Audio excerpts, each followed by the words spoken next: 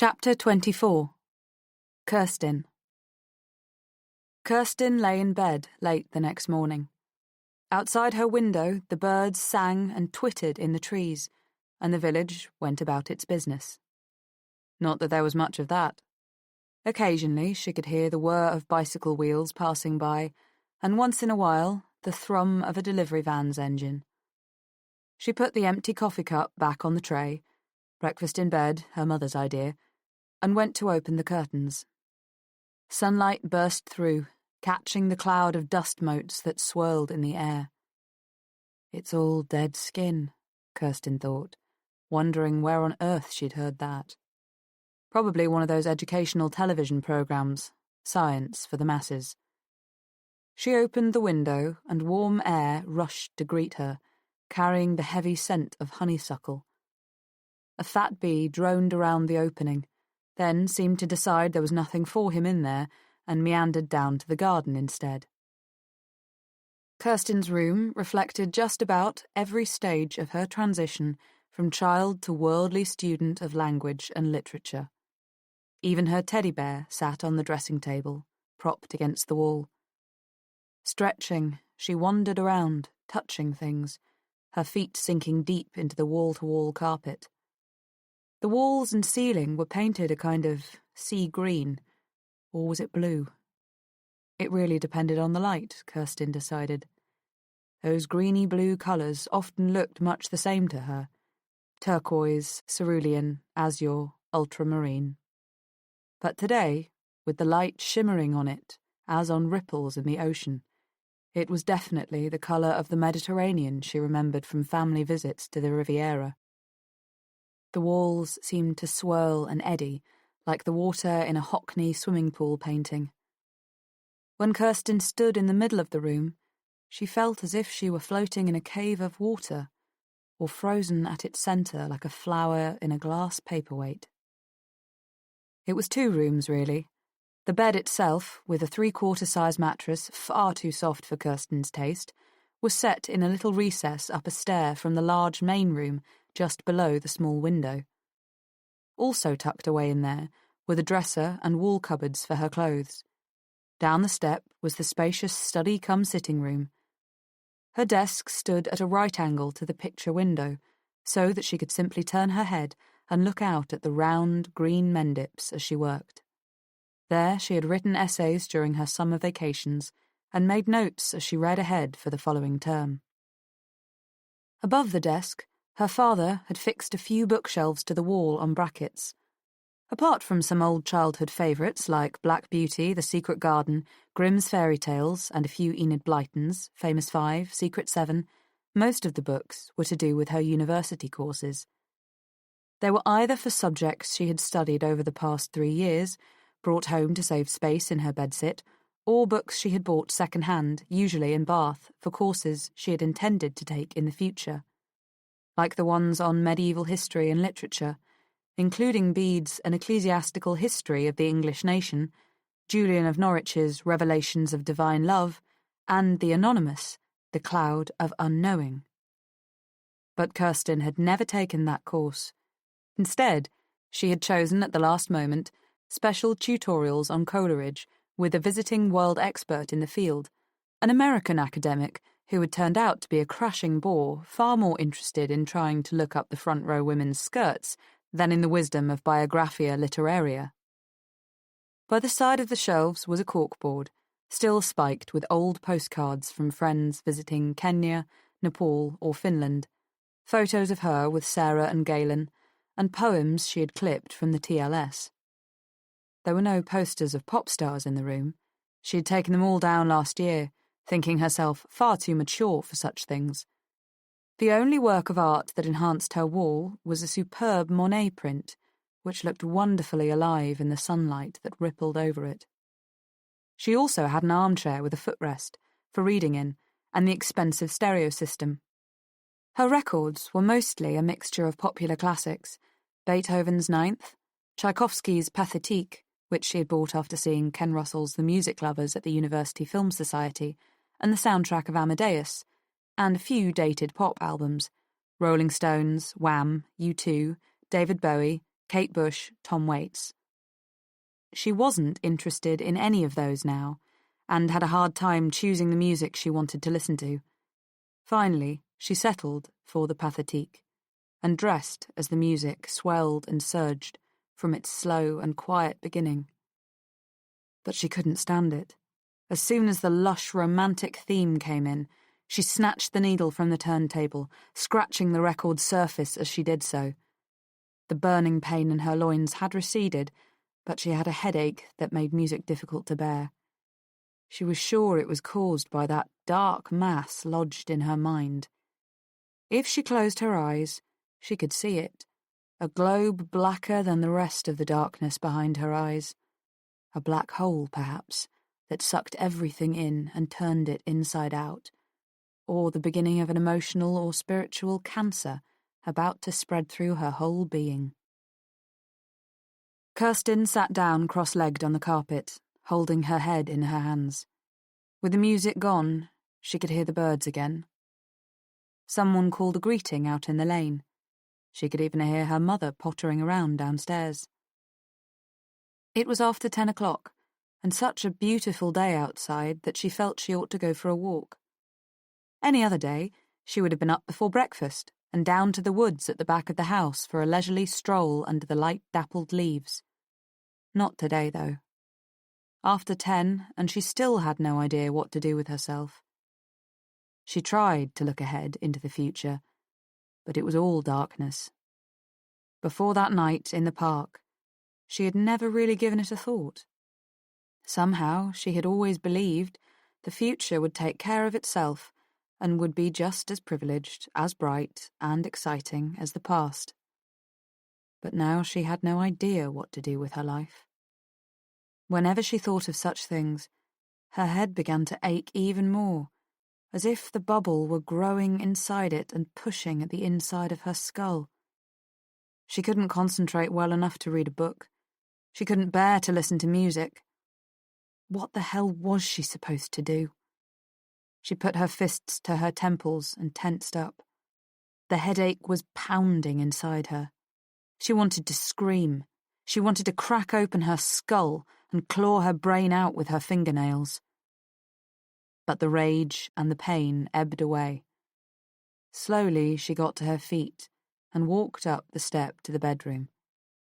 There she took her clothes off again, dry swallowed 3 prescription analgesics, and crawled back into bed.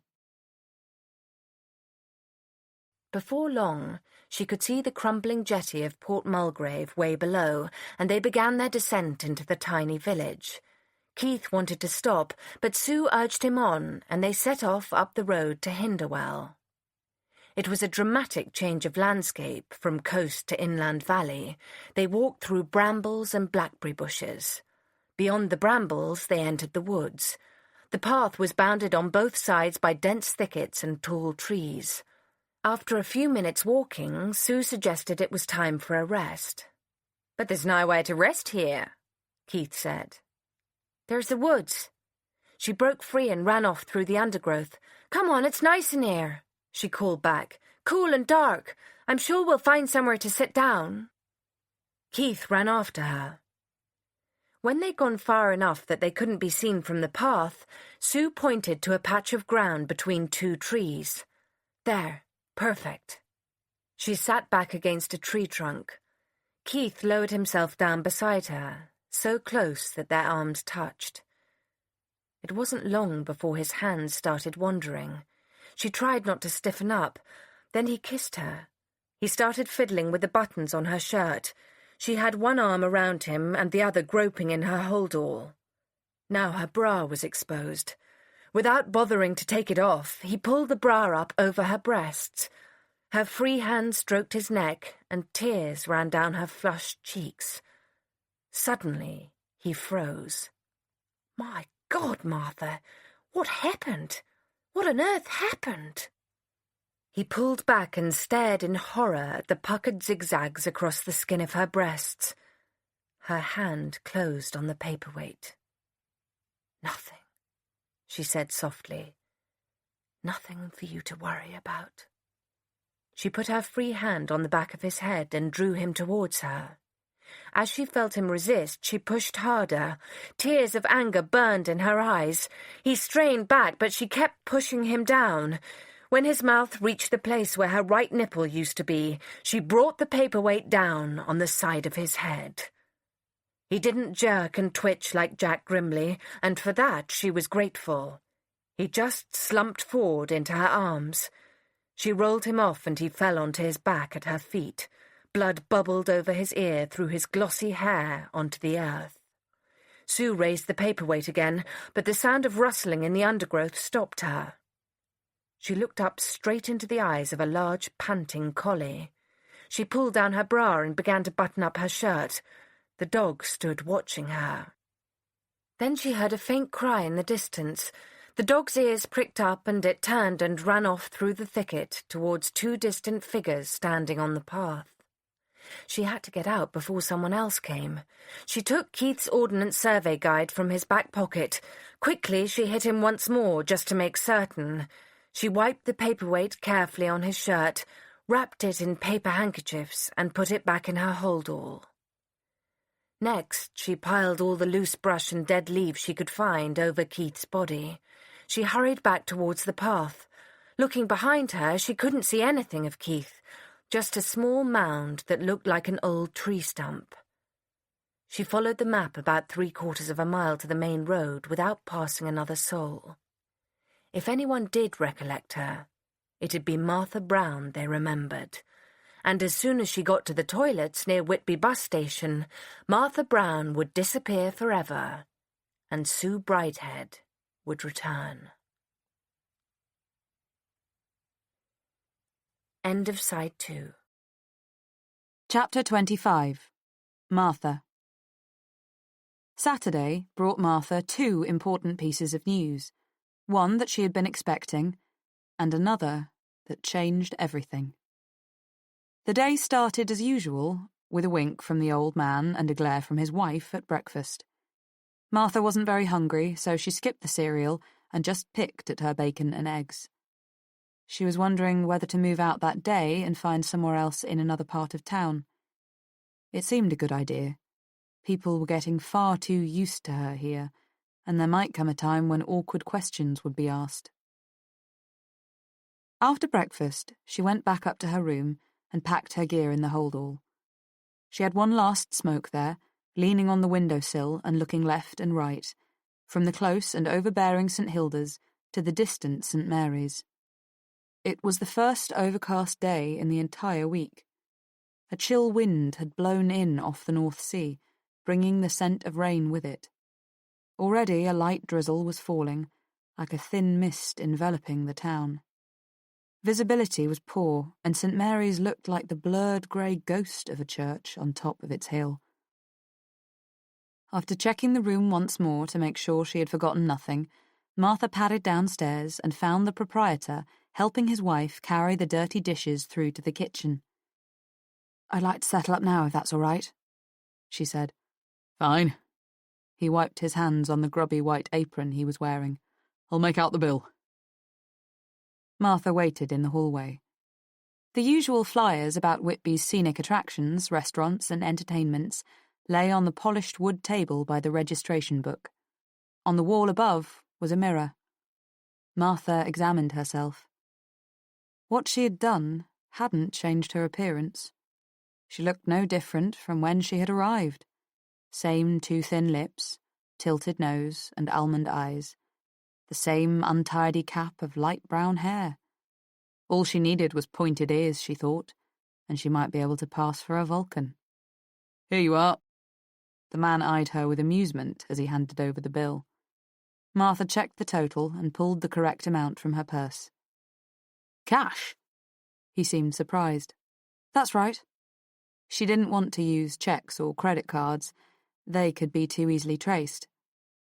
She had cashed her father's cheque and emptied her bank account before she set off for Whitby, so she had quite a bit of money. Not all of it so obviously bulging out of her purse, but hidden away in the hold-all's secret pockets. "I suppose you'll need a receipt?" For a second she was puzzled. Why would she want a receipt? "For tax purposes," he went on. "Oh, yes, please." Hang on.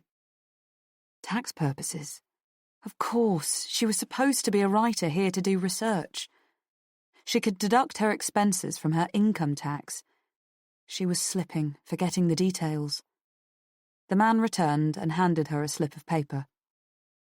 I hope the book's a success, he said. Certainly plenty of atmosphere in Whitby. I don't read romances myself, but the wife does. We'll look out for it. Yes, please do, Martha said. She wanted to tell him it was an academic, historical work, but somehow that just didn't seem important now. It was all lies anyway. Romance or history, what did it matter? Thank you very much, she said, and walked out of the door. It really was cool outside. She had been intending to carry the quilted jacket over her arm, but she put it on instead as she set off on her usual morning trek to the Monk's Haven. She wasn't sure what to do with the rest of the day. Maybe go up to St. Mary's again and shut herself in the box pew. She hadn't felt as safe and secure in years as she had the previous day up there. And then she would have to find another B&B to stay at. The rain smelled of dead fish and seaweed. Browsers on Silver Street and Flowergate wore plastic macks or carried brollies, and fathers held onto their children's hands. Martha thought that was odd. When the sun shone, everyone seemed more relaxed, and the children ran free, swinging their buckets and spades, dancing along the pavement and bumping into people. But as soon as it rained, pedestrians drew in and held on tight to one another. It was probably some primordial fear, she decided, a throwback to primitive instinct. They weren't aware they were doing it. After all, man was just another species of animal, despite all his inflated ideas about his place in the great chain of being. People had no idea at all why they behaved the way they did. Most of the time, they were merely victims of forces beyond their control and comprehension, just as she had been. You could only depend on reason and organisation to a certain degree, Martha had discovered, and beyond that point lived monsters. Sometimes you had to cross the boundary and live with the monsters for a while. Sometimes you had no choice. At her usual newsagent's on the corner just past the bridge, she bought a local paper and the Independent and headed for warmth, coffee and a cigarette. First, she picked up the local paper and found what she was looking for on the front page. It wasn't much, just a small paragraph tucked away near the bottom, but it was the seed from which a bigger story would soon grow. Body washed up near Sand's End, the small cap's headline ran. Sand's End was only about 4 miles away. That was better than she'd hoped for. She thought it would have been carried further than 4 miles, and such an event might not seem so important in a large town like Scarborough. She read on. The body of a man was discovered by a young couple on an isolated stretch of beach near Sand's End last night. So far, police say, the man has not been identified. Chief Superintendent Charles Callan has asked anyone with information about a missing person to come forward and contact the police immediately. Time of death is estimated at no earlier than Thursday, and the body appears to have been drifting in the sea since then. Police had no comment to make about the cause of death. They didn't know very much, or if they did, they weren't saying. Martha would have thought it was obvious how the man had met his death. But the sea did strange things, she reminded herself. The police would probably think that his head injuries had been caused by rocks. The forensic people were clever, though, and they would soon discover at a post-mortem examination what had really happened. A little disappointed at the thinness of the story, Martha ordered another black coffee and lit her third cigarette of the day. Should she stay in town until the real news broke, she wondered. This story just seemed so flat and anticlimactic. She should hang on at least until he was identified. On the other hand, that news would make the national dailies, which she could read anywhere. No, it was best to stay, stick close to the action. She had gone so far that it would be futile to pull out now. Next, she turned to the Independent. She didn't expect to read anything about the discovery of Grimley's body there, but she looked just the same. At the bottom of the second page, tucked away like a mad relation in a cellar, was a short paragraph that caught her eye. It appeared under the simple heading, "Another body found." Perhaps that was it. Martha folded the paper and read on. Police last night say they found the body of a 19-year-old female on a stretch of waste ground near the University of Sheffield. Evidence suggests that the girl, a student at the university, was killed shortly after dark on Friday evening. Detective Superintendent Elswick, in charge of the field investigation, told reporters that evidence indicates the unnamed woman is the 6th victim of the killer who has come to be called the student slasher. All his victims have been female students at northern universities. Police refuse to reveal the exact nature of the girl's injuries. The killer has been operating in the north for over a year now, and there has been much criticism of the police's handling of the investigation. When asked why the killer hadn't been caught yet, Superintendent Elswick declined to comment. Martha felt herself grow cold. The conversations going on around her turned to a meaningless background hum. All she could hear clearly was the litany of names running through her mind.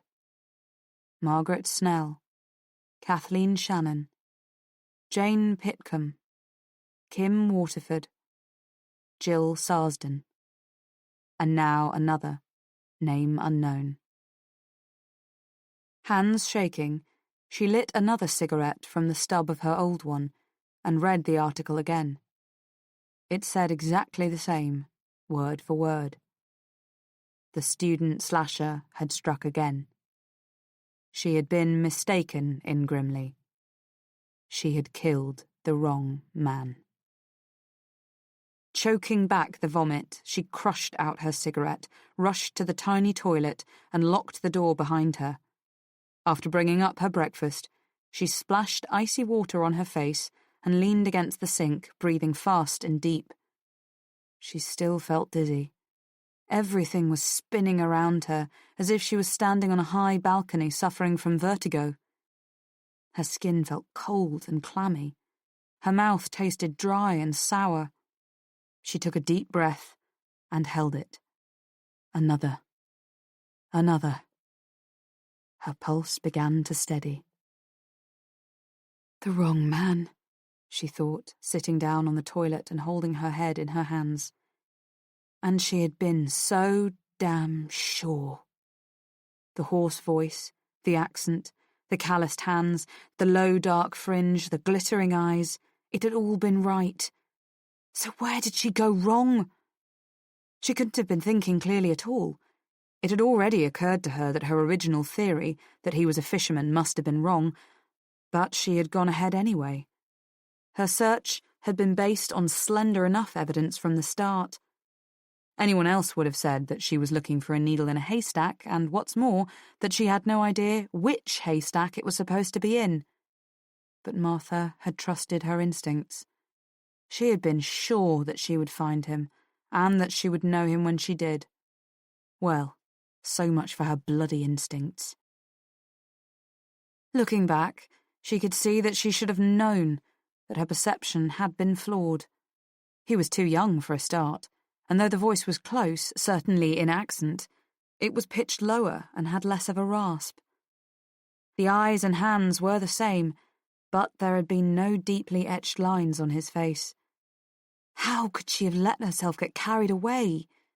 This made her a murderer, pure and simple. There was no excuse. She remembered with a shudder his body twitching on the sand in the moonlight, the shattered bone and the sticky brain matter beneath her fingertips, and the stifling sea-wrack smell of the cave. She had killed an innocent man. A man who would probably have forced himself on her eventually anyway, true, but an innocent man. And now she had to live with it. She got up, drank some water from the tap, and washed her face. She looked pale, but not enough that people would really notice. Taking another deep breath, she unbolted the door and walked back to her table. She seemed steady enough on her feet. She hoped nobody in the cafe had seen the way she had panicked. Still, they would have no idea why.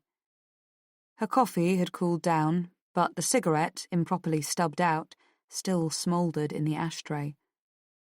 The story in the folded paper stared up at her. She turned it over and looked out of the window. Holidaymakers drifted by like shades in limbo.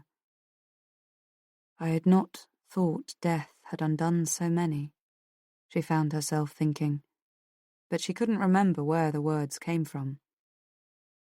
Should she call the hunt off, then? Go back home to the shell of a life she had made for herself? No. Even now, at such a low point, she knew she must not do that. If she did, then it all came to nothing. Grimley would have died for nothing. Only if she fulfilled her purpose, set out to do what she had to, would any of it mean anything. She was still convinced she had got the right place. She would find her man in Whitby, or somewhere very close by. He was still here.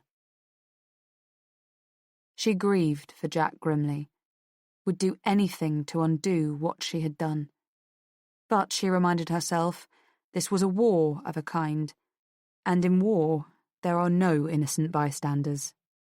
Grimley might have been a good person, but he was still a man. To Martha, all men were potentially the same as the one she sought. Grimley, given the chance, would have led her into one of those caves and tried to rip her clothes off and... It didn't bear thinking about. Men were all the same. All violators and murderers of women.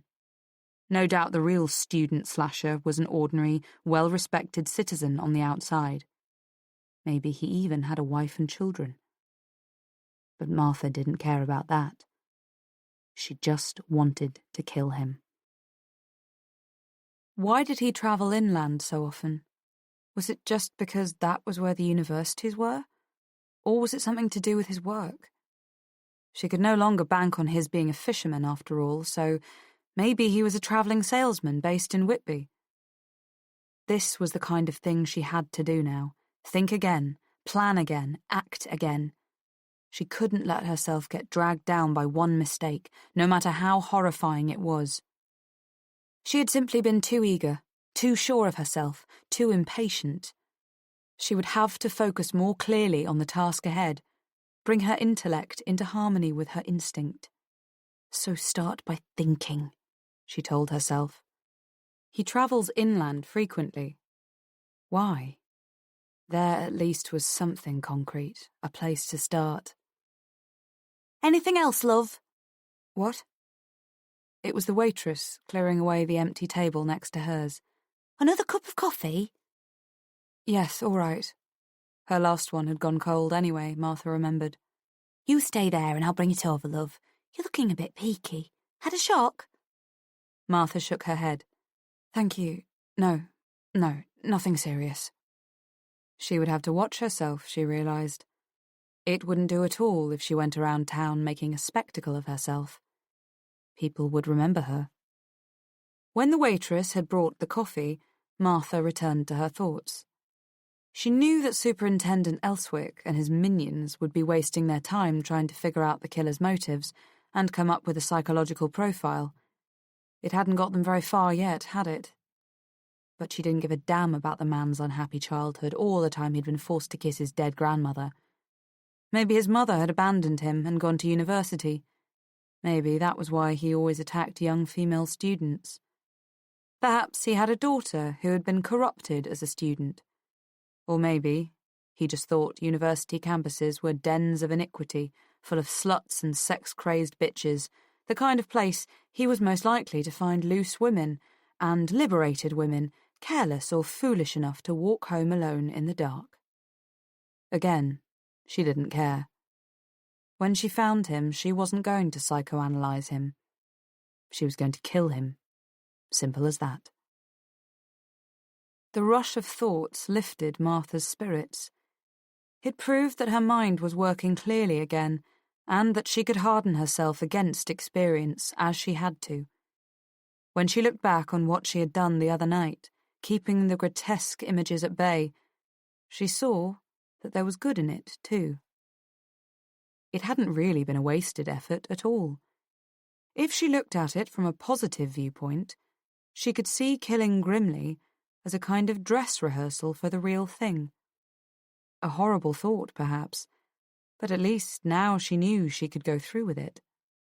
Grimly's murder had also been an initiation of a kind, a baptism in blood. She had killed once, therefore she could kill again. Only next time, she thought, fingering the paperweight in her holdall, she would be certain to get it right. Side 3. It might take several sessions, said Laura Henderson, and even then there's no guarantee. Kirsten nodded. But you can do it. Yes, I can do it. Are you going to get your watch out and swing it in front of my eyes? Laura grinned.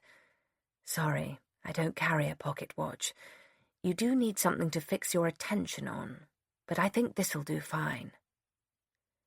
She picked up a heavy glass paperweight. Inside, caught in the glass globe, was what looked like a dark green tangle of seaweed and fronds. Do you want to start now? Kirsten nodded.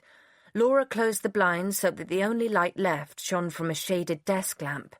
Then she took off her white coat. I want you to relax. It's important to feel as comfortable as possible physically, okay? Kirsten tried to relax. Now, I want you to look at that globe. Concentrate. Stare into it. Stay relaxed and just listen to me. She started to talk about feeling at ease, heavy, sleepy. Kirsten stared into the globe. The way the light caught the glass, the green fronds seemed to be swaying to and fro, as if they really were at the bottom of the sea. Kirsten closed her eyes and felt suspended between waking and sleep. The soft voice went on, taking her deeper. Finally, they went back to that night last June. You're leaving the party, Kirsten. You're walking out into the street. And she was.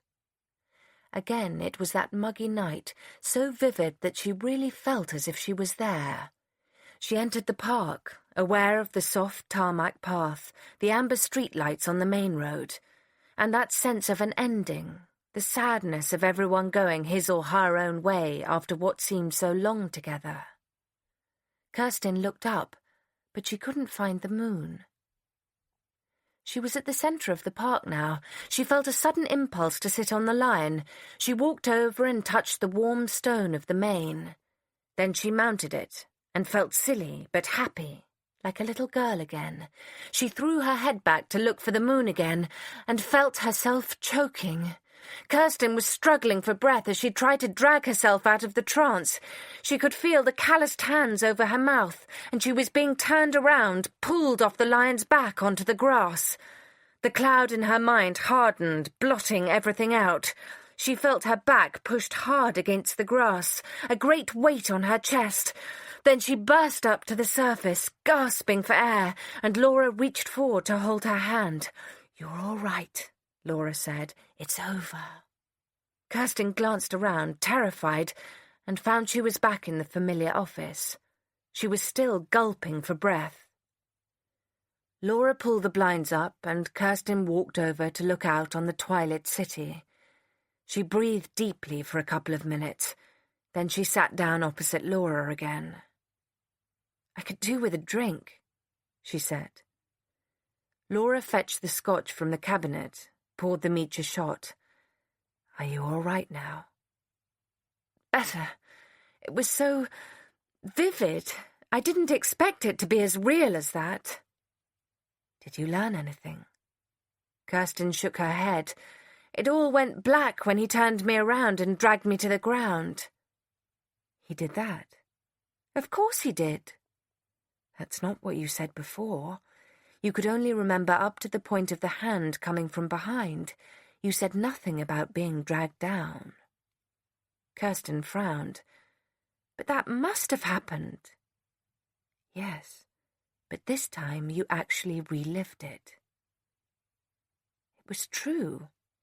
Kirsten had remembered the sensation of being pushed onto her back on the ground, then the darkness, the weight. I didn't see anything, though, she said. Perhaps not. I told you this might take several sessions. The point is that you've made progress. It might not be much, but it proves you can remember. There's something else, too, Kirsten said, reaching for her scotch. It's not just images, but there are feelings, too, that come back, aren't there? Intuitions, inklings. It's hard to describe. Try. I felt that I did see his face when it happened, but I'm still blocking the memory. And there was something else. I don't know what, but there was definitely something else about him. It was almost there, but I resisted. I couldn't breathe. I just had to come out. Do you want to carry on? Laura asked. You don't have to. Kirsten tossed back the last of her scotch. The experience had terrified her, but it had also given her something she hadn't felt before. A sense of purpose. Yes, she said. I want to know who did this to me. I want to see his face.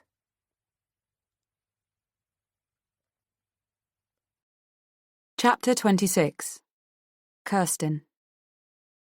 Kirsten remembered how she used to love the gossamer light in the woods, green and silver filaments dancing in the leaves, and the way it shot through gaps in the foliage here and there and lit up clumps of bluebells or tiny forget-me-nots by the brook, making them seem like still life paintings rather than living, growing plants.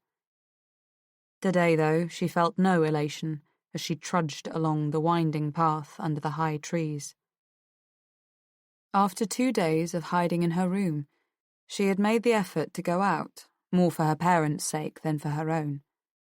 Her father was beginning to look even more haggard than ever, and her mother was getting more impatient by the minute. They were almost at their wits' end with her, she knew.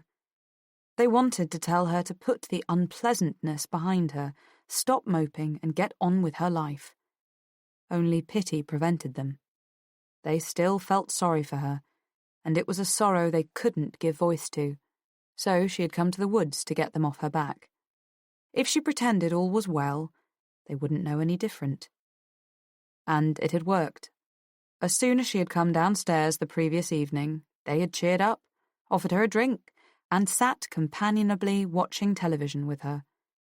That morning her father had returned to work, albeit reluctantly, and her mother had said she was going to Wells to do some shopping, as Bath was getting far too shabby and touristy of late. But nature did nothing for Kirsten. As she walked, she remembered a passage from Coleridge's ode, Dejection.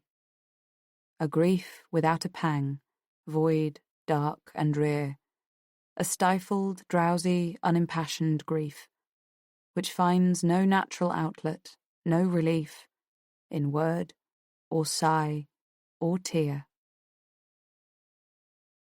Looking at the flowers in the light, she felt for Coleridge when he wrote, I see, not feel, how beautiful they are, and may not hope from outward forms to win the passion and the life whose fountains are within. Too true, Kirsten thought. The light that danced among the leaves could give her nothing, and her inner fountains had all dried up, had all been sucked through the dark star in her mind and turned to blood. There was no point going on. About halfway along her usual route, she turned around and headed back home. Her room was the best place to be, and the house would be quiet with everyone out. Maybe in a few weeks, the emptiness and the pain would go away, and she would find herself back to normal. Already, though, she was finding it hard to remember what normal was. 2 black and white cows watched her with their big, mournful eyes as she crossed the narrow stretch of grass between the woods and the back gate of the house. Her head still ached, and the depression suddenly gripped her more tightly than before. Back in the house, she wandered aimlessly from room to room for a while, thought of making a sandwich, then decided she wasn't hungry. Getting drunk seemed like a good idea at first, but she had an even better one. First, she took a plastic bag from the cupboard under the stairs, then went up to the bathroom and opened the cabinet. Inside were the usual things: aspirin, antihistamine, antacid tablets, cold capsules, cough medicine, and some old prescription antibiotics. Leaving only the cough mixture, she emptied the rest into the bag. Next, she crept into her parents' room. They kept their various pills in the top drawer of the bedside dresser. She took out her mother's tranquilizers and mogadons, and her father's blood pressure tablets, and poured them all into the plastic bag too. In her own room, she opened her shoulder bag and found the prescription analgesic the doctor had given her for her pain.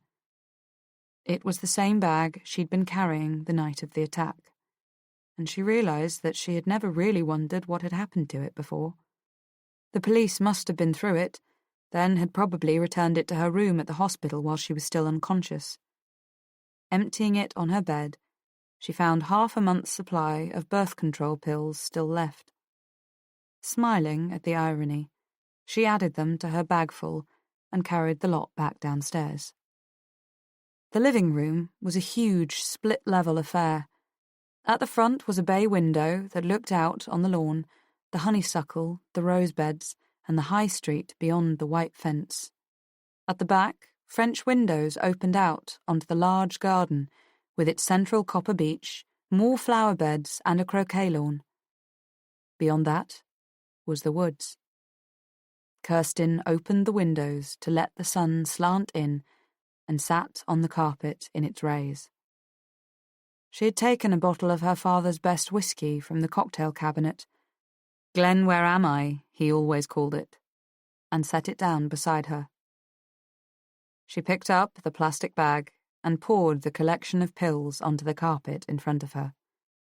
They were all the colours of the rainbow, and more besides: blue, green, red, white, yellow, pink, orange. Then she picked a few up, trying to get a nice selection of colours in her palm, swallowed them, and washed them down with a belt of scotch straight from the bottle. It was idyllic, sitting cross-legged there in the honeyed sunlight as the bees droned from flower to flower outside the French windows. Kirsten hadn't eaten all day, and she soon began to feel light-headed.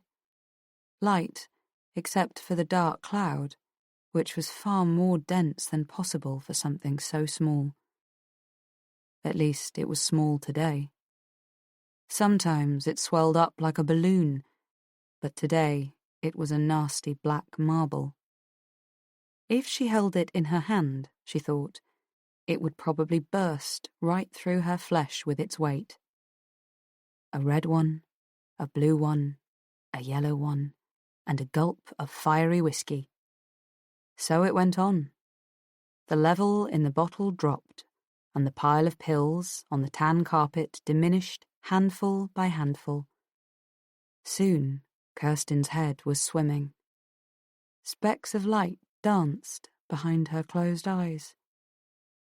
When she opened them and looked out onto the sunlit garden again, she could have sworn it was snowing out there. The newspapers had nothing much to report the next morning. Sue sat in a new cafe on Church Street drinking coffee. It was drizzling outside, and the cafe was full of tourists. She hadn't slept well. She'd been trembling with delayed shock at what she'd done to Keith McLaren. She could still see his stunned, innocent face, the blood pouring over his tan cheek. Even the talisman and the litany of victims offered scant comfort. She had also worried. With 2 murders to investigate, the police would surely spot the similarities and start stepping up their search. Her only hope was that Keith's body would remain undiscovered in the woods until she had finished her task. The coffee helped her wake up. According to the local paper, the police were now certain that Jack Grimley had been murdered. They still wanted to know if anyone had seen him after he left the Lucky Fisherman. No one had come forward so far. Sue remembered that night. She was sure nobody had noticed them. She combed the rest of the paper for news of Keith's body. There was nothing. They hadn't found him yet. But she would still have to move quickly. She knew what she had to do next. A short distance inland, on the eastern edge of the town, stood a factory complex. There, much of the locally caught fish was cleaned and processed for resale. If the person she was looking for was not a fisherman, but connected with the industry, that had to be the place to look. Even though she knew where to look, she wasn't sure how to go about it. She would have to start hanging around the place at 5 o'clock when the workers left for the day. Then she could take it from there. She also had to find a suitable spot to watch from. But first she needed something to replace her hold-all. She'd been carrying it all the time she'd been staying in Whitby, whether as Martha Brown or as Sue Brighthead. It was the kind of mistake that could get her caught. Far better to buy something else, fill the hold-all full of stones and dump it in the sea along with all her Martha Brown gear. Apart from those few moments on the front at Staithes, it was only as Martha Brown that she could be linked with Keith McLaren and Jack Grimley. So Martha Brown would have to disappear. She paid her bill, then crossed the bridge and walked up to one of the department stores on Flowergate. There she bought a smaller shoulder bag, a lightweight raincoat and a plastic rain hood. In the washroom, she transferred all the things she would need into the new shoulder bag and put the old one in the empty plastic bag bearing the store's logo. Sometime soon she would have to go for a walk along the cliffs and get rid of the hold-all permanently. She walked back over the swing bridge, went right and continued past New Bridge. Consulting her map, she turned left, perpendicular to the river, and walked 150 yards or so up a lane at the edge of a council estate. Finally, she turned right and found herself in the short cul-de-sac that ended at the gates of the fish processing plant. It was the kind of street that would look drab and uninviting whatever the weather. Terrace houses stood on both sides, set back from the road by small gardens. A short section of the terrace had been converted into a row of shops. On the right, about 20 yards from the factory gates, stood a tiny cafe. The location was ideal. From a table by the window, Sue would have a fine view of the workers filing out of the gates. She walked up to the gates themselves. Apart from the front, the only other side of the factory that Sue could see was made up entirely of numbered loading bays. Several white vans were parked in the area, and drivers in blue overalls stood around smoking. A loud siren sounded inside the building, and people started to hurry out towards her. She looked at her watch. Lunch hour. Quickly she turned and slipped into the cafe. A woman in curlers and a greasy smock glanced up from behind the counter. "You must have nipped out early," the woman said cheerfully. "Usually takes them all of 30 seconds to get here after the buzzer goes. Them that comes, that is. Now the brown cow up the road does pub lunches, there's plenty as deserted, poor roses. What'll you have, then? A nice cup of tea?" "That'll do fine," Sue said. The woman frowned at her. "Just a cup of tea? You need a bit more than that, lass. How about one of these lovely potted meat sandwiches?" Sue felt flustered. She had made herself conspicuous because she had run for cover when the siren went. "I'm on a diet," she offered weakly. The woman snorted. "Cup of tea it is, then. New, are you?" the woman asked, pushing the cup and saucer along the counter. "Yes," said Sue. "Been taking time off for shopping already, I see," the woman said, looking down at Sue's carrier bag. "Who do you work for? Old Villiers?" "Yes," said Sue, without thinking. The woman smiled knowingly. Take my advice, love, and watch out for him. Wandering hands he's got. The door pinged behind them. "Hey up, here they come," she said, turning away from Sue at last. "Right, who's first?" Sue managed to weave her way through the small crowd and take the table by the window. It was a bloody disaster. Sue had thought she could come to this place every day at about 5 o'clock without arousing much attention. But now she'd been spotted and she had lied. If the woman found out Sue didn't work at the factory, she'd become suspicious. The only bright spot on the horizon was the brown cow. It was easier to be unobtrusive in a large, busy pub than in a small cafe. Calm down, she told herself. It won't take that long to find him if he's here. Chapter 27. Martha. After Martha got off the bus at the station near Valley Bridge Road in Scarborough at about 1 o'clock in the afternoon, the first thing she did was grab a ham and cheese sandwich and a half-pint of lager and lime in the nearest pub, a quiet, run-down place with sticky tables.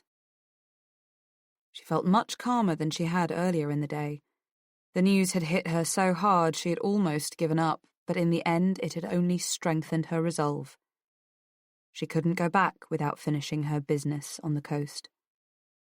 But now she knew that her precious instinct wasn't infallible. She would have to be much more certain the next time. How she could find proof beyond what she remembered of his appearance and voice, she didn't know. Perhaps she would have to lure him on and confront him. When Grimley had said he didn't remember her, he had been telling the truth. The real killer most likely would remember her, and if she could get him to admit to that, then she would be sure. She didn't want to leave a string of bodies behind her before she got the right one. She shivered at the thought of turning into the kind of monster she was out to destroy. She stubbed out her cigarette and got up to leave. Things weren't as simple as they had been a couple of days ago. Now there was a chance that the police would soon identify Grimley and start looking into his death. Martha couldn't let herself get caught. She had already moved out of the Abbey Terrace room, but there were a few other things she could do to preserve her freedom before returning to Whitby. She walked past the train station, then turned right down Westborough, where there seemed to be plenty of activity. The street guide she'd bought in Whitby gave her some sense of direction as she explored the side streets, but it didn't mark the main shopping areas. From what she could see, however, she was close to what she needed. The weather was just as grey as it had been earlier in Whitby, though the drizzle had stopped and it was warm enough now for her to take off her quilted jacket and carry it over her arm. What she needed first was a big department store. Marks and Spencer would do fine, she thought, noticing the frontage. The clothes there were well made and reasonably stylish, but not too expensive. After wandering around the ladies' wear floor and flicking through the racks, she chose a plain pleated black skirt, which hung well below her knees, and some black patterned tights to go with it. For the top, she bought a cream cotton blouse which buttoned up to the throat. She also picked out a navy blue cardigan in case it got cool again. In the shoe department, she chose a pair of no-nonsense pumps, sensible shoes, her mother would have called them, durable enough and easy to walk in. As soon as she had made her purchases, she went outside to a public toilet and changed, storing her old gear, jeans, t-shirt, sneakers and quilted jacket in the hold-all. No point throwing the stuff away, she thought. Nobody was likely to want to search her bag, and she could certainly wear the clothes again. She studied herself in the mirror and approved of the result. Nice girl. Secretary, perhaps, or receptionist. It was just the right, inconspicuous, anonymous effect she was after. To improve the new look, she could also start wearing her glasses instead of contact lenses. The sun had bored a few ragged holes through the cloud covering, and families were heading down Eastborough towards the South Beach. The children no longer hung onto their parents' hands, but dawdled and squabbled, swinging bright plastic buckets and spades. The occasional courting couple ambled by, hand in hand, in no hurry to be anywhere as long as they were with each other. Martha found a Boots and made a beeline for the makeup counter. There she bought the basics: lipstick, eyeshadow, mascara, foundation, blusher, all in perfectly ordinary conservative colours. In a cafe toilet across the street, she stood next to another woman who was also doing her face. The woman smiled and made small talk about the weather and the way men always complained about how long a woman spent in the toilet. "And you know," she went on, squinting as she applied thick mascara, "I don't even think they notice the difference when we come back. What do they think we're doing in here all that time? Do they think our bladders take longer to empty or something?" She chuckled, then sighed. "Is it worth it?" I asked myself. She put on a coating of glossy red lipstick and patted her lips with a Kleenex to remove the excess. Then she sucked and pursed them a few times, just to make sure. Martha looked at her and noticed the red stain on her front teeth. It made her think of vampires. "I don't know," she replied. "I suppose it depends on what you want." This was too philosophical for the woman. She crumpled the smeared tissue and dropped it in the bin, then frowned, sighed again, patted her hair, and left. Martha did the best she could. She had never been very good at cosmetics, never used them much except for dances and parties. The object this time, though, was not so much to turn herself into an irresistible beauty, but simply to look different from the young woman who had left Whitby that morning. This turned out to be surprisingly easy. The eyeshadow and mascara accentuated her eyes, but helped to disguise their shape. Blusher highlighted her cheekbones, and the shadows it cast below altered the planes of her face. The lipstick thickened and lengthened her lips just enough to make her mouth look larger and fuller. All in all, she thought, admiring the result, it was a success. Already she looked like a different person, and she hadn't even finished yet. She decided against wearing her glasses for the time being. Why go too far? In the next department store, she headed for the small wig section. She didn't want anything showy like platinum blonde or jet black, but something perhaps just a little darker than her natural colour. It had to be longer, though, and it had to look real. "Can I help you, madam?"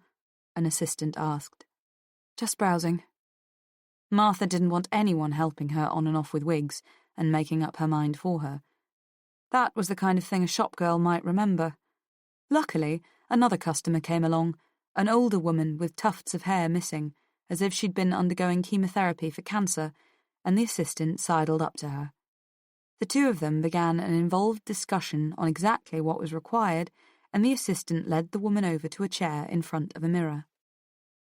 Martha had never bought a wig before. She had never even tried one on. Gingerly, she picked up a long ash-blonde one just to see what it looked like on her. The effect was astonishing. The makeup alone had done a good job, but the addition of the wig changed her looks completely. It turned her into an entirely new person, with a different history and personality. Martha stood and stared at herself, making up a story about the young woman she saw there. Born in King's Lynn, Norfolk, educated at an exclusive girls' boarding school. Sexy, independent, the owner of a chain of boutiques, perhaps, and often abroad on buying trips. Suddenly, afraid that people might be watching her, she snapped out of the game and got back to business. After trying on a number of other hair pieces, when she was sure nobody was paying her much attention, Martha finally found one that suited her. It was chestnut-coloured, but not unrealistically shiny, and curled under just above her shoulders. A short fringe fell over her forehead too, and somehow this made her eyes look even more different. She carried the wig over to the nearest till, paid, and took it away with her. She took the escalator to the women's toilets on the 4th floor. When she pushed the door open, a frail-looking woman with a scrawny body and a large head jumped up from where she'd been sitting on the edge of a sink and quickly stuck her hand behind her back. Martha noticed that she was wearing a sales assistant's uniform, blue suit and white blouse, with a brass name tag on the jacket identifying her as Sylvia Weald, and she looked as guilty as a school kid caught smoking behind the cycle sheds.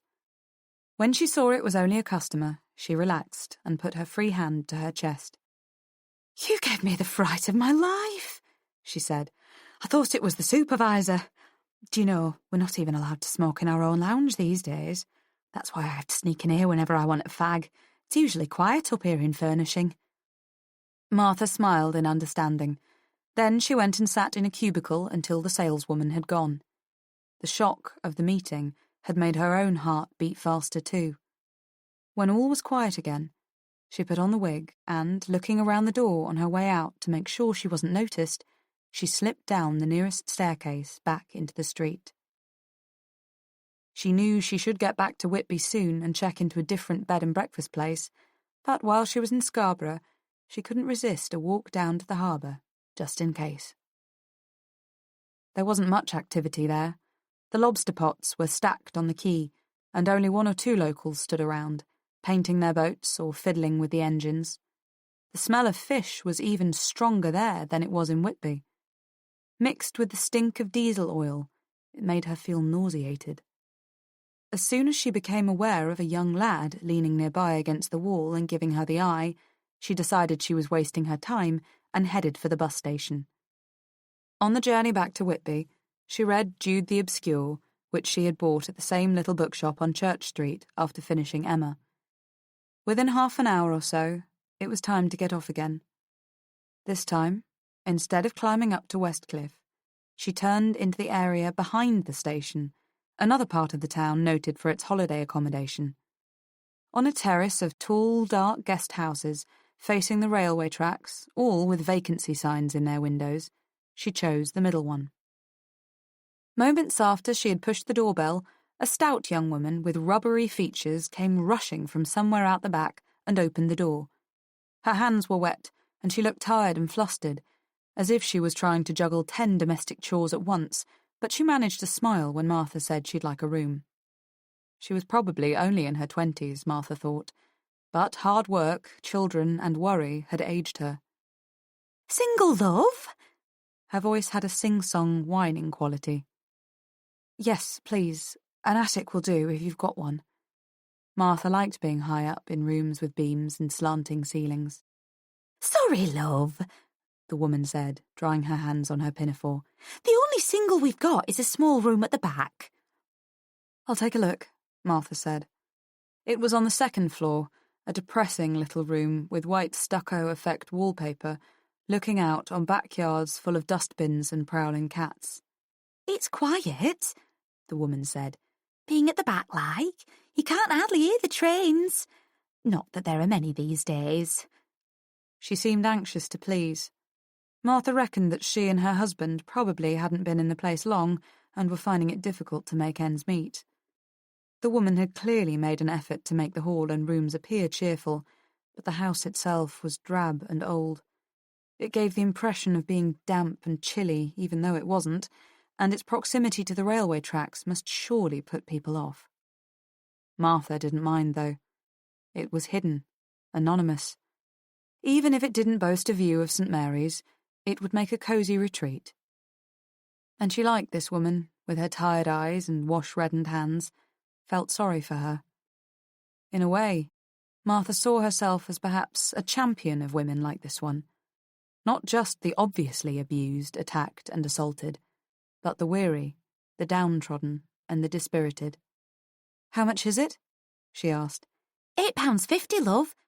And we don't do evening meals, I'm sorry." "That's all right. I'm usually out then anyway." Martha thought it over quickly. It was cheap, obscure, and the woman hadn't asked her any awkward questions about what she was doing in Whitby all alone. There would be a husband around, no doubt, but he'd probably have a day job, and with luck, she wouldn't see much of him. Even the husband at the other place had stayed out of the way, except when she had arrived and left. "I'll take it," she said, dropping her hold-all on the pale green bedspread. The woman looked relieved. "Good. If you'll just come down and register, I'll give you the keys."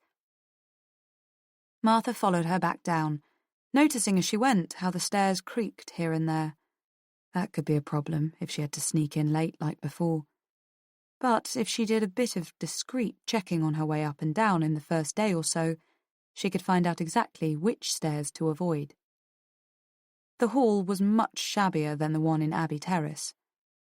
There was no mirror, and even the advertising flyers looked dusty and curling at the edges. "I'm Mrs. Cummings, by the way," said the woman, giving Martha a card to fill in. "Sorry if I seem to be rushing you, but my husband's usually out on the boats, so I've got to run the place more or less by myself." Boats? Is he a fisherman? Well, sort of. He takes groups of tourists out for morning and afternoon fishing trips. It's not as if they catch enough to sell or anything. Some of them just want to ride out in a boat. But he makes a decent living in season. Still, it means he's up before dawn and often not back till after tea time. Depends on the tides, like, and how many want to go out.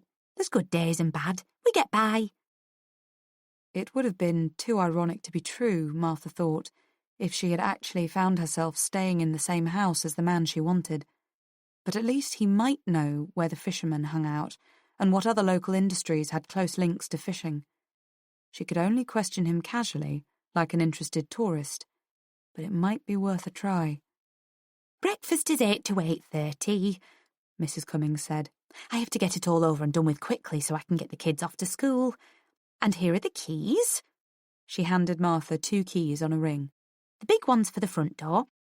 We always lock up at about 10:30, but you can come in when you want, and the Yale's for your room.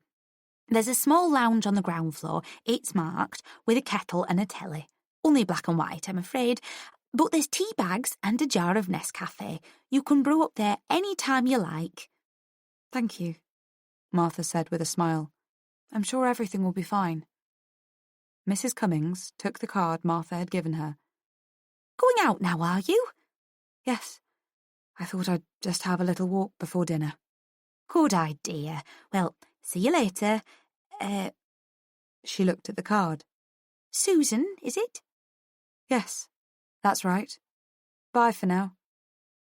And Susan Bridehead walked out into the late Whitby afternoon. "What else did you remember?" Sarah asked. "Nothing. I've had 2 more sessions since then, every time I pull back at the same point." It was 7 o'clock in the evening. Kirsten had parked the car and met Sarah at the station about an hour earlier. They now sat in a pub near the Abbey. "You know there's been another one. That makes 2 now, 3 including you." "Kathleen Shannon," Kirsten said, "a music student. I keep thinking of those 2 others. What if the police find him and can't prove he did it? What if he gets off with probation or something? I wish I could find him myself." Sarah narrowed her eyes. "What would you do?" "I'd kill him." "Have you ever thought that it might turn out that he'd be the one killing you?" "Yes," Kirsten said quietly. "Don't tell me you're feeling suicidal." "No, that's gone. Dr. Henderson helped a lot. They all say I'm making wonderful progress, and I suppose I am, really, but..." "But what?" "They don't know what it feels like to be me, do they? Living half a life in limbo. I don't feel that I'll get out of it until I've met him again, and I know he's dead." "That's ridiculous," said Sarah. "Besides, you wouldn't know where to look for him." "No, I wouldn't. Not yet, anyway." "Shall we have another drink?" Sarah nodded, and Kirsten made her way to the bar. 2 lads at the next table were talking enthusiastically about girls. Kirsten ignored the way they looked at her as she walked back and sat down again. "What about Galen?" Sarah asked. "Are you 2—" Kirsten shook her head. "It's not his fault. I don't think I could handle a relationship with a man right now." She remembered that she had never told Sarah the full extent of her injuries. Sometime over the next few days, Sarah deserved to know. As they chatted, Kirsten noticed the 2 lads looking at her again and talking. During a lull in the conversation, she overheard one say something about her needing a real good fuck. The other laughed and said something she could only catch the end of. "Enough cock to pave the road from here to Land's End." They burst into laughter. Kirsten whirled round and flung the rest of her lager at them. The landlord rushed over. "Hey, I don't want no trouble." Before they knew what had happened, Kirsten and Sarah found themselves back out in Cheap Street. Sarah stood laughing. "You really showed them, didn't you?" "Did you hear what they said?" "Yeah, some of it. Come on, love, let's walk a bit. Their kind's not worth bothering about." Kirsten said, "Lancashire, I'd say, from the way they talked. Probably Manchester." Sarah raised her eyebrows. "I'm impressed you still remember the linguistic stuff." Kirsten managed a smile. "I suppose it's like riding a bike. You never forget. We should be going home." Snow was falling. Soon they had left the city behind and turned off the main road onto the narrow country lanes. Kirsten found herself pressing her foot down on the accelerator. She felt the car going faster and faster, the snow rushing at the windscreen like a blizzard. She started to slip a little on the corners. Adrenaline surged in her veins. She became aware of a distant voice and felt a hand shaking her. It was Sarah, yelling for her to slow down. She looked terrified. Kirsten felt herself snap back and eased her foot off the accelerator. She pulled into the first passing place she came across, put on the brakes and turned off the engine. Her hands were shaking. "Are you trying to get us both killed?" Sarah yelled. Kirsten couldn't speak. Sarah paused, concern showing in her features. "You all right?" Kirsten's hands still gripped the wheel tightly. "Kirsty, are you all right, love?" "No," Kirsten cried. "I'm not all right at all." She felt Sarah's arms close around her, holding her. For the first time since it happened, she began to really cry. Chapter 28. Kirsten. "Yes, I am sure that Kirsten doesn't need her stomach pumped," Dr. Craven repeated patiently. "You saw for yourself she brought up the tablets before they had time to work their way into her bloodstream. At worst, she'll feel a little sick and dizzy for a while, which is no more than she deserves, and she'll probably have a heck of a headache." They stood in Kirsten's room, where she lay tucked up in bed. Her mother was flapping about and wringing her hands like a character in a Victorian melodrama. "You're upset, understandably," the doctor went on. "Perhaps it would be best if you were to take a tranquilizer and lie down for a while yourself." "Yes," Kirsten's mother nodded. Then she frowned. "Oh, but I can't." She looked at her daughter. "She took them all." It wasn't meant as an accusation, Kirsten knew, but she was made to feel, once again, that she had done nothing but make a nuisance of herself since she got back home. First, she had refused to go out, then she had been sick all over the living room carpet, and now she was depriving her mother of the oblivion the poor woman so desperately needed in order to cope with the nasty twists of fate that had disrupted her life of late. Luckily, Dr. Craven reached for her bag and came to the rescue. "Samples," she said, tossing over the small foil and cellophane package. Inside were 4 yellow pills, each in its own compartment. "And I'll give you another prescription to replace the ones you've lost. Kirsten needs rest now." She scribbled on her pad, ripped off the sheet and passed it over.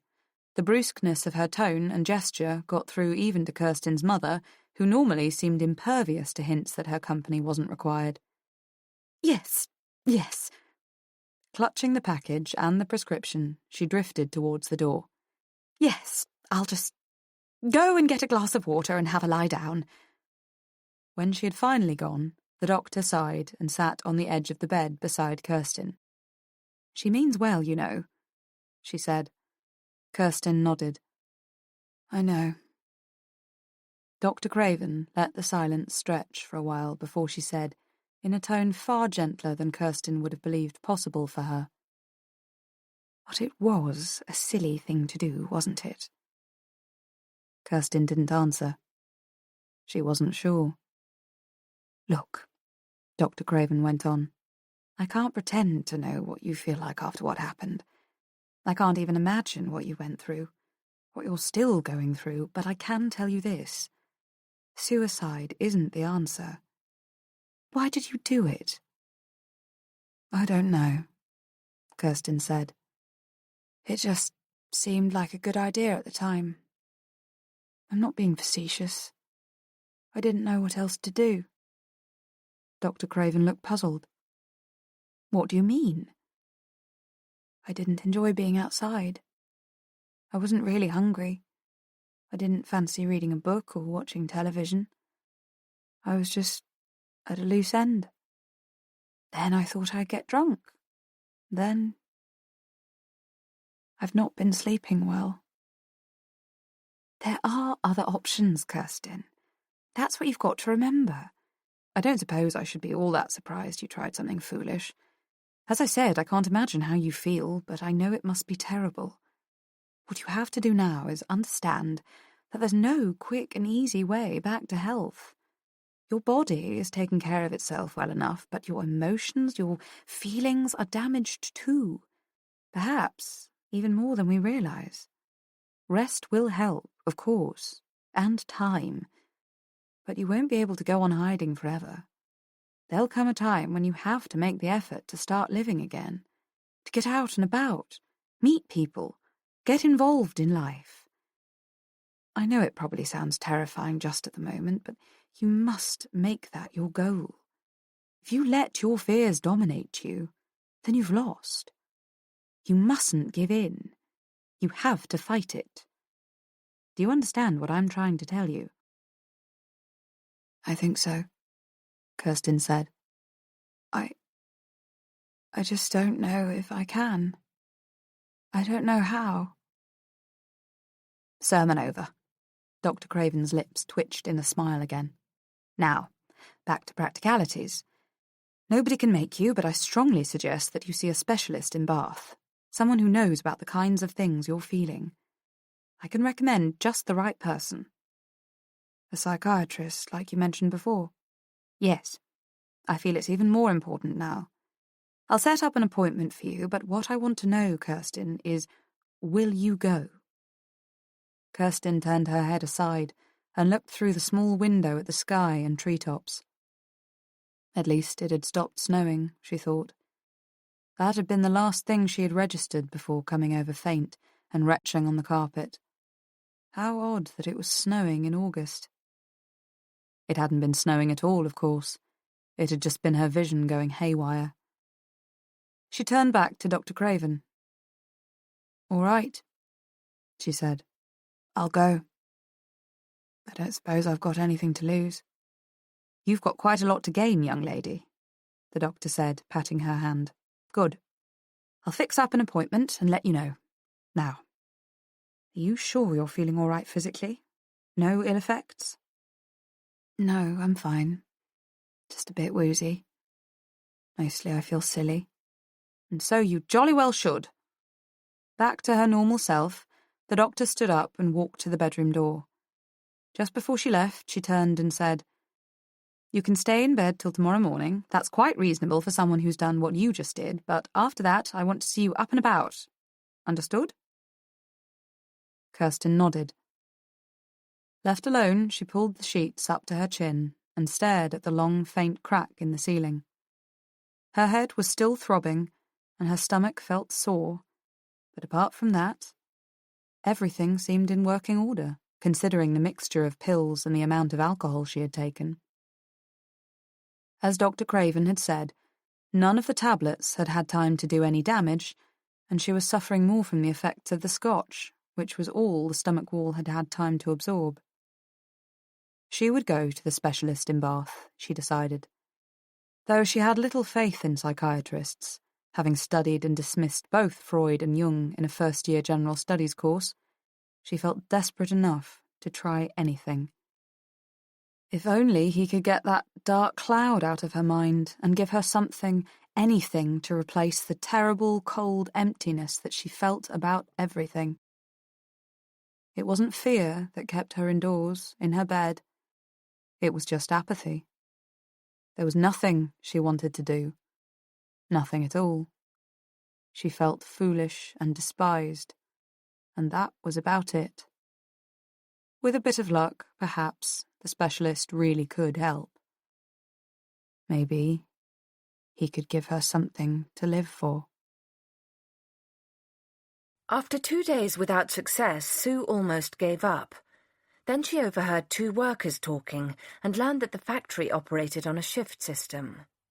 Only the office workers came out at 5 o'clock. Most people worked shifts. Finding him now seemed like an impossible task. She could hardly turn up there at 4 in the morning and stand gawking as the workers filed out. A couple of pieces of good luck kept her going. The first evening at 5, when she passed the cafe, she noticed a different woman behind the counter. There were a few people sitting in the place, so Sue entered, bought a cup of tea without having to answer any questions, and took the window seat. Perhaps the woman she had met there before only worked lunch times. The problem of the shifts remained. The 4 a.m. changeover was beyond her. That left noon and 8 at night, both of which she could cover from the Brown Cow. Cheered by the turn in her fortunes, Sue left Rose's cafe just after 5:30 on the first day, treated herself in a rather expensive restaurant near the station, then went back at 7:45 to find the Brown Cow. Instead of turning right, she continued past the council estate and found the pub 100 yards further on. The doors opened into a large lounge completely lacking in character. Clearly, the only people who went there were those who lived on the nearby estate. Factory workers might drop by at lunchtime, but they weren't likely to make an evening of it there when the shift ended at 8 o'clock. When no crowd of workers had turned up by 8:25, Sue felt her suspicions confirmed and left. Lunchtime on the second day seemed more promising. Several office workers called in at the Brown Cow, and quite a few factory men came in for a pie and a pint at the end of their shift. Sue still didn't see the man she wanted, and began to wonder how much longer she could go on. Failure didn't bear thinking about, especially now that 2 innocent people lay dead because of her. She went to Rose's cafe again that evening around 5 and turned up at the Brown Cow at 8. Still nothing. She was thoroughly discouraged and depressed. Then on the 3rd day, she saw him. The green fronds began to sway, and Kirsten felt the weight of the ocean on her eyelids. Laura's voice murmured in the distance, urging her deeper, pressing her on, and then she was walking out into the street one muggy June evening. She could feel the tarmac path under her feet. She looked up, but she couldn't find the moon. She stood at the centre of the park and felt an urge to sit on the lion. She walked across the narrow patch of grass and mounted it. She laughed and tossed her head back to look for the moon again. Then she felt the rough hand over her mouth and nose. She was kicking and struggling as someone manoeuvred her off the lion onto her back. And suddenly there was a moon, shining through a gap between the trees. It lit up his face, dim and ghostly in the pale light, deeply lined, with a short black fringe low on the broad forehead and dark eyebrows that met in the middle. His eyes glittered. He shoved a coarse, oily rag in her mouth. She was gagging, suffocating. She couldn't go on. She heard Laura's voice slowly drawing her up from the depths. Kirsten opened her eyes and took several deep breaths. Laura poured her a cup of coffee. "Did you get it all down?" Laura nodded. "You went further than you've ever been before." "This time it was different. I couldn't stop until he put that awful, smelly rag. I couldn't breathe." Laura took notes as they analysed the session. When it was over, Kirsten wandered out into the grey day to meet Sarah for lunch. The pub was warm and noisy. Sarah was sitting close to the side door. "Are you all right?" Sarah asked. "You look pale." I remembered what he looked like. Sarah put her hand on Kirsten's arm. "You don't have to talk about it." "It's all right. I don't mind." She told Sarah about finally seeing her attacker. "How old do you think he was?" Sarah asked. "About 40, 45, I suppose. Pretty old. He had this lined face, you know, rough-hewn, like lines from the edges of the nose and the mouth." "Did you tell the police?" Laura's going to phone them and send a report. "Are you sure you're telling me everything?" Sarah asked. "You sound vague. What is it?" Kirsten paused. There was something else. Just an impression. When he put the gag in my mouth, there was a smell of fish, like at the seaside. "What did the doctor say?" I didn't remember it until I'd left her office. It's probably not important. "That's not for you to decide." It just seems that I keep feeding them bits of my memory and nothing happens. I mean, 2 more girls have been killed. I feel I've got it in me to find him. It's as if he's inside me and I'm the only one can flush him out. Christ, Kirsty, you really should tell the police everything. He's killed 2 women already and there's bound to be more. "Do you think I don't know that?" said Kirsten angrily. "Do you think I don't feel for those women?" Kirsten looked around the pub. People didn't understand how personal it was, not just for her, but for Margaret Snell and Kathleen Shannon too. Doctors, police, what did they know? In future, she would have to be careful just how much she told them. When she tasted that foul rag he had stuffed in her mouth, she recognized the salt water taste as well as the fishy odour. Wasn't there a good chance that he'd come from a coastal town? And there was something else. His mouth had been moving. He'd been talking to her. She couldn't hear any words, but she knew he had spoken, and if she could bring that back, it might lead her to him. Chapter 29. Susan. During the night, the seagulls by the lower harbour were just as noisy as the ones on West Cliff, but breakfast at Mrs. Cummings's establishment was an altogether less elaborate affair. For a start, there was no cereal, just a small glass of rather watery orange juice for each person. Nor was there a choice between tea or coffee, only tea. The main course consisted of 1 fried egg, with the white still runny, 2 thin rashers of bacon, and a slice of fried bread. There were no grilled tomatoes, mushrooms, or slices of black pudding. There was, of course, plenty of cold toast and marmalade. And the whole meal seemed to be taking place at fast forward. Sue was a little late coming down, as she had her face to fix and her wig to secure. No sooner had she sat down than the plate appeared in front of her. The tea had already been mashing for some time, and it tasted so bitter by then that she had to resort to sugar. She never had time to get around to the orange juice. The only other guests in evidence were a bedraggled-looking bachelor in a grey sleeveless V-neck pullover, who hadn't either shaved or combed his hair, and 2 bored teenage girls with multicoloured spikes of hair and war-paint makeup. Sue finished quickly, went up to her room to smoke a cigarette and pick up her bag, then wandered out. It was another grey day outside, but the thin light was piercingly bright. Weather like this always puzzled Sue. There was no sun in sight, no blue sky, no dazzle on the water, but she found that she had to screw up her eyes to stop them from watering.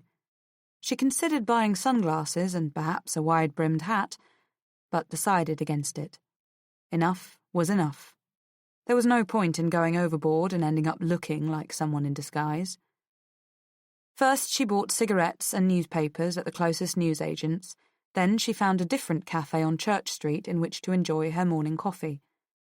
She had read in crime novels about people changing their appearance but still getting caught because they were stupid enough to stick to the same inflexible routines. When she looked at the local newspaper, she noticed that it was a Saturday late edition she hadn't seen. Of course. Today was Sunday. There would be no local papers, only the nationals. In the stop press section at the bottom of the left-hand column on page 1, she saw an update on the Grimley story. Police are not satisfied that the body washed up on Sands End Beach last night, now identified as that of Mr. Jack Grimley, died of natural causes. Detective Inspector Cromer has informed our reporter that a post-mortem has been ordered. Mr. Grimley was last seen alive when he left a Whitby pub, the Lucky Fisherman, at about 9:45 p.m. Thursday evening.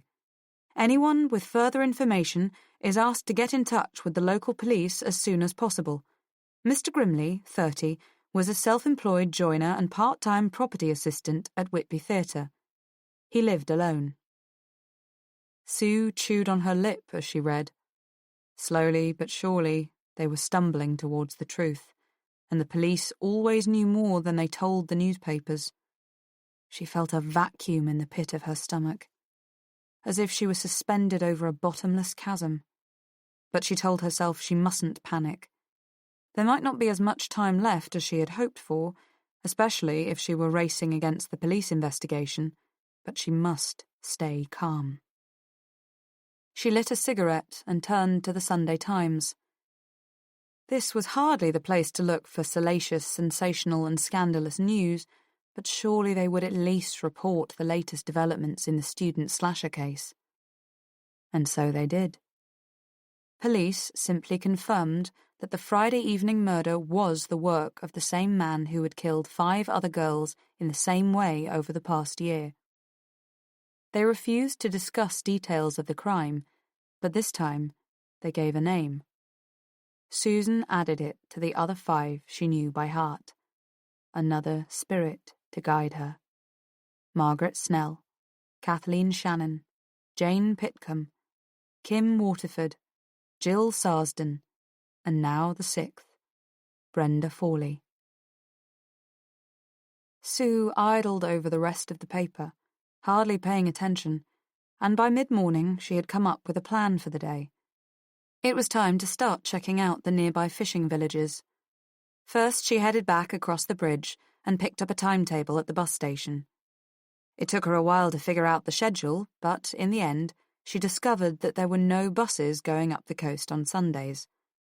The service ran between Loftus and Middlesbrough, further north, and that was it. She thought of renting a car, though she knew that might also be difficult on a Sunday.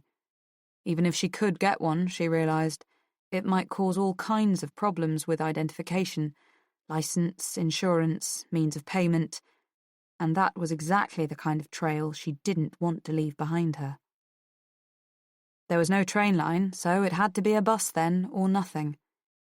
Turning to the Scarborough-Whitby service, she found that there were buses to Robin Hood's Bay.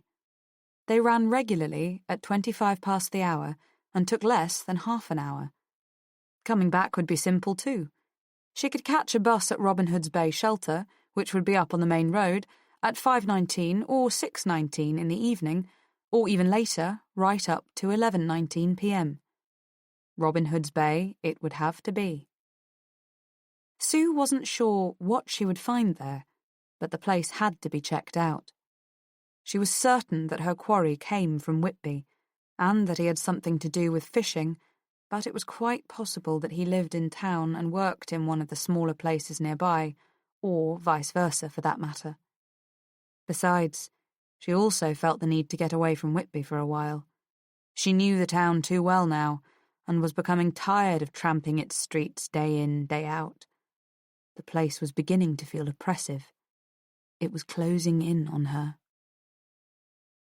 Breakfast at the Cummingses had been a depressing and suffocating affair too.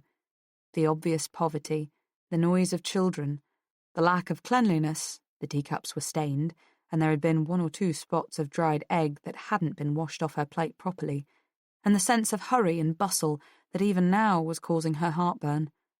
Yes, another day trip out of Whitby would be a very good idea. Checking her timetable again, she found that she had missed the 10:25. Never mind, she thought, finishing her Kenko coffee. She was in no hurry. There were the papers to read, crosswords to do, plenty to keep her occupied. She could even go up to St. Mary's and spend a while in her favourite box if she wanted. As Susan approached the Brown Cow at lunchtime on the 3rd day, she saw 2 white vans parked in front. 2 men came out of the pub and walked over to them. One of them matched the image in her memory. Low, dark fringe, the thick eyebrows meeting in the middle. She had to get closer to hear his voice. When they started their vans and pulled out, she followed. If they went left, they'd be on their way to the factory. She was in luck. They turned left. When she reached the turning, the vans had already pulled up outside the loading bays, and the drivers were nowhere in sight. Before she had time to come up with a plan, she noticed the man walk out of the office building. He looked as though he had finished for the day. He was walking towards her on the dirt track that led out of the factory. What if he recognized her? There was only one thing to do. She ducked into the newsagents. The newspapers were arranged on a shelf just inside the window. From there, she could get a closer look at the man as he went past. She pretended to leaf through the stack, when suddenly he appeared outside. He patted his pocket and came inside. Sue kept her back to the counter. "Afternoon, Greg," she heard the woman say. "In for some baccy?" "Yes, please." "Finished for the day?" "Aye, just got back from the Leeds and Bradford run." Sue gripped the rack of magazines. Her heart was beating so fast she thought it would burst. She fought for control as the voice that had been whispering in her nightmares for a month carried on making small talk as if nothing had ever happened. Kirsten stood on the platform and watched the intercity pull out. Christmas at Brierley Combe had turned out to be the best time she had enjoyed since the assault. She'd been glad to have Sarah around. On New Year's Eve, Kirsten's parents went to a party. Kirsten and Sarah decided to stay at home and celebrate by themselves. The cocktail cabinet was well stocked, a log fire blazed in the hearth, and they turned out the lights and lit candles instead. They sat in front of the fire, listening to Mozart with the cognac beside them. "What are you going to do? You can't stay here forever." Sarah looked around the room. "Nice as it isn't real life. Not yours." "I haven't thought about it." "Why don't you go back to university, do your MA? Kirsten nodded slowly. "I won't say it hasn't crossed my mind, but I couldn't start till the next academic year. What would I do in the meantime?" "You could get a job, something in Bath, just to keep you going and take you out of yourself. You've got too much time to brood on the past hanging around this village. What about Toronto? You could go out and join Galen." Kirsten topped up their drinks. It was 11:30. The world outside was silent and still. "Well," Sarah repeated, "or is it over between you?" If I don't tell her now, Kirsten thought, I probably never will. "What is it?" Sarah asked softly. Kirsten told Sarah about the damage to her body. Sarah listened in horror and couldn't find anything to say. They leaned back against the sofa, and Sarah put her arm around Kirsten and held her close. They sat like that, silent for a while. Finally, Sarah swore softly. "It's 12:10. We've forgotten the new year." Kirsten looked up. "So it is. Never mind. We'll have our new year a bit late." And so they had poured champagne, sung Auld Lang Syne, and wished each other a happy new year at 12:20. Now Sarah was gone. Kirsten thought over what Sarah had said about the future. She would resume her studies, or at least apply for next year. It would be a good cover. In the meantime, she was going to find out who had crippled her. Chapter 30. Kirsten. Come in, Kirsten. Sit down. Make yourself comfortable. Dr. Henderson's office was on the second floor of an old house, and the window, which was open about 6 inches, looked out over the River Avon, towards the massive abbey. The last of the great medieval churches to be built in England, it was still very much in use. Instead of a couch, Kirsten found a padded swivel chair opposite the doctor, who sat at the other side of her untidy desk with her back to the window. Filing cabinets stood to Kirsten's right, and glass-enclosed bookcases to her left, many of them filled with journals. From one shelf, a yellowed skull stared out. It seemed to be grinning at her. Behind her was the door, and beside that, an old hat stand. Dr. Henderson leaned back in her chair and clasped her hands on her lap. Of course it had to be a woman, Kirsten realized. They wouldn't have sent her to a male psychiatrist after what happened. But she hadn't expected such a young woman. Dr. Henderson looked hardly older than Kirsten herself, though she must surely have been at least 30. She had short black hair, neatly trimmed so as not to be a nuisance, which complemented the angles of her face and emphasized her high cheekbones. She had dark blue eyes, kind but glinting, with an edge of mischievous humour. Her voice was soft, husky and deep, with just a trace of a Geordie accent, and her lips were turned up slightly at the corners, as if always on the verge of a smile. A smattering of freckles covered her small nose and the tight skin over her cheekbones. Kirsten made herself comfortable in the swivel chair, and after glancing around nervously at the office, she turned to face the doctor, who smiled. "Well, Kirsten, how do you feel?" "All right, I suppose." Dr. Henderson opened a file on her desk and pretended to read. Kirsten could tell she knew the contents already and was just doing it for effect. "Dr. Craven has passed on the full medical details, but they're not what interests me. Why don't you tell me what happened in your own words?" Then she leaned back and clasped her hands again. The springs in her chair creaked as she moved. Kirsten felt her mouth turn dry. "What do you mean? What details?" Dr. Henderson shrugged. "Perhaps you could start with the attack itself?" "I was just walking home and somebody grabbed me. Then everything went black, that's all." The doctor started playing with a rubber band, stretching it between her fingers like the silence she was stretching in the room. Kirsten shifted in her seat. Outside, on the River Avon, a young couple rode by. Kirsten could hear them laugh as their oars splashed water. "Well?" Kirsten said, when she could bear the tension no longer. Dr. Henderson widened her eyes. "Well, what?" "I've told you what happened. What do you think? What advice have you got for me?" "Now, hold on a minute, Kirsten." Dr. Henderson put the rubber band down and spoke softly. "That's not what I'm here for. If anybody has given you to believe that you're coming to me for some kind of magic formula and, hey, presto, everything's back to normal again, then they've seriously misled you. What are you here for, then? The best way to look at the situation is that you are here, and that's what's important. You're here because you've got problems you can't deal with alone. I'm here to help you, of course I am, but you are the one who'll have to do all the work.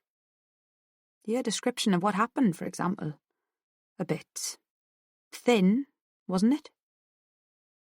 I can't help it, can I? I mean, I can only tell you what I remember." "How do you feel about it?" "How do you think I feel?" "You tell me. Your description sounded curiously flat and unemotional." Kirsten shrugged. "Well, I suppose that's how I feel." "How are you getting along with your parents?" "I don't see what that's got to do with anything." "Have you told them about your feelings?" "I told you. I don't see what that's got to do with anything. Of course I haven't told them. Do you think I—" "What?" "Nothing." "Kirsten, have you ever been able to talk to your parents about your feelings?" "Of course I have." "When?" "What do you mean?" "Give me an example of something you've discussed with them." Well, I can't think of anything offhand.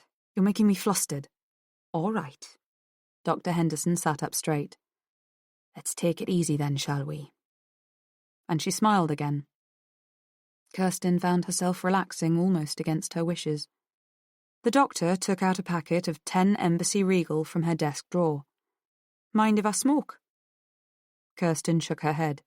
She was shocked to find a real doctor smoking. Especially, for some reason, a young female doctor, but she didn't mind. Dr. Henderson turned in her chair and opened the window a little further. "Can I have one?" Kirsten asked. "Of course." The doctor pushed the packet towards her. "I didn't know you smoked." Kirsten almost said, "I don't," but she managed to stop herself. "Sometimes," she said, then lit up. Though the first few drags hurt a bit, she didn't make a fool of herself and start coughing and spluttering and crying. She had smoked once or twice before, just to see what it was like. The smoke made her feel a little dizzy and sick at first, but her system seemed to adapt quickly. "And my first name's Laura," the doctor said. "I want us to be friends." She poured 2 cups of coffee from a thermos on the desk and pushed one towards Kirsten. "Milk? Sugar?" Kirsten shook her head. "Black, then. So, I take it you haven't really been able to talk to anyone about what happened to you?" "No. I can't remember, you see. I really can't. It's like there's a heavy black cloud inside my head, where it's all stored and I can't see inside it." "I don't mean the event itself so much as your feelings about it now," Laura said. "I don't think I feel anything." "Why did you take all those pills? Was it because of this cloud?" "Partly, I suppose. But it's mostly because I don't feel I'm really living. I mean, I don't enjoy things like before. Reading, company, and I don't sleep well. I have bad dreams over and over again. I thought it might just be better if I see." Dr. Henderson made a note in the file. "How important are sex and children in your life, Kirsten?" Kirsten swallowed, shocked by the sudden change of direction. Her mouth turned dry again, and the bitter coffee made it worse. She turned away. "Never thought about them. I don't suppose one does till they're gone?" "Yes." "Had you ever considered having children?" Kirsten shook her head. "One day. I imagined I'd have some one day, but not for a long time." "What about sex? Were you sleeping with your boyfriend regularly?" In spite of herself, Kirsten blushed as she told Dr. Henderson about Galen, and about how she was now trying to cut him out of her life. The doctor listened, then made more notes in her file. "As far as I understand it," she said, "Dr. Masterson told you that sexual intercourse would be painful, if not impossible. Am I right?" Kirsten nodded.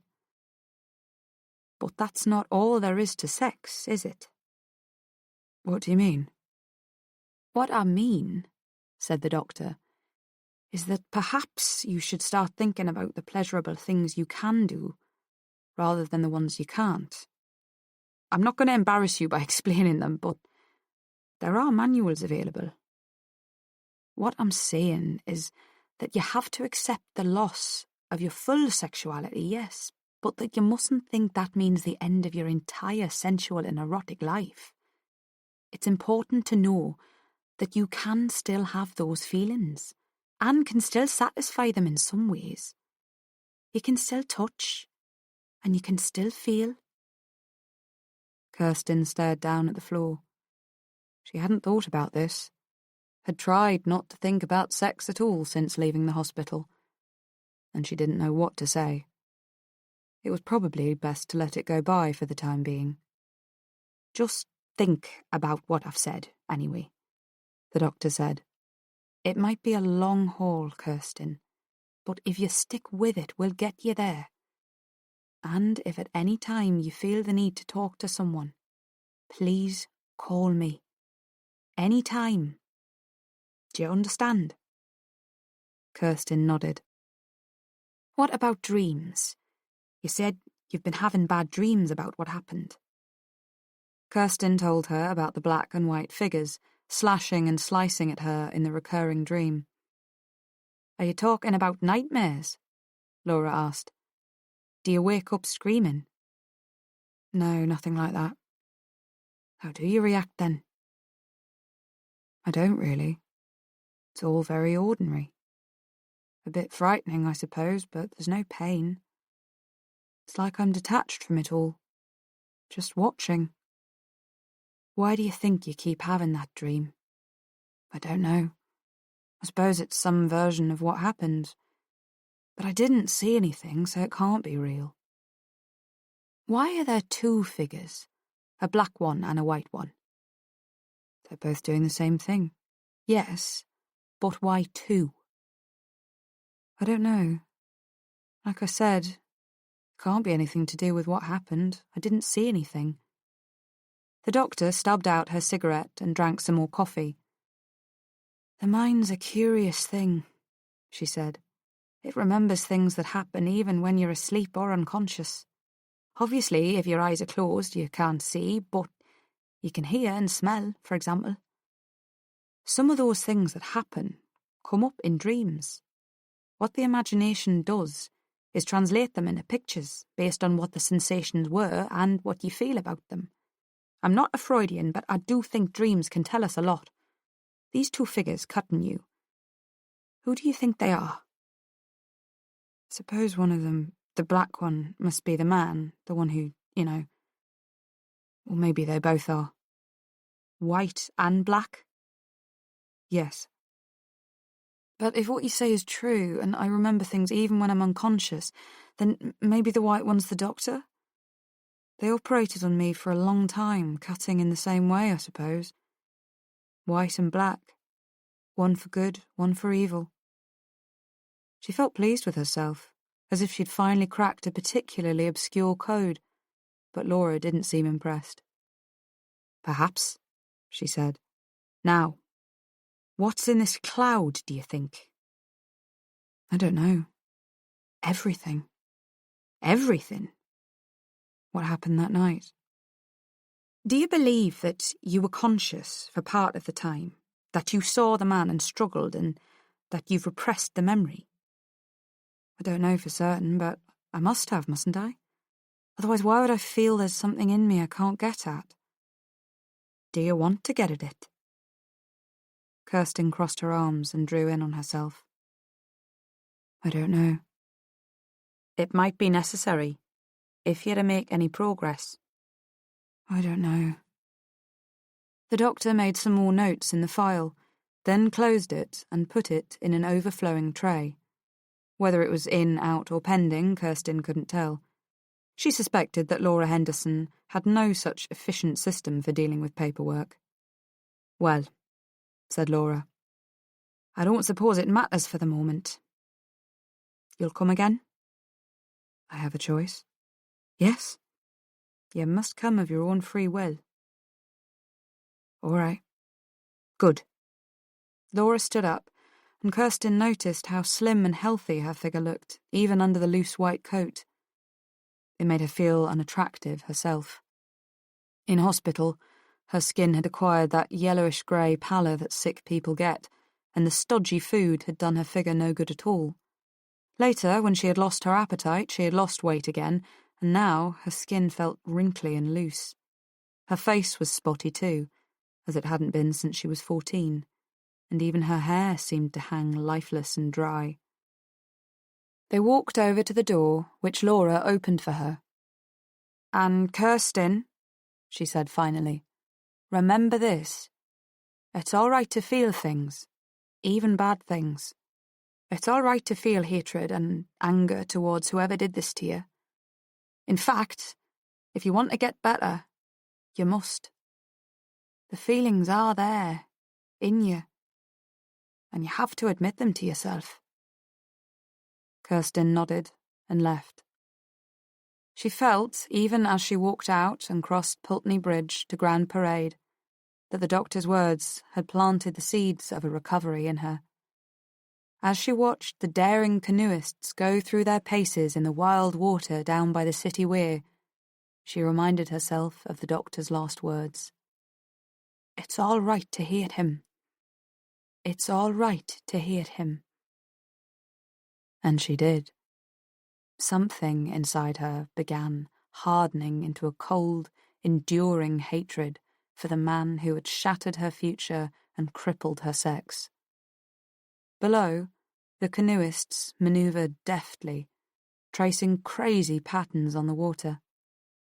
Kirsten joined the crowd and watched them for a while longer.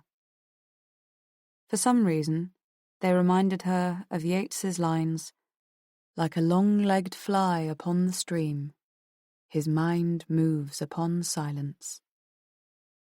It was an image she found strangely comforting. By the time the man had left the newsagent's, Sue had managed to get her breathing under control. She bought her papers and walked back out into the drizzle. He had reached the end of the street and turned left towards the water. Sue started following him. Instead of walking down to Church Street, he turned right along a narrow road that ran parallel to it. There were no houses on the right-hand side of the street, just a stretch of waste ground that sloped up to the council estate. On the left stood a row of small detached cottages. Beyond the cottages lay another open tract of weeds and nettles, where the street petered out into a narrow dirt path that veered left eventually to join Church Street. Sue saw him walk down the path to the last cottage on the block. She watched him put the key in the lock and enter. So that was where he lived. When he had disappeared inside the cottage, Sue turned and walked back. Careful planning was called for now. She had to lure him to an isolated open place after dark. She knew where he lived, and that was comforting knowledge. It gave her an advantage. As if to mark her entry into tourist Whitby, the drizzle stopped and the clouds began to break. It was 1:30, and Sue hadn't eaten yet. She was also eager to read the papers. She went into the Black Horse, bought a half of lager and ordered a steak and kidney pie. She managed to find a small corner table and sat down to read the papers while she ate. There was nothing about the student slasher in the Independent. She turned to the local paper. The news was on the front page.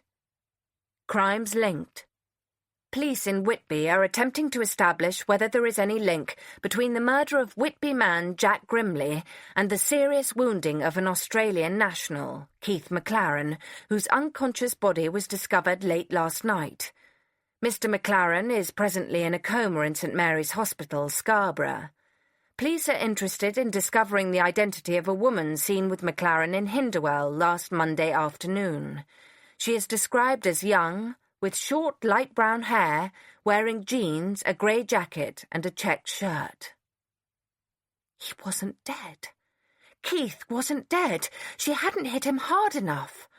What if he were to come round and tell the police who she was? They already had a description of Martha Brown. She must be careful not to panic. The description of the girl was vague, and it certainly didn't resemble the way she looked now. The police could be getting very close indeed, she realised. She had her man in sight, and she'd better find a way of luring him into the open soon, or the whole mission would be at risk. Should she go to the hospital in Scarborough, creep into Keith's room and put the pillow over his face? Her attacker had tried to get to her in a similar situation, and he hadn't succeeded. There would be police guards.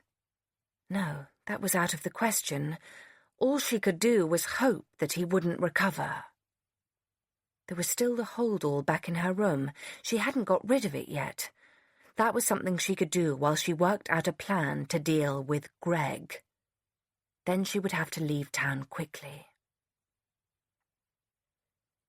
In late January, the killer claimed his fourth victim, a biology student called Jane Pitcombe. Kirsten cut out her picture and details and put them in the scrapbook she had started to keep track of the victims. Also that month, she told Laura Henderson that she wanted to stop the hypnotherapy sessions as they were becoming too painful for her. In reality, she was worried that she would give away to Laura whatever she discovered and that the police would find the killer first. She had come to realize that she wanted him for herself. It was the only way to heal her wounds and put the spirits of Margaret, Kathleen, and Jane to rest. February came and went. Kirsten spent much of the time in her room. She bought a book on self-hypnosis and practiced. She could relax easily enough and induce a light trance, but she couldn't get beyond the fishy odour. Nonetheless, she intended to keep at it. Soon, bluebells and forget-me-nots grew in the woods again. As she walked and took it all in, Kirsten remembered last autumn, when she had felt dead inside and nothing could touch her. Now that she had a purpose, a sense of mission, she could enjoy the world again. Throughout this period, she continued to see Laura, though not as frequently as before. Once a fortnight seemed enough for what they had to talk about. In the spring months of May and June, she reread old novels and considered which university to apply to and which area of study to concentrate on. In early June, the killer, the press were now calling the student slasher, claimed another victim. Kim Waterford, a petite brunette.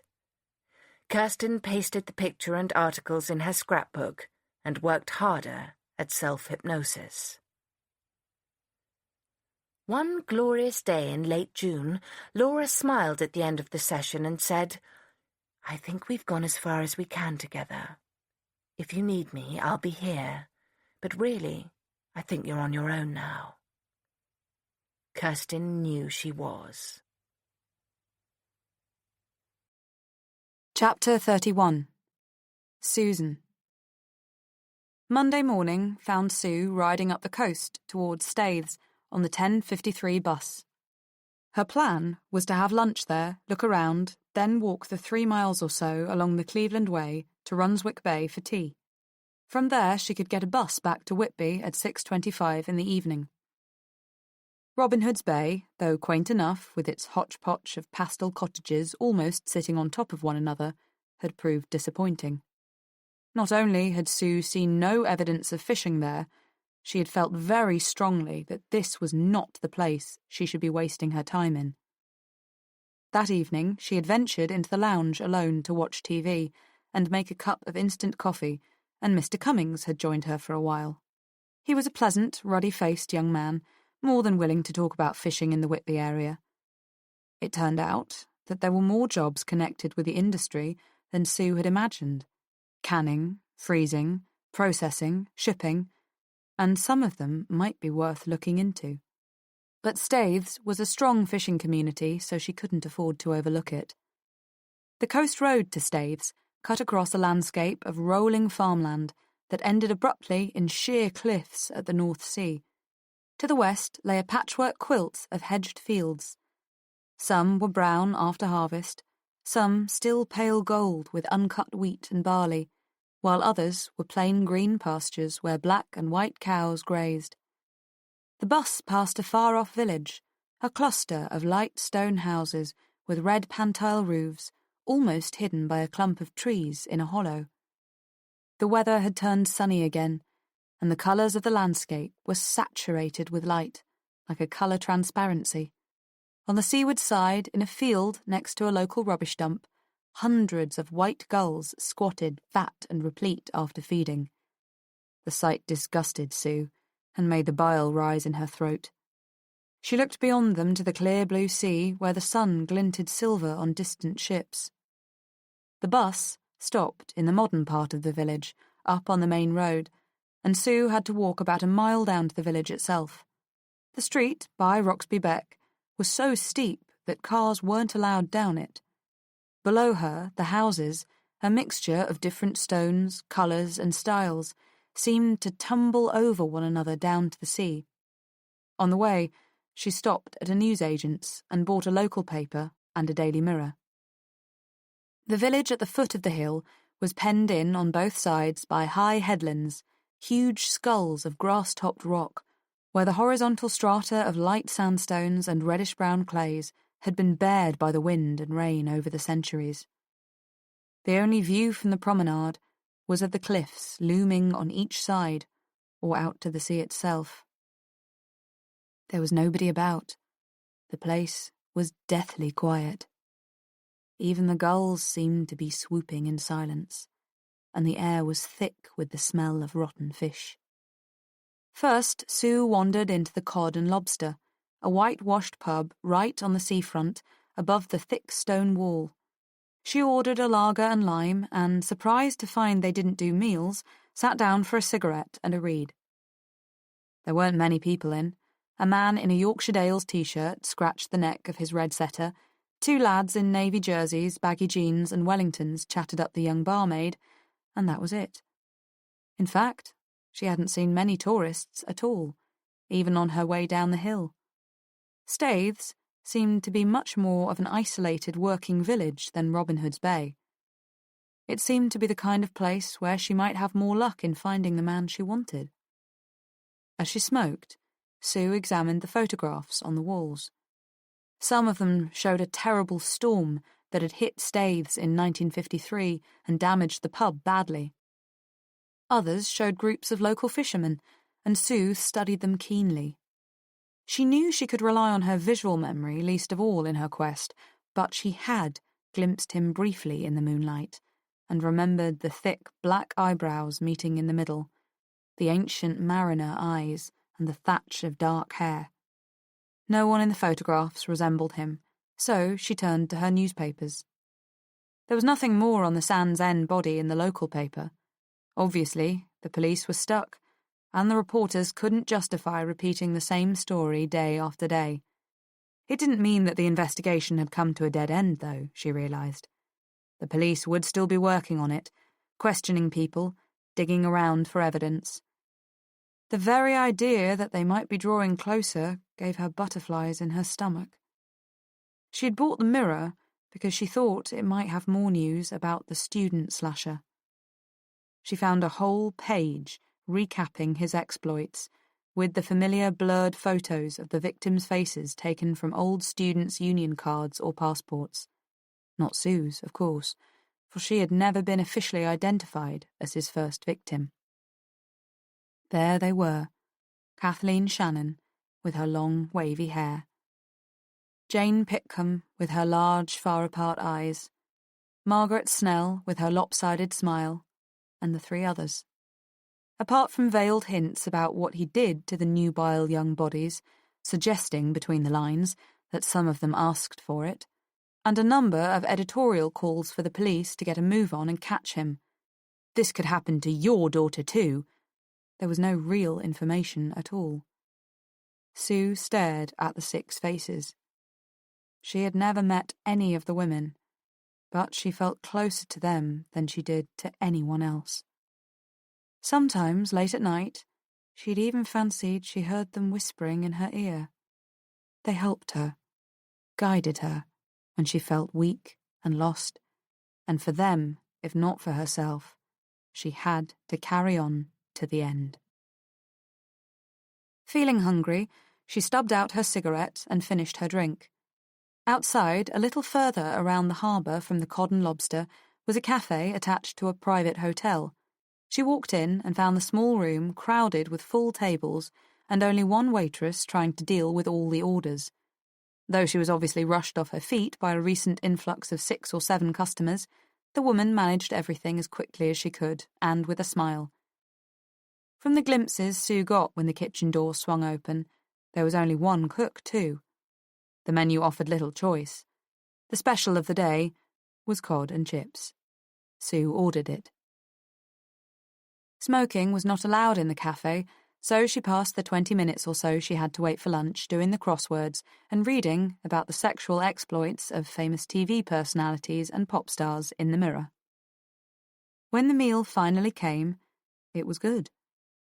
Sue realised that she had spent too much energy avoiding fish and chips in Whitby because it seemed that that was the only food available, as she actually enjoyed it, at least in moderation. As she ate, she remembered the local chippy near the university, where she and her friends had often stopped on their way home from the pub and eaten out of newspaper as they walked. If only her mother could have seen her, she'd have had a fit. But the north seemed so full of fish and chip shops. What could you do? Though she had never thought about it at the time, she guessed now that much of the fish came from places like Whitby and Scarborough, and even the smaller villages like Staithes. It came? Well, obviously it was delivered. It didn't fly there by itself. A whole fleet of vans must be constantly rushing back and forth from the coast to service inland towns and cities. Sue paused with her fork in the air as the simplicity of it all came to her. The final piece of the puzzle. Of course. How could she be so stupid? Now she knew exactly what to do next. When she had finished eating, she pushed the empty plate aside and lit a cigarette. One or two fellow diners gave her nasty looks, but no one actually walked over and asked her to stop. The waitress also ignored her. She had much more on her mind than telling a patron to stop smoking.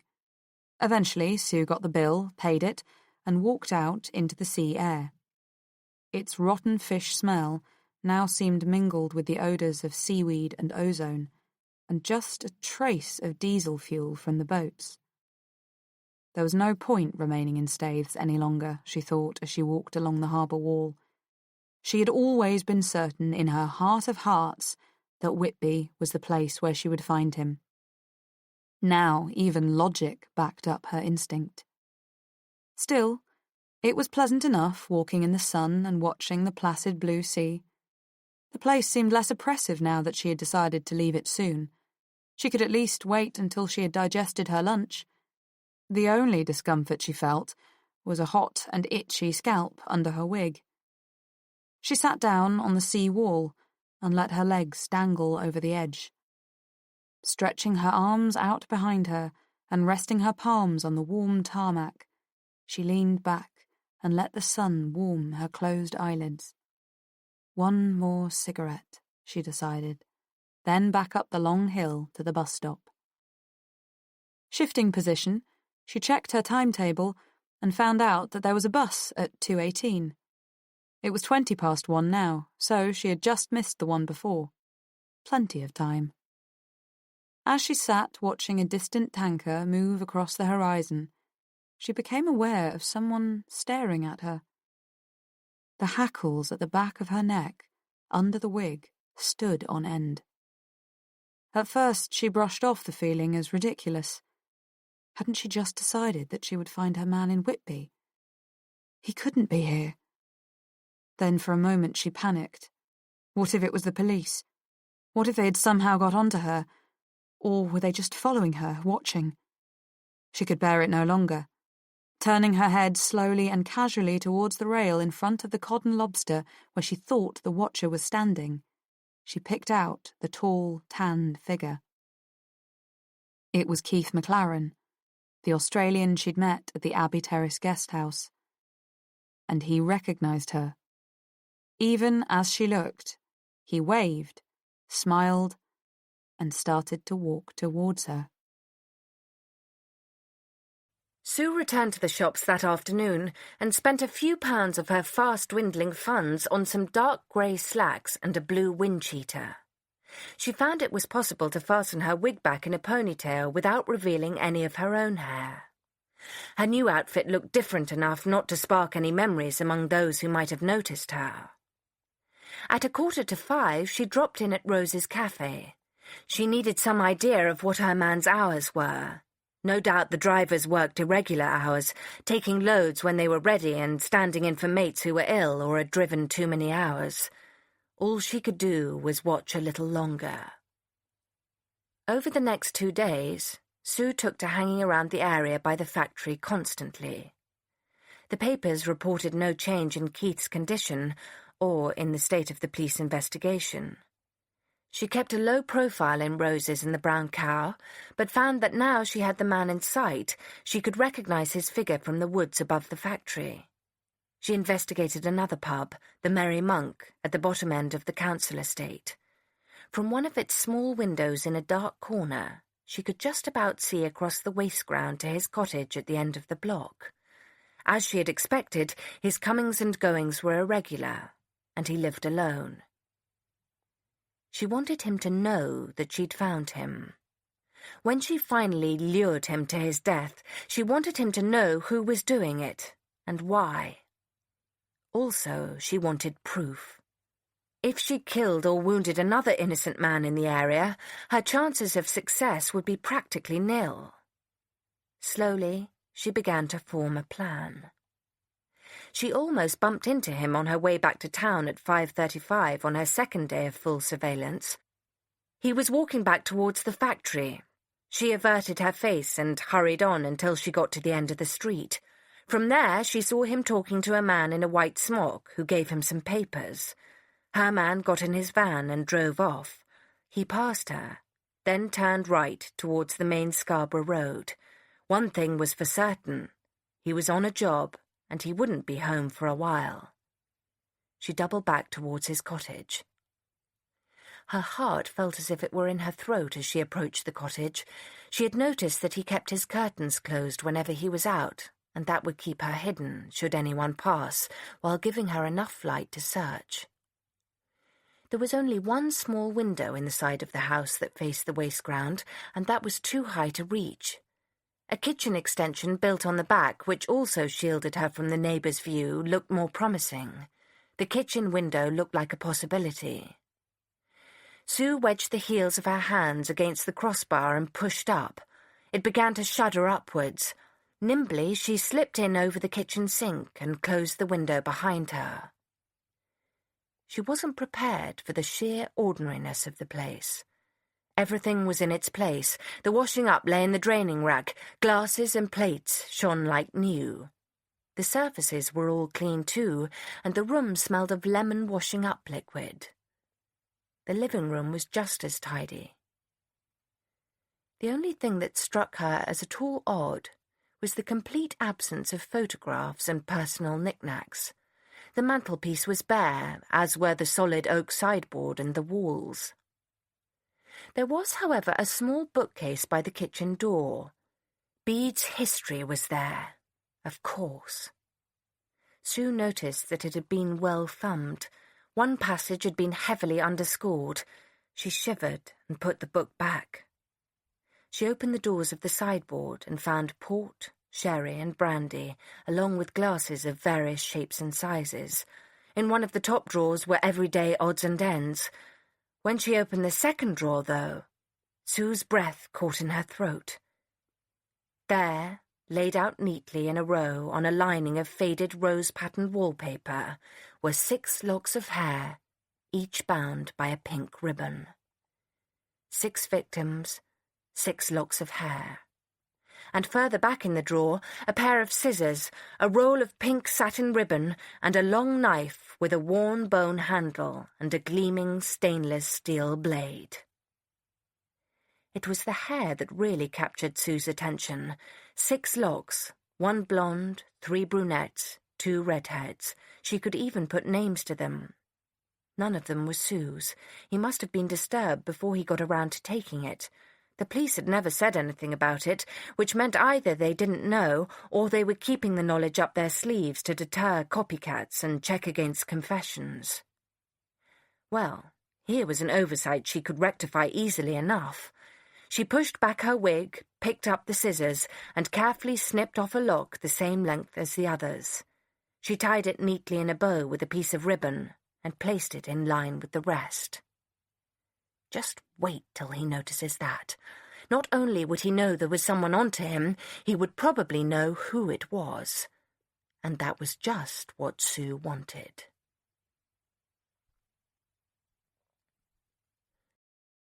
Chapter 32. Kirsten. August gave way to September, and the nights turned cooler. As the weeks passed, Kirsten began to look forward to her sessions with Laura Henderson. They smoked and sipped terrible coffee together in that cosy room overlooking the River Avon. The immediate sights beyond the window became as familiar to Kirsten as if she had looked out on them all her life. Robert Adams' Pulteney Bridge, with its row of shops along each side, all built of Cotswold stone, the huge square late Gothic tower of the Abbey, the Guildhall and municipal buildings. Often she stared over Laura's shoulders during the long silences, or stood at the window as Laura sought out an article in a journal. Some evenings, when their sessions ran late, Laura would take a bottle of scotch from her filing cabinet and pour them each a drink. They talked more about Kirsten's childhood, her parents, her feelings about sex. Laura said that Kirsten was making progress, and so she was. She still didn't like going out or meeting people, but she began to enjoy the simple things again. Mostly solo pursuits like a walk in the woods, music, the occasional novel. She even found that she could concentrate and sleep well again. Though she no longer flirted with suicide, she hung on to her cold hatred, and the dark cloud still throbbed inside her mind. Sometimes it made her head ache. She and Laura didn't talk about the attack. It would come, Kirsten knew, but only when Laura thought she was ready. At home, her mother continued to fuss and fret, and she often seemed to regard her daughter with a combination of embarrassment and pity. But Kirsten grew used to it. The two of them kept out of each other's way as much as possible. It wasn't difficult. With her garden, her croquet, her bridge parties, and her myriad social engagements, Kirsten's mother managed to keep busy. Hugo and Damon sent get-well cards, and Galen phoned several times during August. At first, Kirsten instructed her mother to tell him she was out. Soon, however, she realized that wasn't fair. She spoke to him, and tried to respond to his concern without encouraging him too much. One Friday, he paid a visit, and tried again to persuade Kirsten to go with him to Toronto. They walked in the woods, and she let him take her hand, though her flesh felt dead to his touch. It wasn't too late, he said. They had both been accepted, and term didn't begin for a few weeks yet. Gently, she put him off, told him she would join him later, and sent him away, partially appeased. Finally, at the beginning of September, he went to Canada and sent her a postcard as soon as he got to Toronto. She had never told him what was really wrong with her, nor had she mentioned the suicide attempt. If anyone sustained Kirsten outside Laura Henderson's office, it was Sarah, who phoned almost every week and wrote long, entertaining letters in between. Always outrageous, funny, and compassionate, she made Kirsten laugh again. When she asked if she might visit over Christmas when her own parents would be touring Australia, Kirsten jumped at the chance. Her father saw that it was a good idea too, but her mother, perhaps recalling her only meeting with Sarah in the dingy northern bedsit, was reluctant at first. Christmas was a family time, she said. She didn't want strangers around. Her husband argued that it wasn't a very big family anyway. Kirsten's grandparents, 2 uncles and aunts usually came for Christmas dinner, then her parents visited friends in the village for drinks on Boxing Day. Surely, he argued, it would be good for Kirsten to have a friend of her own age around. Finally, her mother gave in, and it was settled. Sarah was due to arrive on the 22nd of December, and Kirsten would pick her up at the station after her late afternoon session with Dr. Henderson. She would have her mother's Audi, as usual. One day in early October, when the elegant old city looked grey and a cold wind drove the rain through its Georgian crescents, circles and squares, Kirsten forsook her usual walk by the Avon and drove straight home from Laura's office. When she arrived, she noticed a strange car parked in the drive, and her mother peeking out from behind the lace curtains, something she didn't usually do, and her heart began to beat faster. Something was wrong. Was it her father, she wondered as she hurried to the door? Her ordeal had taken a terrible toll on him, and though he did seem stronger and happier of late, the bags still hung dark under his eyes, and he had lost his boyish enthusiasm for things. Was his heart weak? Had he had an attack? Her mother opened the door before Kirsten even had time to fit her key into the lock. "Someone to see you," she said in a whisper. "What is it?" Kirsten asked. "Is father all right?" Her mother frowned. "Of course he is, dear. Whatever gave you that idea?" Kirsten hung up her coat and dashed into the split-level living room. The two men sat close to the French windows near the spot on the carpet, now dry-cleaned back to perfection, where Kirsten had had her scotch and pills picnic. One of the men she recognised, or thought she should, but the memory was vague.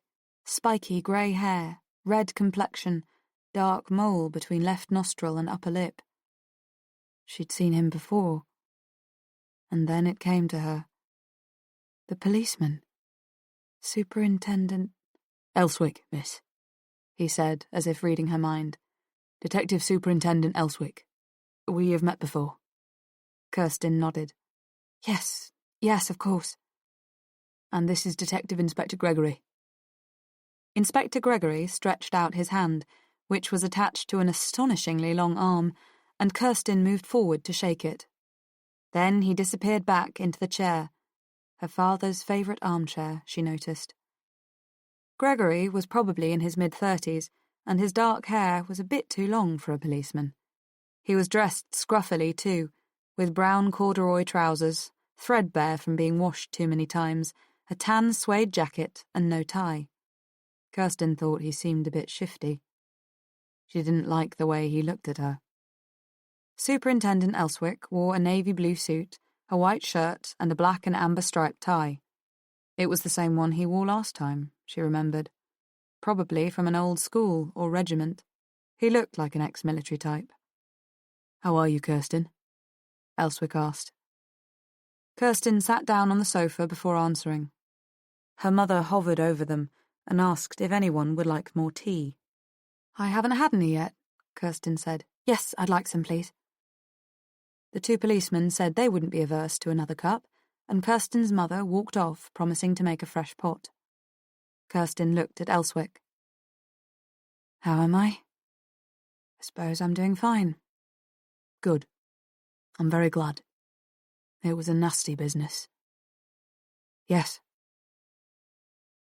They sat in tense silence until Kirsten's mother returned with the tea tray. Having deposited it on the mahogany coffee table before the stone hearth, she disappeared again, saying, I'll leave you to it, then. After her sessions with Dr. Henderson, Kirsten was used to silence. At first it had disconcerted her, made her fidgety and edgy. But now they sometimes sat for as much as 2 minutes, which is a very long time for two people to be silent together, while Kirsten meditated on something Laura had said, or tried to frame a reply to a particularly probing and painful question. Elswick and Gregory were easy meat. There was something they wanted, obviously, so all she had to do was wait until they got to the point. Gregory played mother, clearly an unsuitable role for him, and spilled as much tea in the saucer as he got in the cups. Elswick frowned at him, and added milk and sugar. Then, when they were settled again, Gregory crossed his long legs and took out a black notebook. He did his best to pretend he was part of the chair he was sitting in. Kirsten, said Superintendent Elswick, I should imagine you've guessed that I wouldn't come all this way unless it was important. Kirsten nodded. Have you caught him? For a moment she panicked, and thought the attacker might actually be someone she knew, someone from the party. She didn't know if she would be able to handle that. No, said Elswick. No, we haven't. That's just the point. It was obviously very difficult for him to talk to her, Kirsten realised, but she didn't know how to make it any easier. Finally, he managed to blurt it out. I'm afraid there's been another attack. Like mine? Yes. In the park? No. It took place on some waste ground near a polytechnic not far away. Huddersfield, in fact. I thought you might have read about it in the papers. I haven't been reading the papers lately. I see. Anyway, this time the victim wasn't quite as lucky as you. She died. What's her name? Elswick looked puzzled. Margaret Snell, he answered.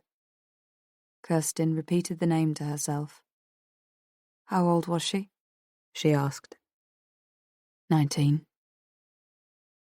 What did she look like? Elswick tipped the tea from his saucer into his cup before answering. She was a pretty girl, he said finally, and a bright one too. She had long blonde hair and a big crooked smile. She was studying hotel management. Kirsten sat in silence. The reason we're here, Elswick continued, is to see if you've remembered anything else about what happened, anything at all that might help us catch this man. For he does it again. Elswick nodded gravely. Does that mean there's some kind of maniac, some kind of ripper running loose up there? Elswick took a deep breath. We try to avoid alarmist terms like that, he said. It was a vicious attack, much the same as the one on you. From our point of view, we're pretty sure it was the same man, so it looks like we've got a serial killer, yes. But the newspapers don't know that. They don't know anything about the similarity between your injuries and those of the dead girl, and we're certainly not going to tell them. We're doing our best to prevent anyone linking you to the business. Why? Kirsten asked, suddenly apprehensive.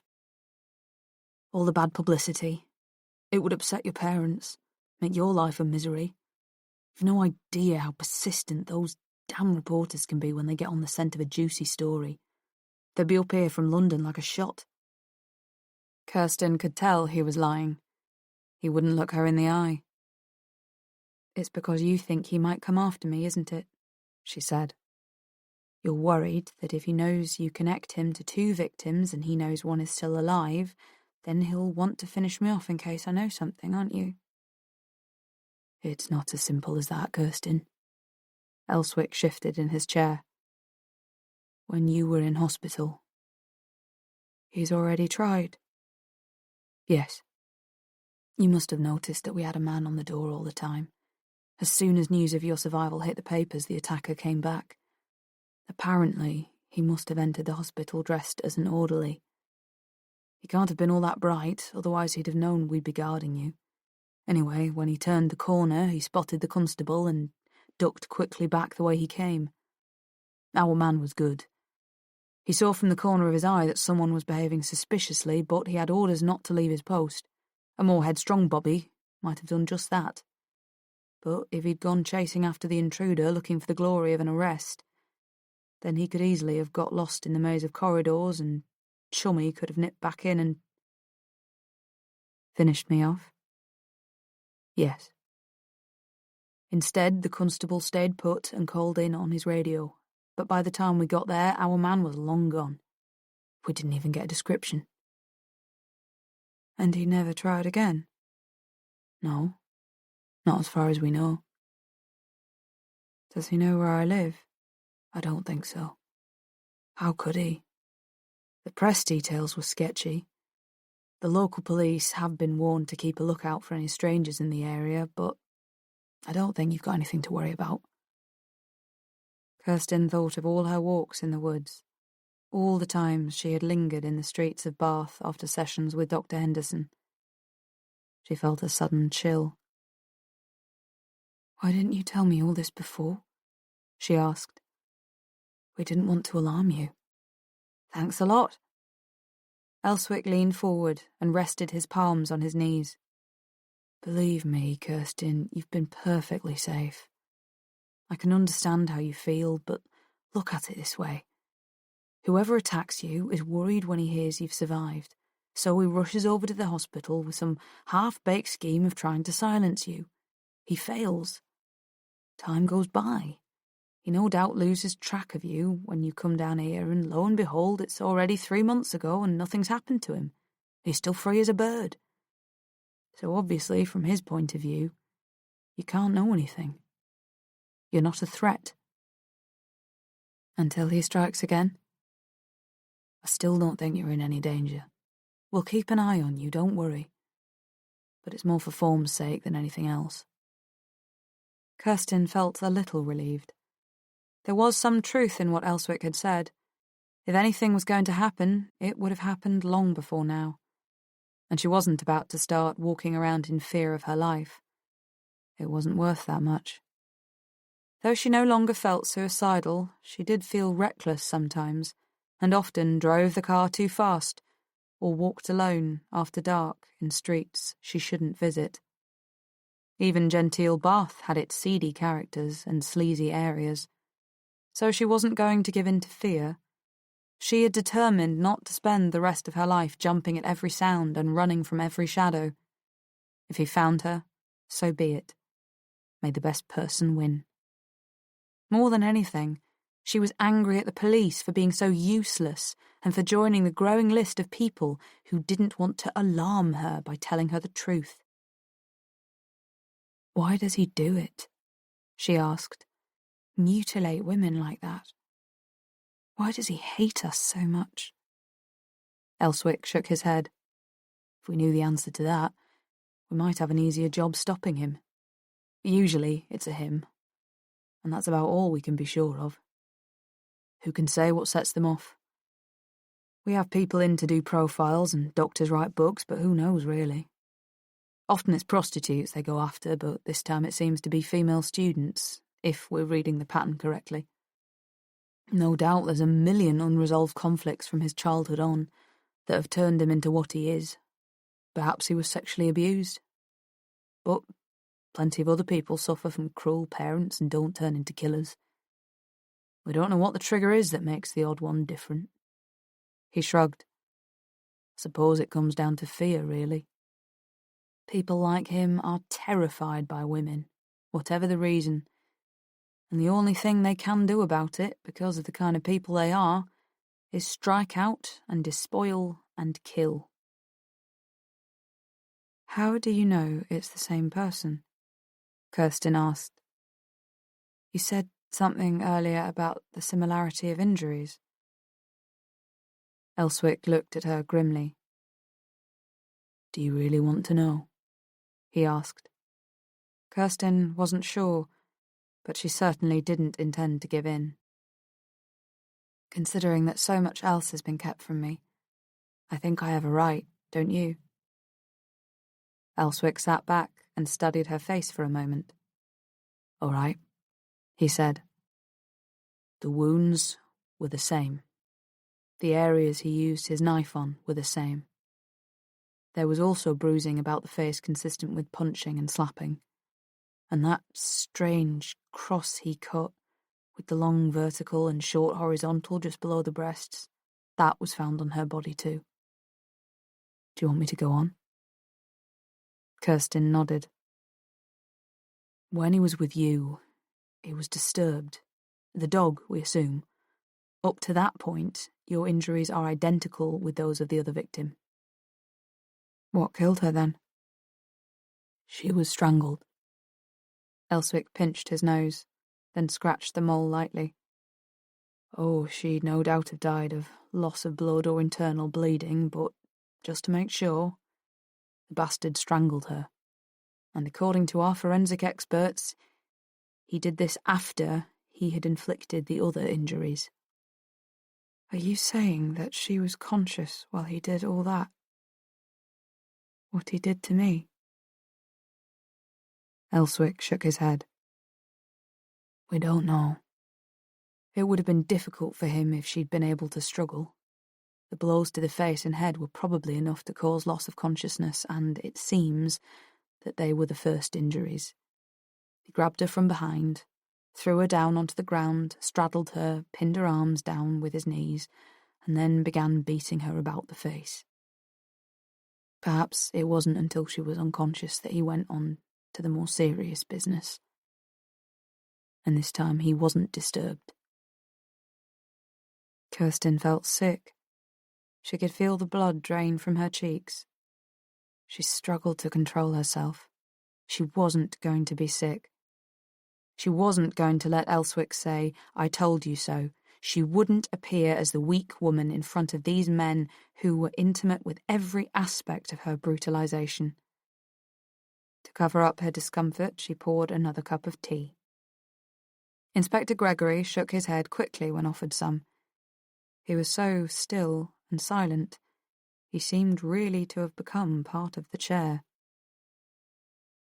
What we were wondering, Elswick went on slowly, was whether you'd remembered anything else, no matter how insignificant or unimportant it might seem to you. Kirsten shook her head. No, I haven't. I've tried, of course, but after what I told you, it's all still a blank. You see, Elswick persisted, what we think is that the victim must have still been conscious, at least at the time he threw her onto her back. And if that's so, then it might have been the same with you. You might have got a glimpse of his face. Maybe he was wearing a mask or a stocking, but even that could help us. Or maybe he said something. Anything. I'm sorry, Kirsten said. Really, I am. But I just can't remember. You might be right. Maybe I did see his face. Maybe he did talk to me, but I can't remember. Do you think I don't want to? Of course I'd like to help you, but I can't. After that rough hand closed over my mouth, I can't remember a thing. She felt tears in her eyes and fought to hold them back. There was a moon that night, Elswick said. Yes. I was looking for it before, but I couldn't see it. It was there, behind you, just over the tops of the trees. We checked. Why? Light. Because if you were conscious when he pushed you down to the ground, there would have been just enough light to make out at least something about his appearance. It was a clear night, a bit hazy maybe, and there was a full moon. But I can't have been conscious, Kirsten said. I don't remember. Never mind then. Elswick glanced over at Inspector Gregory, who slipped his notebook back in the inside pocket of his tan jacket, and both men swung forward in their chairs, preparing to leave. I'm sorry to have brought such bad news and stirred up painful memories, Elswick went on, getting to his feet. His knees cracked, and he put his hand to the small of his back, as if it hurt. Getting old. I hear you've been seeing a doctor, Kirsten. There's not much you don't know, is there? Kirsten said. As a matter of fact, yes, I have. Her name's Laura Henderson, and she's a psychiatrist. Elswick smiled indulgently. Yes, we know. Don't tell me. You checked her out? It's standard procedure in cases like this. Elswick followed her out of the room, down to the hall. Doing you any good? Yes, I think she is.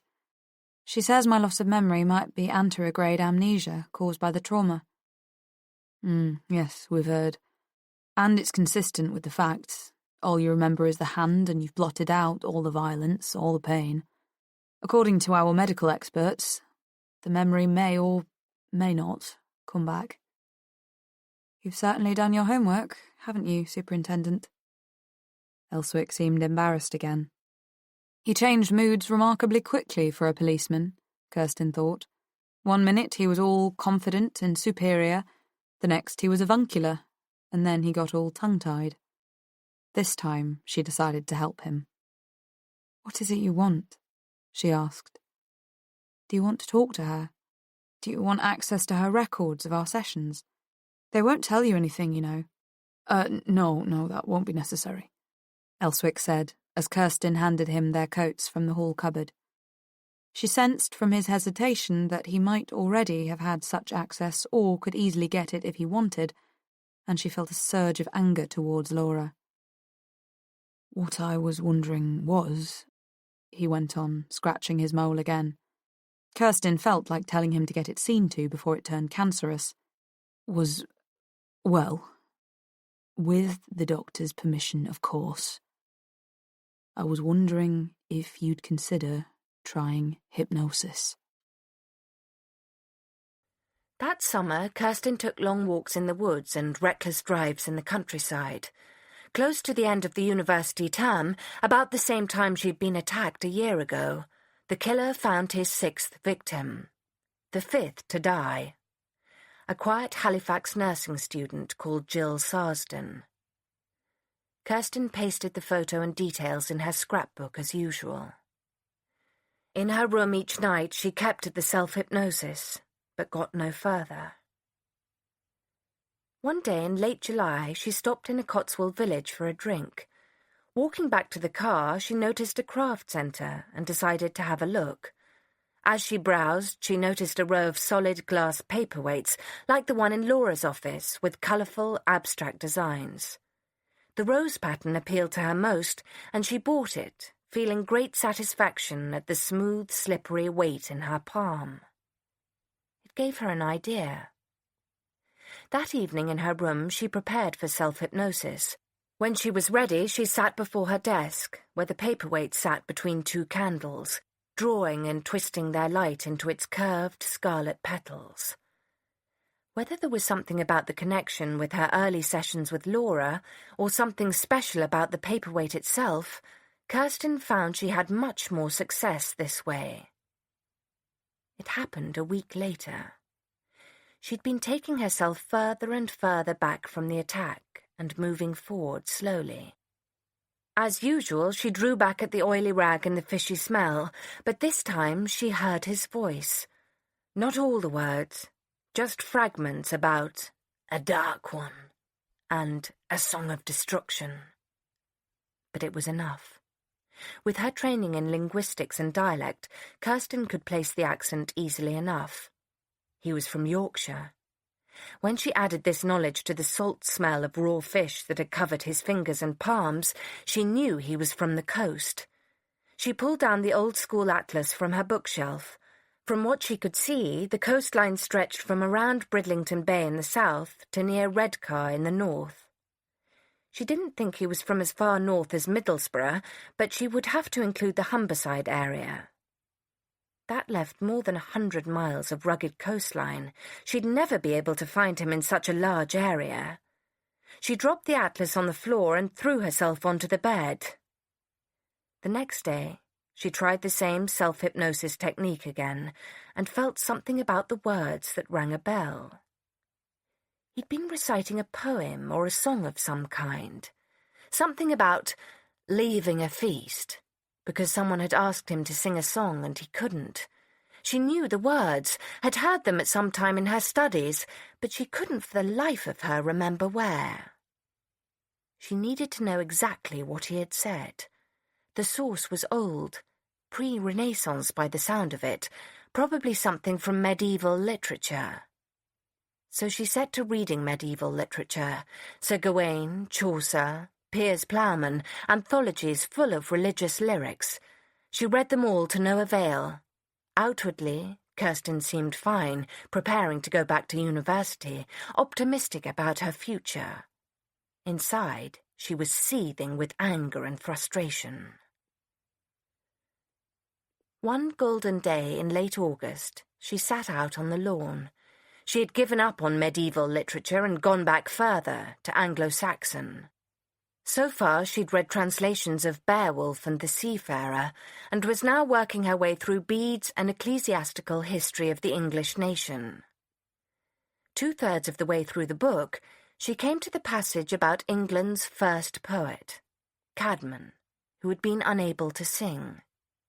Whenever the harp was passed around at dinners and everyone was expected to contribute a song, Caedmon stole away. One evening, after he left a feast to care for the horses in the stables, he had a vision. A man came and spoke his name and asked him to sing. The stranger paid no attention to his excuses. When Caedmon asked what he should sing about, the man replied, "Praise ye creation." And Caedmon found his inspiration. As Kirsten read, the dark cloud that had lodged itself in her mind since the attack seemed to disperse. She could hear another voice reading a perversion of Bede's words.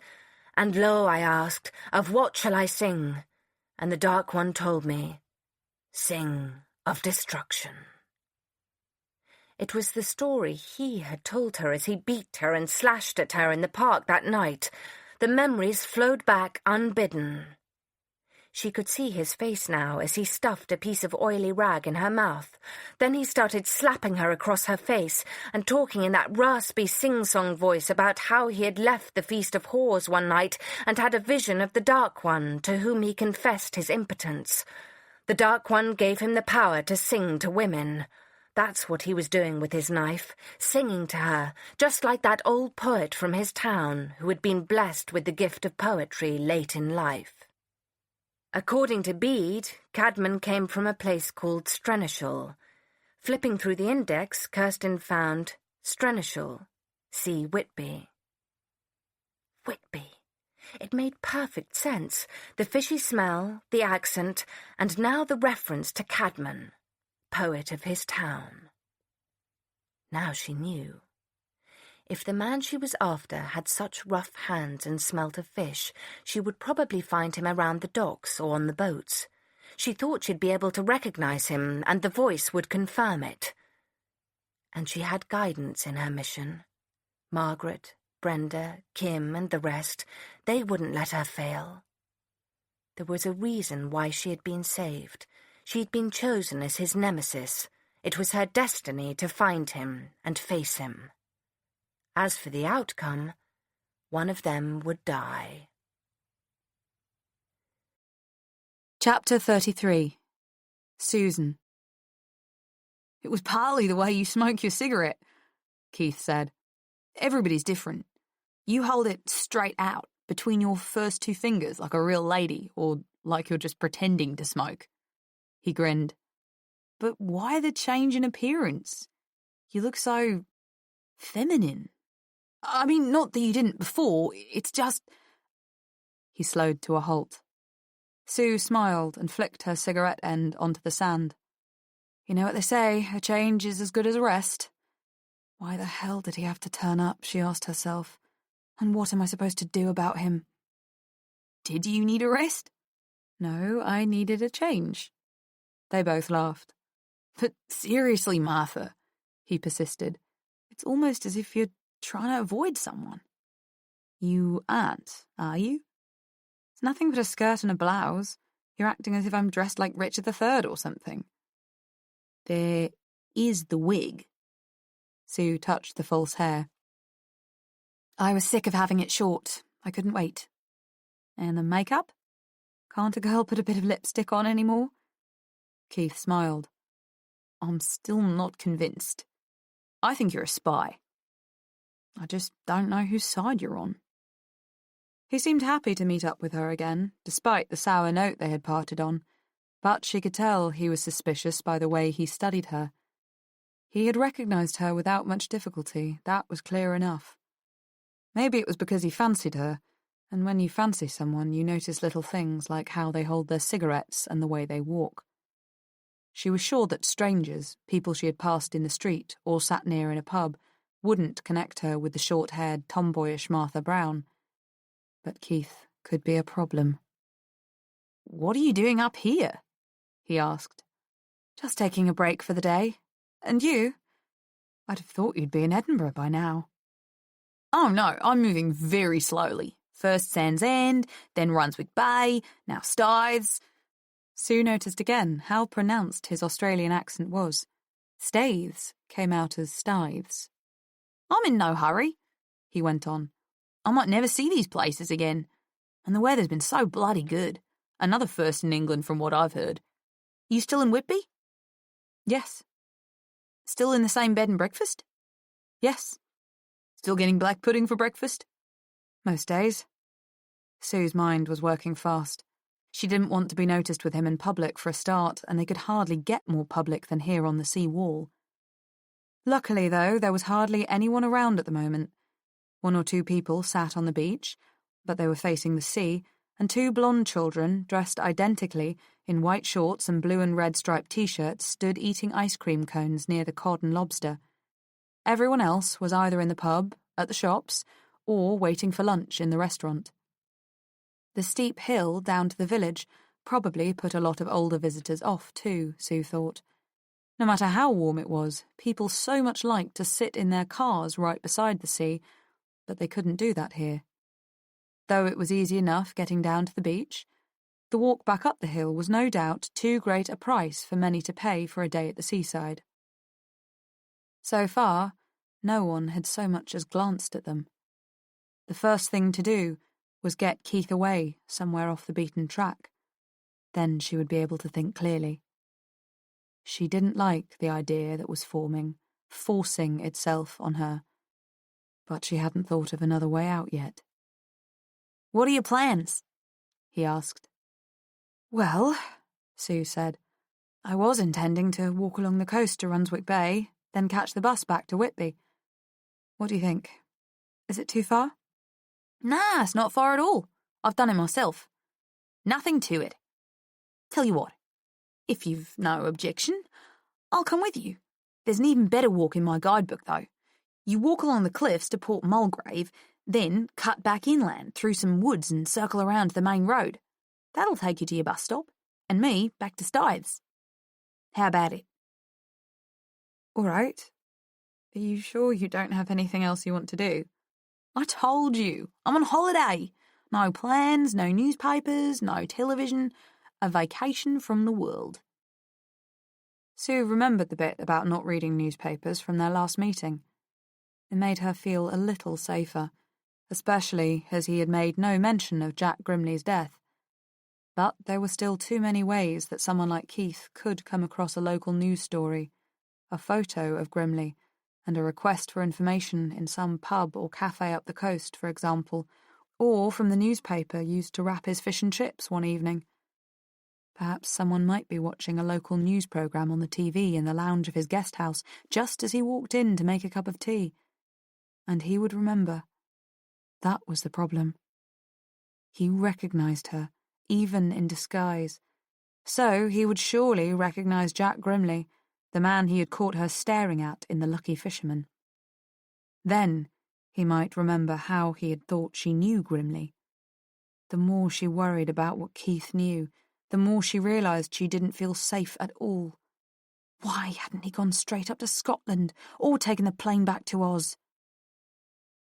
Keith took her silence for hesitation.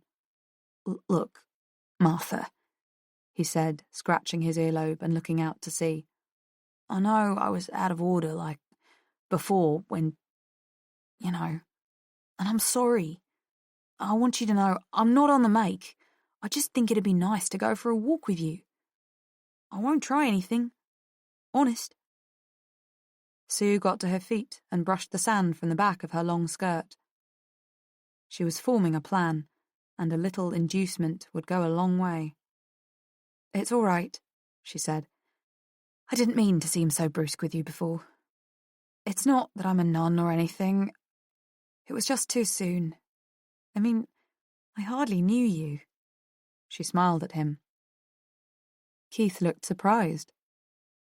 "Yes, well, shall we be off?" "Haven't you got your gear?" "Gear? Good Lord, you don't need gear for a simple walk like this." He looked her up and down. "You could even do it dressed like that, though I wouldn't recommend it. No, all I've got is my Ordnance Survey Guide." He patted the back pocket of his jeans. "No, I mean your stuff, your rucksack and all that." "It's back at the B&B. I was only having a little stroll around the village. No, what you see is what you get." He spread his arms and stood before her, tall, slim, thin-faced and tanned. His curly black hair still looked glossy, as if he had just stepped out of the shower, and his eyes reflected a bluer ocean than the one that stretched before them. "What did you mean about me not being dressed right?" Sue asked. "I was only joking, really. It's not a hard walk. It's just that skirts tend to snag on thorns and things, and those pumps will take a hell of a beating." "Wait here a minute." She hurried into the public toilet, made sure that no one was around, and went into a cubicle to change. First, she took off her wig, scratching her head in relief when she had done so. Then she put on her jeans, a dark blue checked shirt, and her trainers. Carefully, she rolled up the wig, long skirt, white blouse, and cardigan, and placed them in the hold-all. Sometimes, she thought, it was a nuisance having to carry the damn thing everywhere with her, but it was light enough, and she could adjust the strap and carry it over her shoulder if she wanted. She put the quilted jacket on top of everything in case it got chilly high up on the cliffs. Finally, she combed her hair in the cracked and grimy mirror above the sink and examined her makeup. It wasn't bad. She hadn't put too much on that morning, as she had intended to be out of Whitby for the day anyway, and now there was no point in standing here and washing it all off. Someone might come. Quickly, she gave her lips a dab with a Kleenex, then dashed back outside to join Keith. "Lead on," she said, bowing and standing aside for him. Keith laughed. "Are you sure you're not a spy or an actor or something?" "Not at all." Sue gave him what she intended to be an enigmatic smile, and they set off. They wound their way up by the mission church of St. Peter the Fisherman, then followed the signs for the Cleveland Way, past some farm buildings, over a couple of stiles, and right up the hill to the cliff edge. The village lay spread out below them, even though it was a clear, warm day. Smoke drifted lazily from some of the chimneys. Up on the cliff top, there was a cool breeze from the sea. Pausing for breath, Sue put on the quilted jacket she'd been carrying in her holdall. "What have you got in that thing?" Keith asked. "Your life's work?" "Something like that." The unfenced path ran close to the edge of the cliff, and the drop was sheer. After Keith had stopped to point out Bulby Cliffs further up the coast, they started walking in single file. The pathway was rough, though mostly level, and they soon got into a comfortable rhythm. Keith was talking most of the time, half turning his head to look at her. He talked about how he was loving England but still felt homesick, and about a body that had been washed up on the beach at Sand's End while he was staying there. No, he hadn't got a good look at it. By the time he had noticed that something was happening, quite a crowd had gathered and the police had arrived.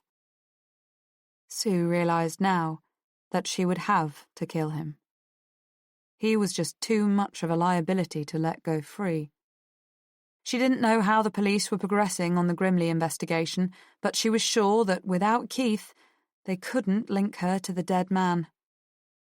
Keith might not have seen the body, but there was a chance he might find out who it was and, if questioned, remember that strange girl who had acted as if she recognized the man. The girl who kept changing her appearance. But she didn't know if she could do it. Keith had done her no harm. He had only tried to kiss her. But he could give her away before she'd finished, and she couldn't afford to let that happen, not after everything else. Grimley had been a mistake in the first place, and one that almost sent her screaming back home. Now Keith. All she had wanted to do was find the man who had hurt her and murdered the other girls, and kill him, put a stop to his carnage once and for all, but she was so deep in blood already, and she hadn't even found him yet. How much further would she have to go? With an effort, she pulled her mind back from this negative track. It wasn't as if she had any choice in the matter, she told herself. Somehow, from somewhere, she would have to dredge up the courage. He was a man, after all, wasn't he? When it came down to it, they were all the same underneath. Hadn't he tried to force himself on her, and wouldn't he do the same again? She shuddered at the thought. It would be easy to do it up here. Just a gentle push over the edge, or quick kick at the ankles to make him stumble and fall. An accident. But it was too open, and she could see 2 other walkers approaching from the opposite direction. As it was, they turned out to be serious hikers with binoculars, boots, and rucksacks, far more interested in distant seabirds than in fellow human beings. But there must be no witnesses, and no probing, time-consuming inquest. As the men passed, Sue looked the other way. So far, she was sure that nobody would remember seeing her with Keith, but there was no point in being careless. Gulls swooped low, flashing white in the sun, and curious insects buzzed around Sue's head. Before long, she could see the crumbling jetty of Port Mulgrave way below, and they began their descent into the tiny village. Keith wanted to stop for a cup of tea and a sandwich at the boathouse tea room, but Sue urged him on, saying she was still full from lunch. She was nervous now she had made her decision, and that made her cautious. When she took his hand, he gave in quite easily, and they set off up the road to Hinderwell. Soon they were on a rough track approaching a caravan site. Then they turned right, crossed some more fields, and walked down a steep hill to a footbridge over a beck. It was a dramatic change of landscape from coast to inland valley. They walked through brambles and blackberry bushes, and Sue could see what Keith had meant about snagging her skirt on the thorns. Even in jeans she had to walk carefully. The smell was different here too.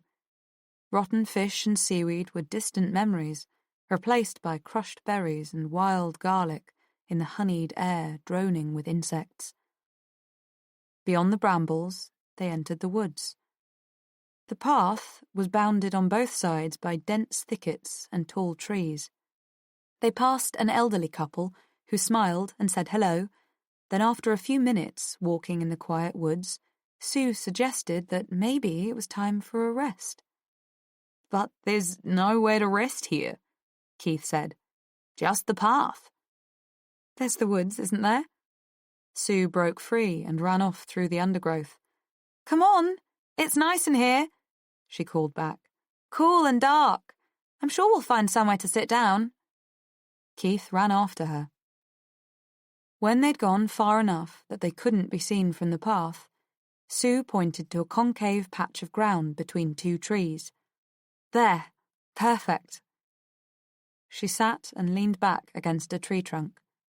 Filtered green light streamed down through the leaves, and birds called to one another from their high nests, passing on warnings that intruders had come. Keith lowered himself down beside Sue, so close that their arms touched.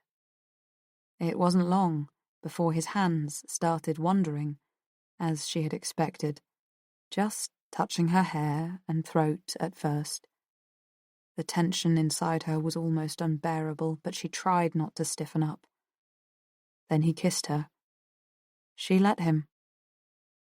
She took off her quilted jacket to make a pillow against the rough bark, and he started fiddling with the buttons on her shirt. She let him. 1 button, 2 buttons, 3 buttons. She had one arm around him, and the other groping in her hold-all. Her mouth was dry, and it still tasted of greasy cod. 4 buttons. Now her bra was exposed, and he bent forward and kissed the dark cleavage. She sighed. His fingers quickened and soon unbuttoned the shirt right down to her waist. Without bothering to take it off, he pulled the bra up over her breasts. She let him. Her free hand stroked the nape of his neck, and tears ran down her flushed cheeks. Suddenly he froze. "My God, Martha, what happened? What on earth happened?" He pulled back and stared in horror at the puckered zigzags across the skin of her breasts. They looked like an old hag's dugs, as Sue well knew. Her hand closed on the paperweight. "Nothing," she said softly. "Nothing for you to worry about." "Why? Does it turn you off?" "Well, no," he said awkwardly. "I don't mean that. I just—" "Go on, Keith. Go ahead. Kiss them if you like." She put her free hand on the back of his head and drew him towards her. As she felt him resist, she pushed harder. She could feel his oily black hair under her fingers and the strength in the knotted muscles at the back of his neck as he shoved against her hand. Tears of anger burned in her eyes. His lips brushed the dead skin where the severed nerve ends had never knit back together. He strained back, but she kept pushing him down. When his mouth reached the place where her right nipple used to be, she brought the paperweight down on the side of his head. He didn't jerk and twitch like Jack Grimley, and for that she was grateful. She didn't know if she would have been able to stand that without going mad. He just slumped forward into her arms. She rolled him off, and he fell onto his back at her feet. Blood bubbled over his ear through his glossy hair onto the earth. She wasn't going to make the mistake of touching the wound this time. Her heart was beating wildly, but at least she didn't feel sick. Perhaps, like everything else, murder got easier with practice. Sue raised the paperweight again, but the sound of rustling in the undergrowth stopped her. Heart thudding, she looked up straight into the eyes of a large, panting collie. The dog just stared at her with its tongue hanging out and its head cocked to one side, as if it wondered what the hell was going on. Sue felt more naked under its gaze than she had under Keith's, and she quickly pulled down her bra and began to button up her shirt. The dog just stood there, watching her, with that pained and puzzled expression in its eyes. Then she heard a faint cry in the distance. The dog's ears pricked up, and with a final, despairing glance at her, it turned and ran off through the thicket towards two distant figures standing on the path. This place was too dangerous. She had to get out before someone else came. First, she took Keith's Ordnance Survey Guide from his back pocket. She would need that to find her way back to the main road. Then she felt for his pulse. She didn't really know where to look, except from programs she'd seen on television, but she couldn't feel anything on his wrist. Quickly, she hit him once more, just to make certain. Surely one of the blows must have fractured his skull, she thought. She wiped the paperweight carefully on his shirt, wrapped it in paper handkerchiefs, and put it back deep in her holdall. Next, she piled all the loose brush and dead leaves she could find over Keith's body. He looked so innocent lying there, such a babe in the woods. Then she remembered the pressure of his muscles as he had pushed himself away from her, rejected her, and that split second of balance when their strength had been equal and she had killed him. She patted her hair and brushed the leaf mould and twigs from her jeans, then hurried back towards the path. Looking behind her, she couldn't see anything of Keith, just a small mound that looked like an old tree stump. She followed the map about 3/4 of a mile to the main road without passing another soul. Not that it mattered anyway. If anyone did recollect her, it would be Martha Brown they remembered. The police might find Keith soon, and they would make inquiries and track down the bus driver too. But it would be Martha Brown he remembered.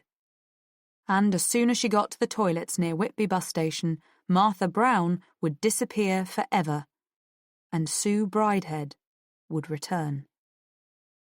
At the bus stop, she caught her breath, then sat on the warm brick wall at the bottom of someone's garden, where she watched the ants and smoked a cigarette as she waited for the 4:18 back to Whitby. Kirsten settled down to make preparations. She would visit Sarah first and go to Whitby from there. 2 days later, after she had bought a Whitby guide and written to Sarah, she informed her parents that she decided to go back up north to university.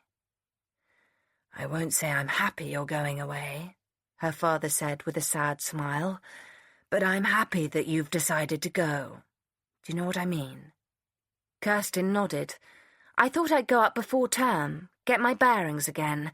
Sarah and I might do some walking in the Dales." "When are you planning on going?" he asked. "I'll have to wait till I hear from Sarah, but I thought I'd go as soon as I can." "I'm afraid I won't be able to give you a lift." "That's all right. I was planning on taking the train." "You'll be needing some money, won't you?" her father said, and went to fetch his checkbook. Sue went to celebrate her first housebreaking at the expensive restaurant. After that, she threw her holdall, weighted down with heavy pebbles, into the sea. She stood and watched as the tide swallowed it. Even if it did turn up, it wouldn't be of any interest to anyone.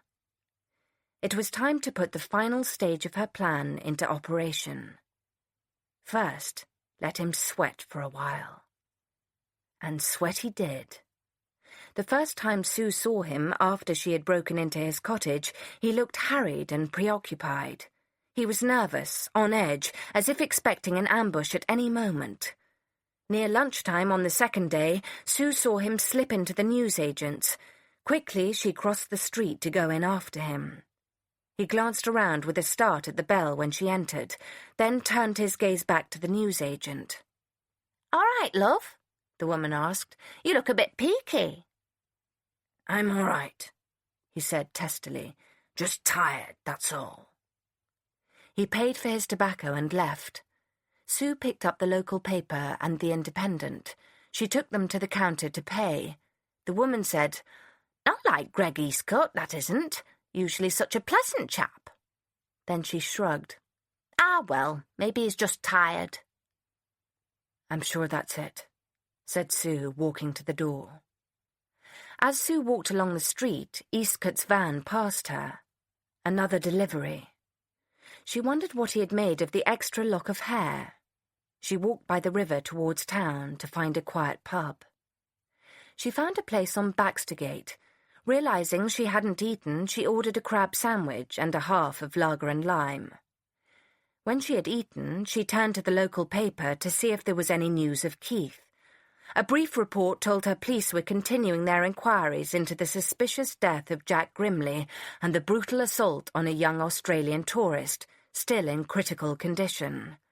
Apparently, Keith had not regained consciousness.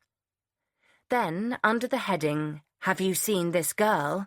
she noticed an artist's impression. It looked nothing like her. Still, it was enough to make her pulse race. They were getting closer. The caption said police were anxious to talk to this girl, who had been seen with the Australian in Hindwell, as she may have been the last person to see him before the attack. It seemed likely that they'd found the bus driver who had picked her up near Staithes, but all he could tell them was that she had got off at Whitby. After that, Martha Brown had disappeared forever. Besides, she had divine protection, at least until she had fulfilled her destiny. Her spirit guides would hardly allow her to fail after she had got so far. Nonetheless, it was wise to get it done quickly and leave. Tonight, if she could. With luck, when she had killed him, the police would search his house and find the 7 locks of hair. They would check the dates and places of his overnight deliveries and find out what he'd done. They would assume a victim had got the better of him this time and wouldn't employ all their resources trying to find out who she was. After lunch, Sue returned to the factory area.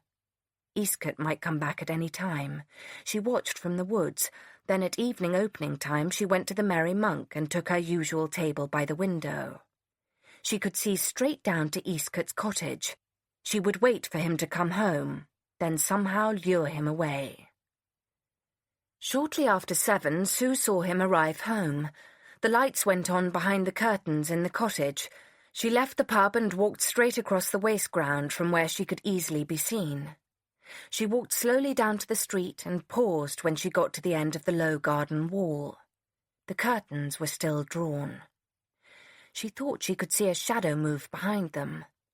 She stood for a few moments, certain that they were looking at one another, with only the thin curtains between them. Then moved on, taking the dirt path across the scrubland that led down to the main road. Sue stopped about 100 yards from his house. It was uncanny, the certainty she felt that he would open his door and look. He did. He walked to the end of his garden path and slowly opened the gate. Chapter 34. Kirsten. You realise it might take several sessions, said Laura Henderson, brushing some ash off her white coat. And even then there's no guarantee. Kirsten nodded. But you can do it. Yes, I can do it. About 10% of people aren't susceptible to hypnosis, but I don't think we'll have much trouble with you. You're bright and you've got plenty of imagination. What did Superintendent Elswick say? Kirsten shrugged. Nothing much. just asked me if I'd give it a try. Laura leaned forward. Look, Kirsten, she said. I don't know what's on your mind, but I sense some hostility. I want to remind you that what goes on between us in this office is confidential. I don't want you thinking that I'm somehow just an extension of the police. Naturally, they're keeping tabs on you. And when they found out you were seeing me, they made inquiries. I want you to know, though, that I haven't told them anything at all about our sessions, and nor would I, without your permission. I believe you, Kirsten said. Besides, there's been nothing to tell, has there? Hypnosis might change that. Do you still trust me? Yes. And even if we do come up with something, even if the man told you his name for some reason and you remember it, none of what we discover will be of any legal use.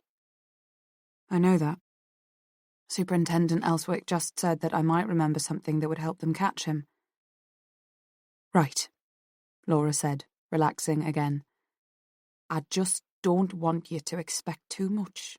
That's all. Either from the hypnotherapy or from the police. Don't worry, I won't. You're going to get your watch out and swing it in front of my eyes. Have you ever been hypnotized before? Never. Laura grinned. Well, I'm sorry, but I don't carry a pocket watch. I'm not going to make hand passes at you either, and my eyes won't suddenly start to glow bright red. You do need something to fix your attention on, true, but I think this'll do fine. She picked up the heavy glass paperweight from on top of a pile of correspondence. Inside, caught in the glass globe, was what looked like a dark green tangle of seaweed and fronds. Do you want to start now? Kirsten nodded.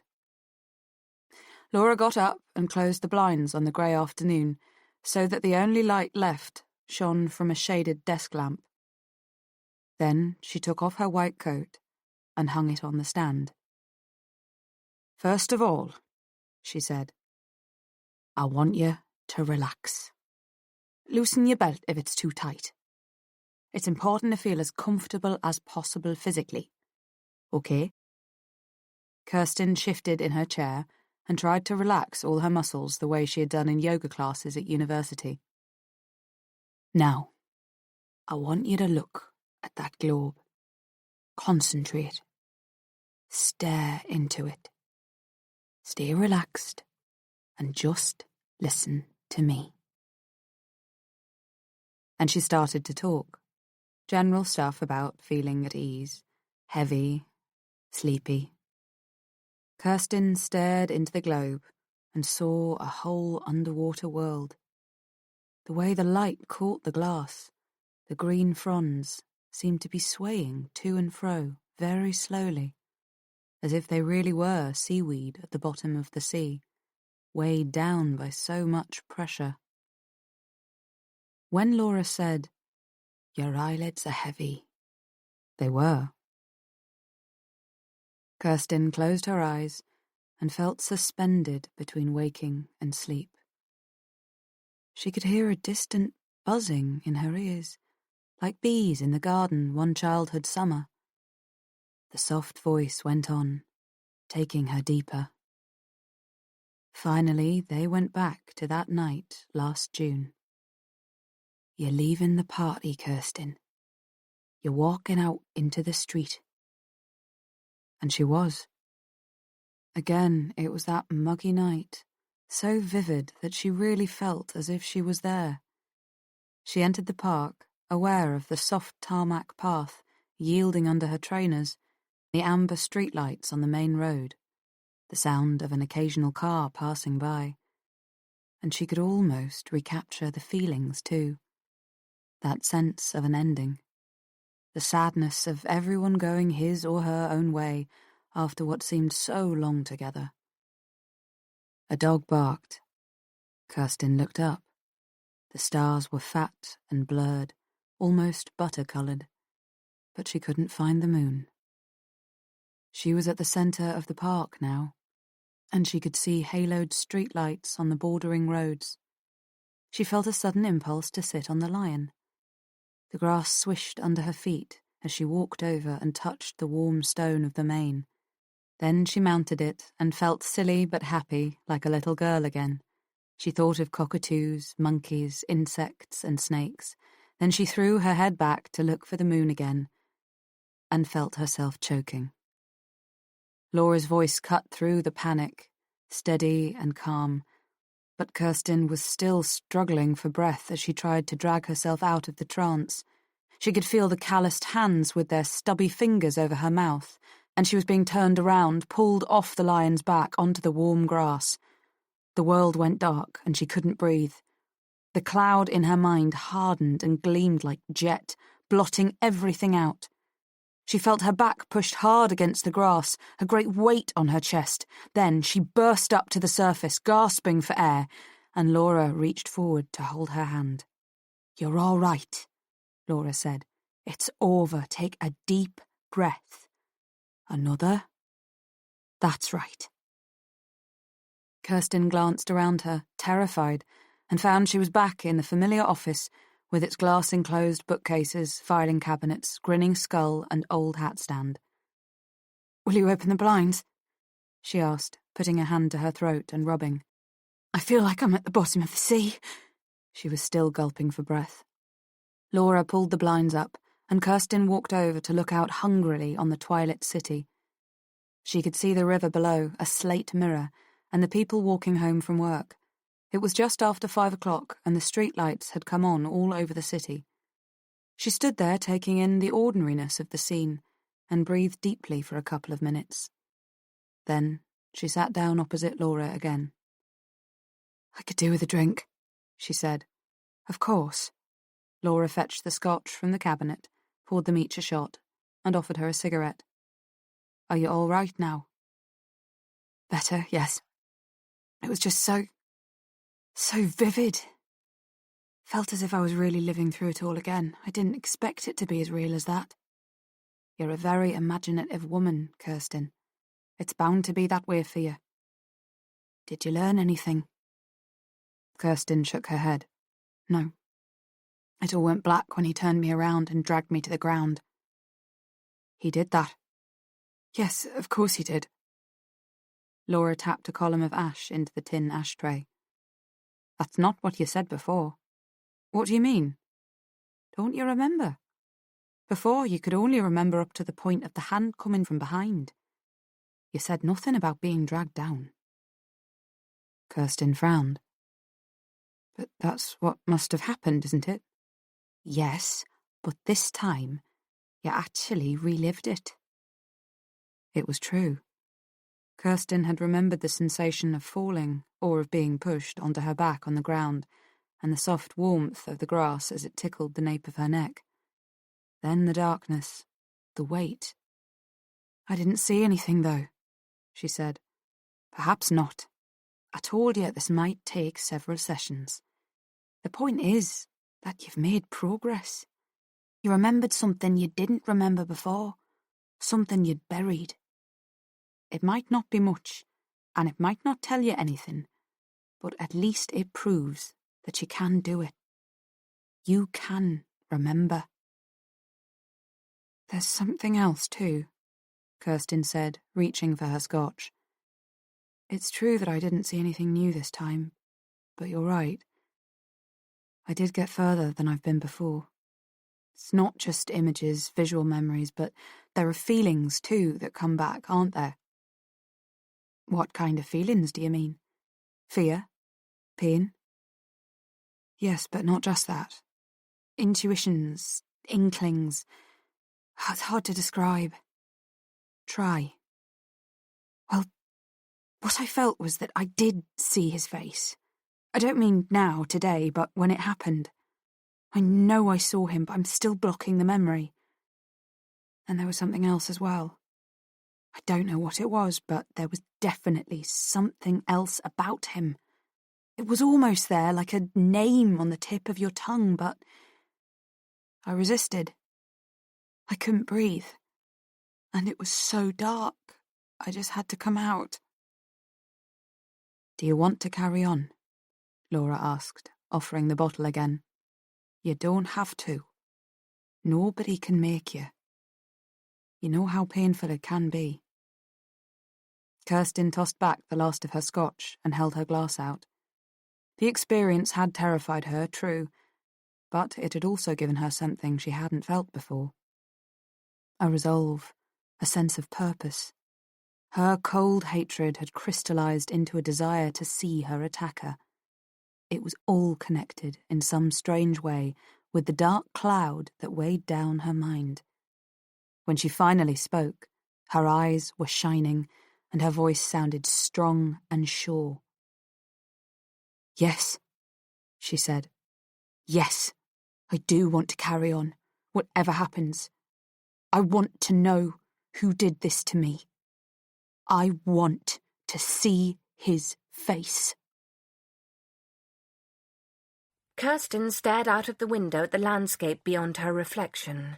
She closed her eyes and let the rhythm carry her. She would stay with Sarah a day or two until she felt it was time to go. She would say she was going to the Dales, walking for a few days. The rain had stopped when Sarah met her at the station that evening. They allowed themselves the luxury of a taxi back to the bedsit. It was getting dark when they arrived. Kirsten dropped her holdall in the corner and looked around. Some of her belongings were still in their original places. All Sarah had done was clear space for her own things. "Does it upset you being back here?" "I don't think so." "I got a bottle of Plonk. Thought you might like that better than going out on the first night." "That's great. I don't much fancy going out. Wine would be nice." Sarah filled their glasses. "Cheese? I've got a wedge of brie and some Wensleydale." "Yes, please." Sarah brought in the cheese with a selection of biscuits on a tray. Kirsten helped herself to some food, then picked up a book she noticed lying on the floor by the armchair. It was a biography of Thomas Hardy. "Is this what you're reading?" she asked. Sarah nodded. "I'm thinking about doing my PhD in Victorian fiction." "Hardy's hardly a light read, is he?" Sarah laughed. "He was a bloody pervert." "What do you mean?" "He used to like attending public executions, especially when women were being hanged." She reached for the book. "Here it is, 1856. Martha Brown was the woman's name. She was hanged for murdering her husband. She caught him with another woman and they got into a fight. He attacked her with a whip and she stabbed him. Hardy went along and wrote about it." She pushed the book under Kirsten's nose. "Look at that." Kirsten read, what a fine figure she showed against the sky as she hung in the rain, and how the tight black silk gown set off her shape as she wheeled half round and back. Sarah went on, "Hardy makes out as if she was entering some kind of wet T-shirt contest." The description was certainly tinged with eroticism. "Am I right?" Sarah asked, pouring more wine. "He turns her into some sort of convenient image, as if her life was only important because he got a charge from watching her hanged. She wasn't even a person to him." "But we all tend to see other people as bit players in our own dramas, don't we?" "Not to that extent." "You might be surprised." Kirsten held her glass out and Sarah emptied the bottle. "Fear not," Sarah said. "I suspected we might need more than the usual amount of alcoholic sustenance." She returned with a larger bottle. "What did you mean?" Sarah asked when she had filled the glasses. "When you said I'd be surprised?" Kirsten frowned. "I was thinking of the man who attacked me. I wasn't a person to him, was I? I was just a convenient symbol of what he hated or feared."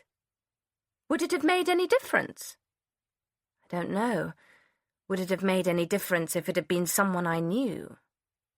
I'd know who it was." "And?" "I'd kill him." Sarah shook her head. Kirsten went on, "Sometimes I think it's some sort of contagious disease he gave me, like vampirism. I didn't die, but maybe a part of me did. Maybe I have a little bit of the undead in me." "That's cuckoo talk. You're not going to convince me you're turning into some sort of vampire Joan of Arc." "My God," Kirsten thought. I almost told her. She laughed. You're right, she said. I'm not. The next day, Kirsten left a note for Sarah, then went into town. After shopping for 1 or 2 essentials, she headed for the bus station. 3 hours later, Martha Brown arrived in Whitby on a clear afternoon in September, convinced of her destiny.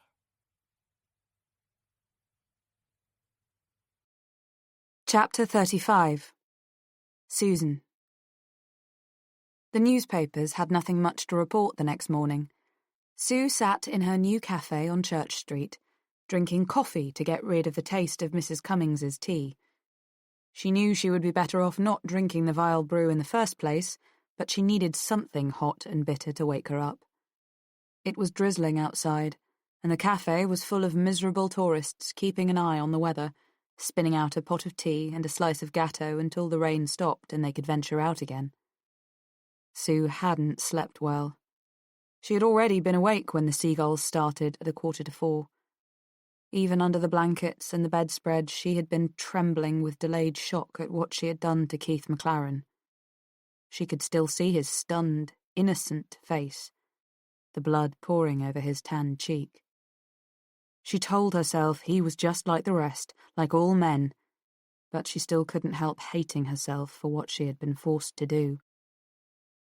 When she came to analyse her actions, it was mostly the way she had deliberately set up the situation that disgusted her.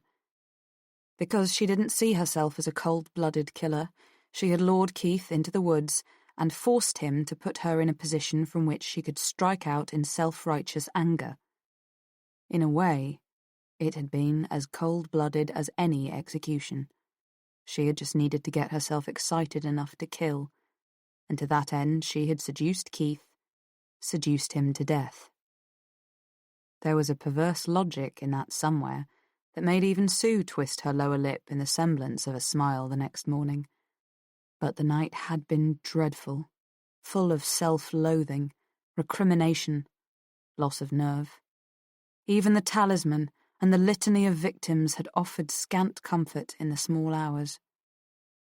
She had also worried. As it happens, when you lie awake during those dreadful hours of the not-quite morning with something on your mind, one fear leads directly to another. The disturbed mind seems to toss up terrors with the prolific abandon of a tempestuous ocean.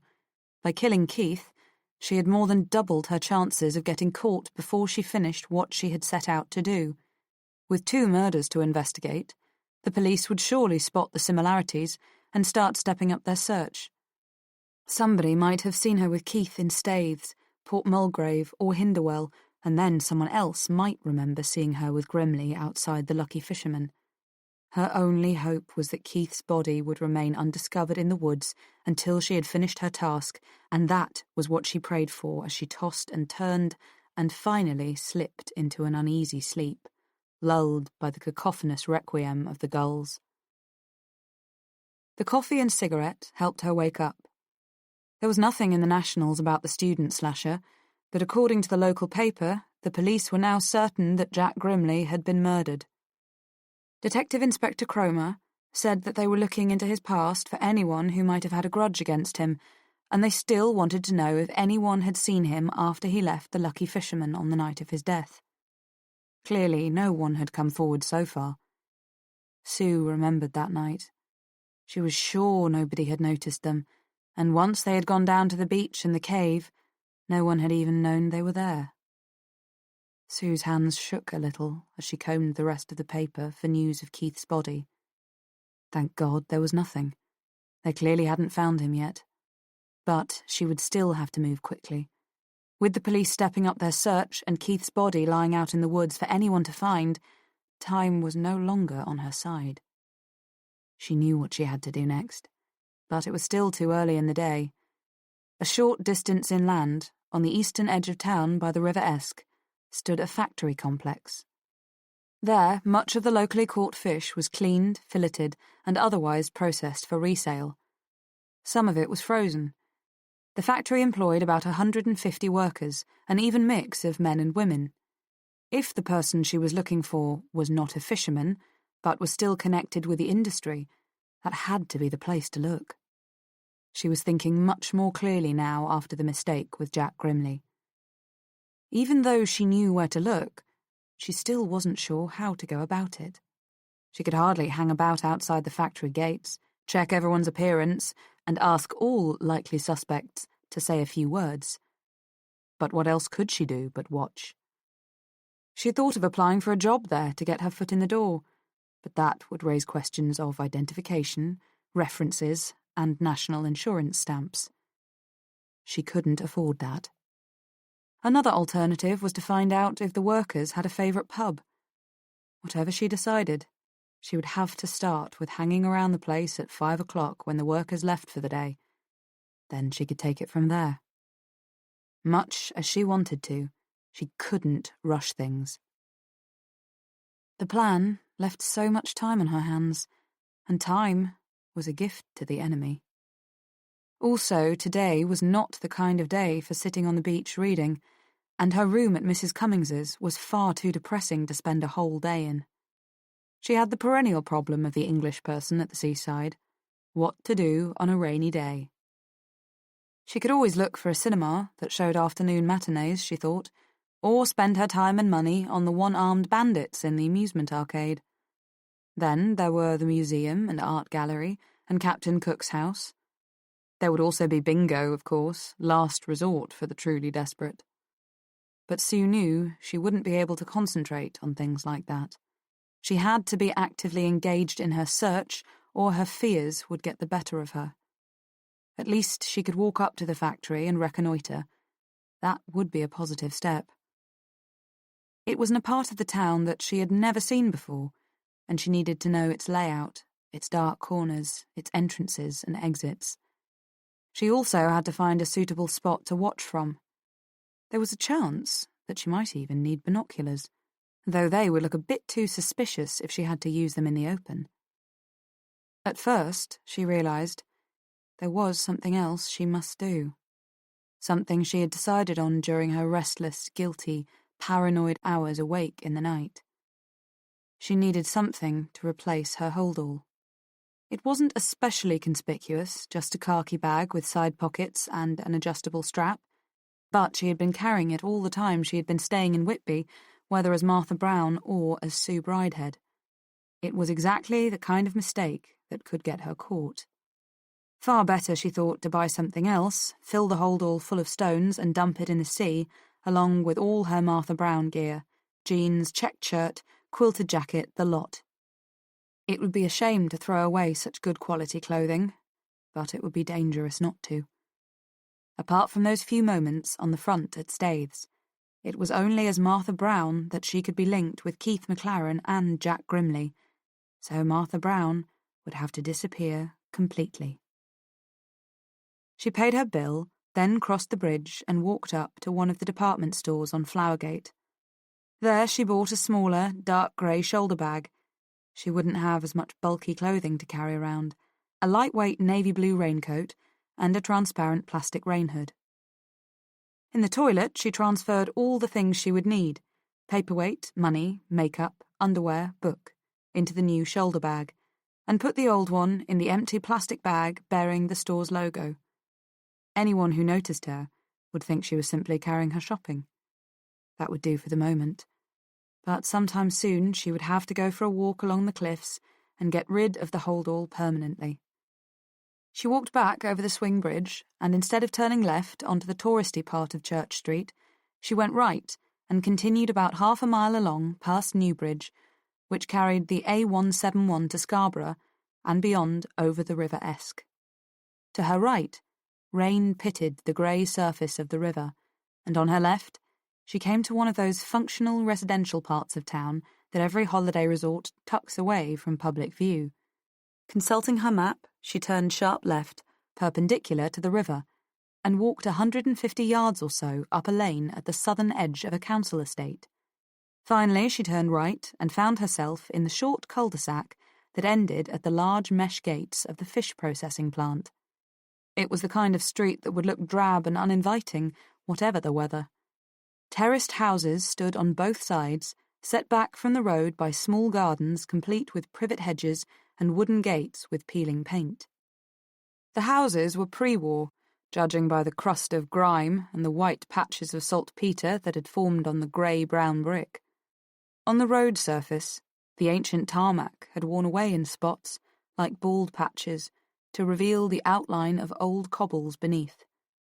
To Sue's left, a short section of the terrace had been converted into a row of shops. Grocer, butcher, newsagent tobacconist, video rental, and on the right, about 20 yards from the factory gates, stood a tiny cafe. Certainly, from the outside, there was nothing attractive about the place. The white sign over the grimy plate-glass window was streaked reddish-brown with rusty water that had spilled over from the eaves, and the R and the F of Rose's Cafe had faded to no more than mere outlines. Hanging in the window itself was a bleak, hand-written card offering tea, coffee, and sandwiches. The location was ideal, though. From a table by the window, Sue would just about be able to see through the film of dirt, and she would have a fine view of the workers filing out of the gates down the street. As far as she could tell, there was no other direction they could take. She walked all the way up to the gates themselves. They stood open, and there was no guardhouse or sentry post. Obviously, national defence wasn't at stake, and a fish processing plant had little to worry about from terrorists or criminal gangs.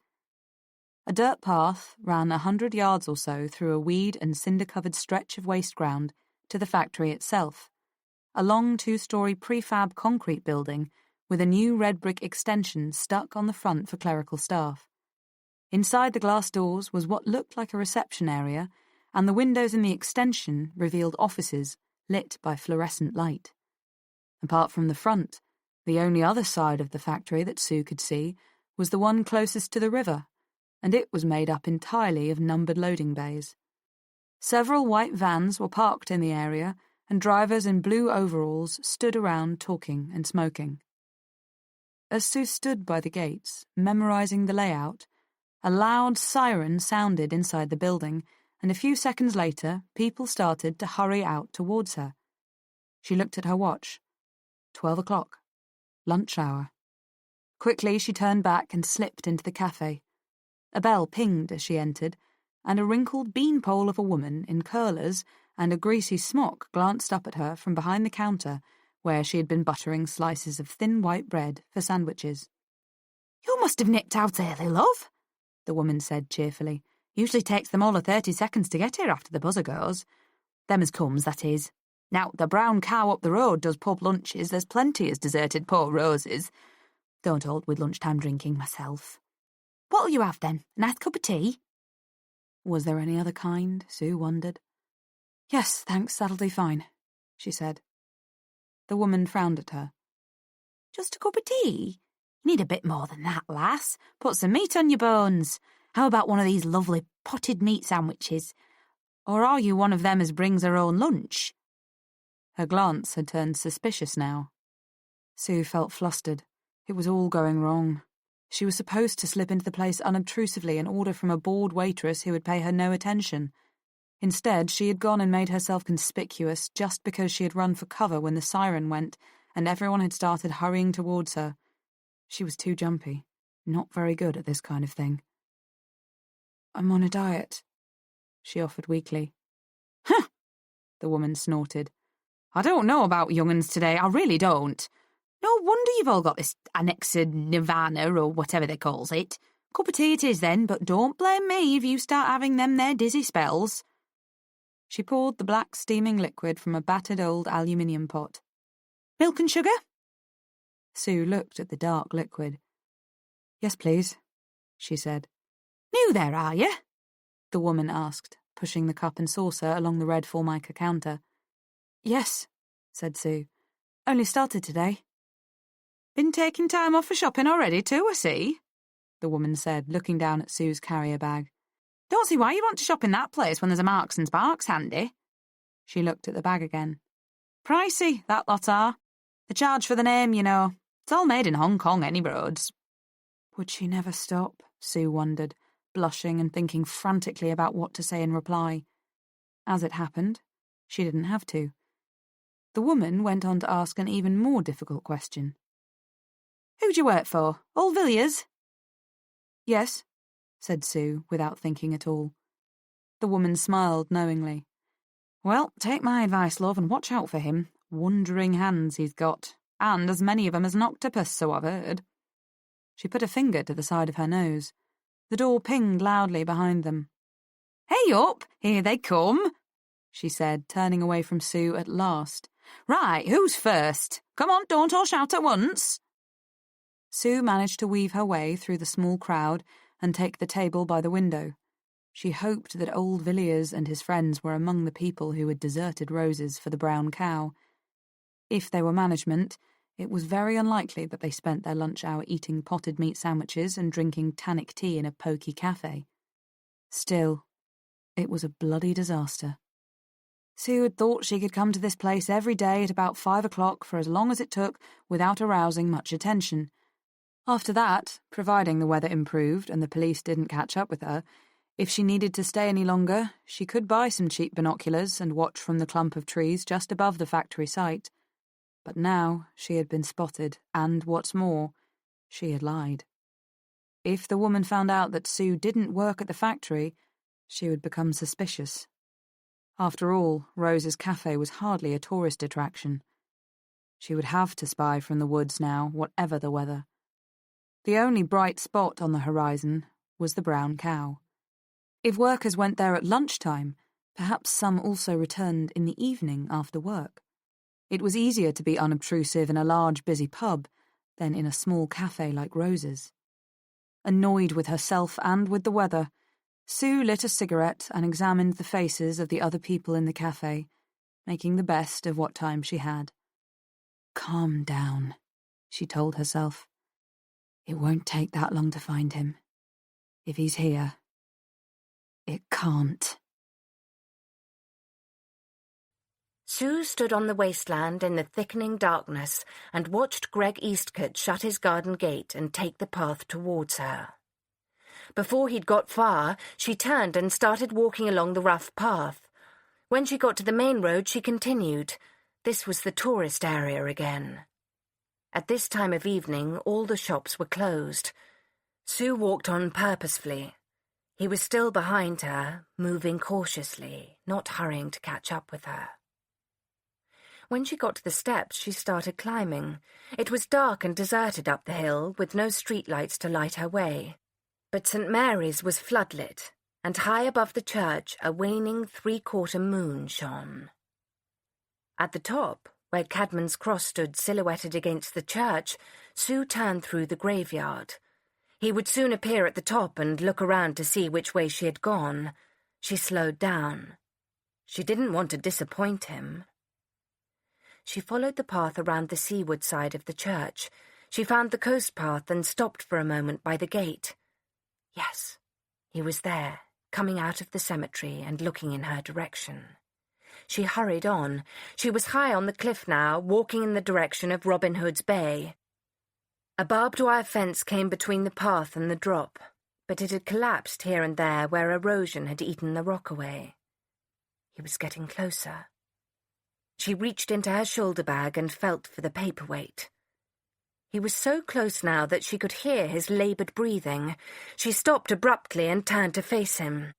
In the moonlight, she could just make out his features, the low, dark brow, wide, grim-set mouth, and the eyes glittering. He stopped. Only about 5 yards lay between them. Sue was shaking. Finally, she found the courage to speak. "Do you remember me?" "You," he said in that familiar, raspy whisper. "You were in my house." "Yes," she said, feeling the hardness of the solid glass in her hand. "Why?" He was moving towards her slowly as he talked. "You know what you are," she said, bringing her hand out of the shoulder bag. She took a sudden step towards him and shouted, "Come on, do it! Finish me!" She could see the confusion on his face as she moved towards him.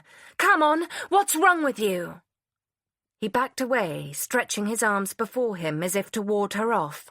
What must she look like, coming towards him with all the rage of a ruined life in her face and voice? The miserable bastard was terrified, and his fear unnerved her for a moment. He must have sensed her confusion, for he began to smile as he slowed his retreat. But he'd already gone too far. She took a pace forward and kicked out at him. Her foot connected with his groin, and he tottered back towards the edge of the cliff. The fence was low there, and the post stood at an angle, pointing out to sea. As he fell, his clothing snagged on the barbed wire. He was half over the edge, his hands clawed at the grass. The more he struggled, the more the wire seemed to wrap him. He grunted and snatched at the sods as he tried to stop himself from sliding over. Sue knelt down and smashed at his hands with the paperweight. He howled, snatching at the barbed wire, anything to get a grip. Only his head and shoulders showed above the edge now. The post was almost out of the ground, and the more he struggled, the more he slipped. Sue raised the paperweight and hit him on the side of his head. Blood filled his eye. She hit out again, this time catching him over the ear. He screamed. The post broke free of its shallow pit and shot over the cliffside, taking him with it. Sue knelt at the edge and saw him twist around in the wire before he tore free and plunged. Far below, the sea lapped around the rocks at the base of the cliff. The body, arms and legs whirling, hit them with a thud. Sue could see him down there, slumped and broken over the sharp, dark rocks. It was done. Should she follow him? It would be so easy just to relax and let herself slide over the edge to oblivion. No, suicide wasn't part of her destiny. Her own death had been her stake, what she had risked, but it was not part of the bargain if she won. She was free now, come what may. More than that, she was Kirsten again. Even imprisonment would be a kind of freedom now. Her best bet would be to get out of town and back to Sarah first thing in the morning and destroy anything that might link her to the place. As she got to her feet, the paperweight slipped out of her palm and fell over the edge. She saw the glass shatter against a rock like a wave breaking. Free of its cage, the rose seemed to drift up on a current of warm air. Its crimson petals opened, then slowly floated back down, and a departing wave carried it out to sea. Chapter 36. Kirsten. What else did you remember? Sarah asked, leaning forward over the table and cupping her chin in her hands. That's just it, Kirsten said. nothing. It's so frustrating. I've had 2 more sessions since then and got nowhere. Every time I pulled back at the same point.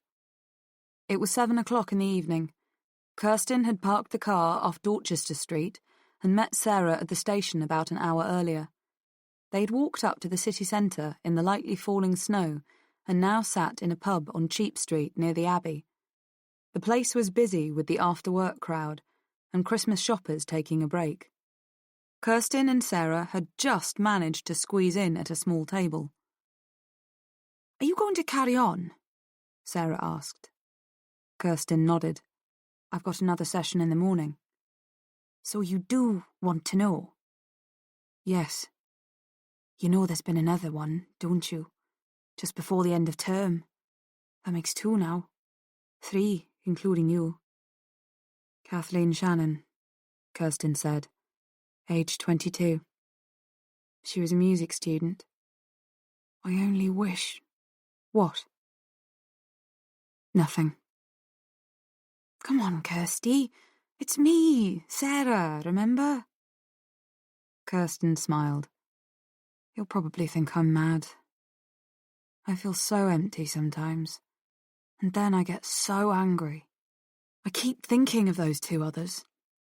And there's this block, like a huge black lump or a thick cloud in my mind, and the whole memory's locked in there. I don't think it will go away, Sarah. Even if the police do get him.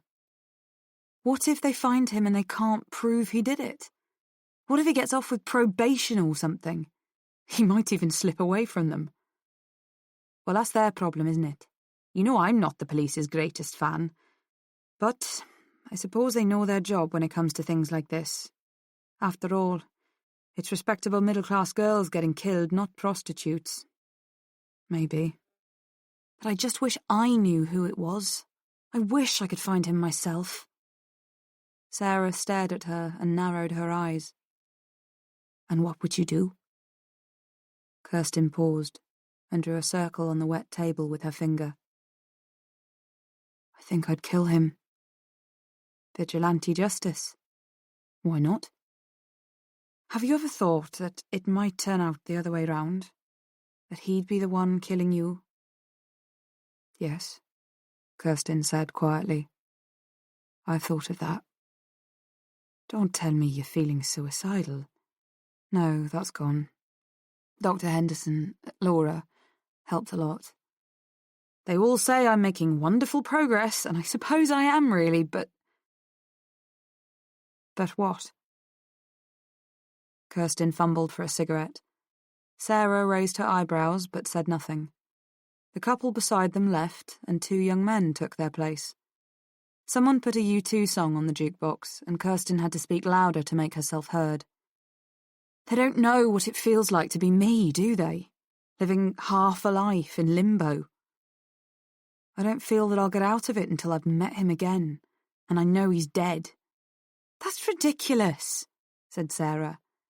Besides, you wouldn't know where to look for him any more than the police do. No, I wouldn't. Not yet, anyway.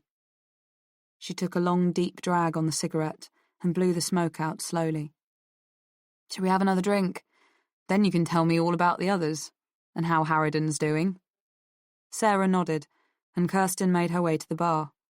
She didn't have to wait long to get served.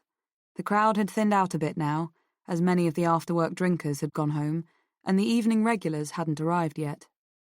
The two lads at the next table were still there, though, talking enthusiastically about girls.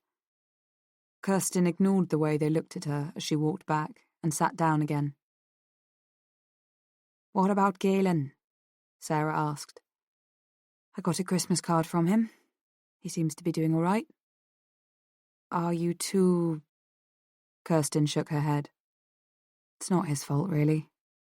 He tried. God, how he tried. But I put him off. I don't think I could handle a relationship with a man right now. She remembered that she had never told Sarah the full extent of her injuries and wondered whether she should do so. Not now, she decided, but perhaps sometime over the next few days. Sarah had stuck by her. She deserved to know. Kirsten also remembered the small pile of unopened letters, most of them from Galen, that she had put away in her drawer. As they chatted about old friends, the bookshop and the bedsit, Kirsten noticed the two lads looking at her again and talking to one another. During a lull in the conversation, the old Kinks song on the jukebox ended, and she overheard them. One said something about her looking stuck up and needing a really good fuck. The other laughed and said something she could only catch the end of. Enough cock to pave the road from here to Land's End. Ends up! And they burst into laughter. Kirsten whirled round and flung the rest of her lager at them. As they recoiled in shock, their knees knocked the table and their glasses tipped over, rolled onto the stone floor and smashed. Beer spilled all over the place. In a flash, the landlord rushed over. Hey, I don't want no trouble! Before they knew what had happened, Kirsten and Sarah found themselves back out in Cheap Street. They had no idea where the two boys had got to. Kirsten leaned against a lamppost to catch her breath, and Sarah stood beside her laughing. Well, you really showed them, didn't you? And I thought getting chucked out of pubs was my speciality. Did you hear what they said? Yeah, some of it. Come on, love, let's walk a bit. Their kind's not worth bothering about. Besides, it's not as far from here to Land's End as it is from up north. I suppose that does water down the insult a bit, Kirsten said. Lancashire, I'd say, from the way they talked. Probably Manchester. Sarah raised her eyebrows. I'm impressed. I've already forgotten most of what I learned last year, but you still remember that linguistics stuff. Kirsten managed a smile. Suppose it's like riding a bike. You never forget. Anyway, we should be going home soon. I said we wouldn't be late. The snow was still falling. Now the flakes were bigger and fatter, and an inch or two had settled on the roads and pavements, where it was soon churned up into grey slush by cars and pedestrians. They walked past the floodlit Abbey and turned right onto Pierpont Street. Beyond Parade Gardens, the river reflected the strings of red and green Christmas lights, and snowflakes drifted down to melt on the water's surface. There were still plenty of shoppers about, with huge carrier bags full of presents. "Nice," said Sarah when she saw the Audi. Kirsten took a scraper from the boot and wiped the snow from the windscreen. Then she negotiated the one-way system onto Wells Road. Soon they had left the city behind and turned off the main road onto the narrow country lanes. Here the snow lay undisturbed before the car's wheels, a pristine white carpet glittering in the headlights. Thick flakes fell and stuck to the window, melting before the wipers could brush them away. Almost without realizing it, Kirsten found herself pressing her foot down on the accelerator. She knew these winding roads like the back of her hand.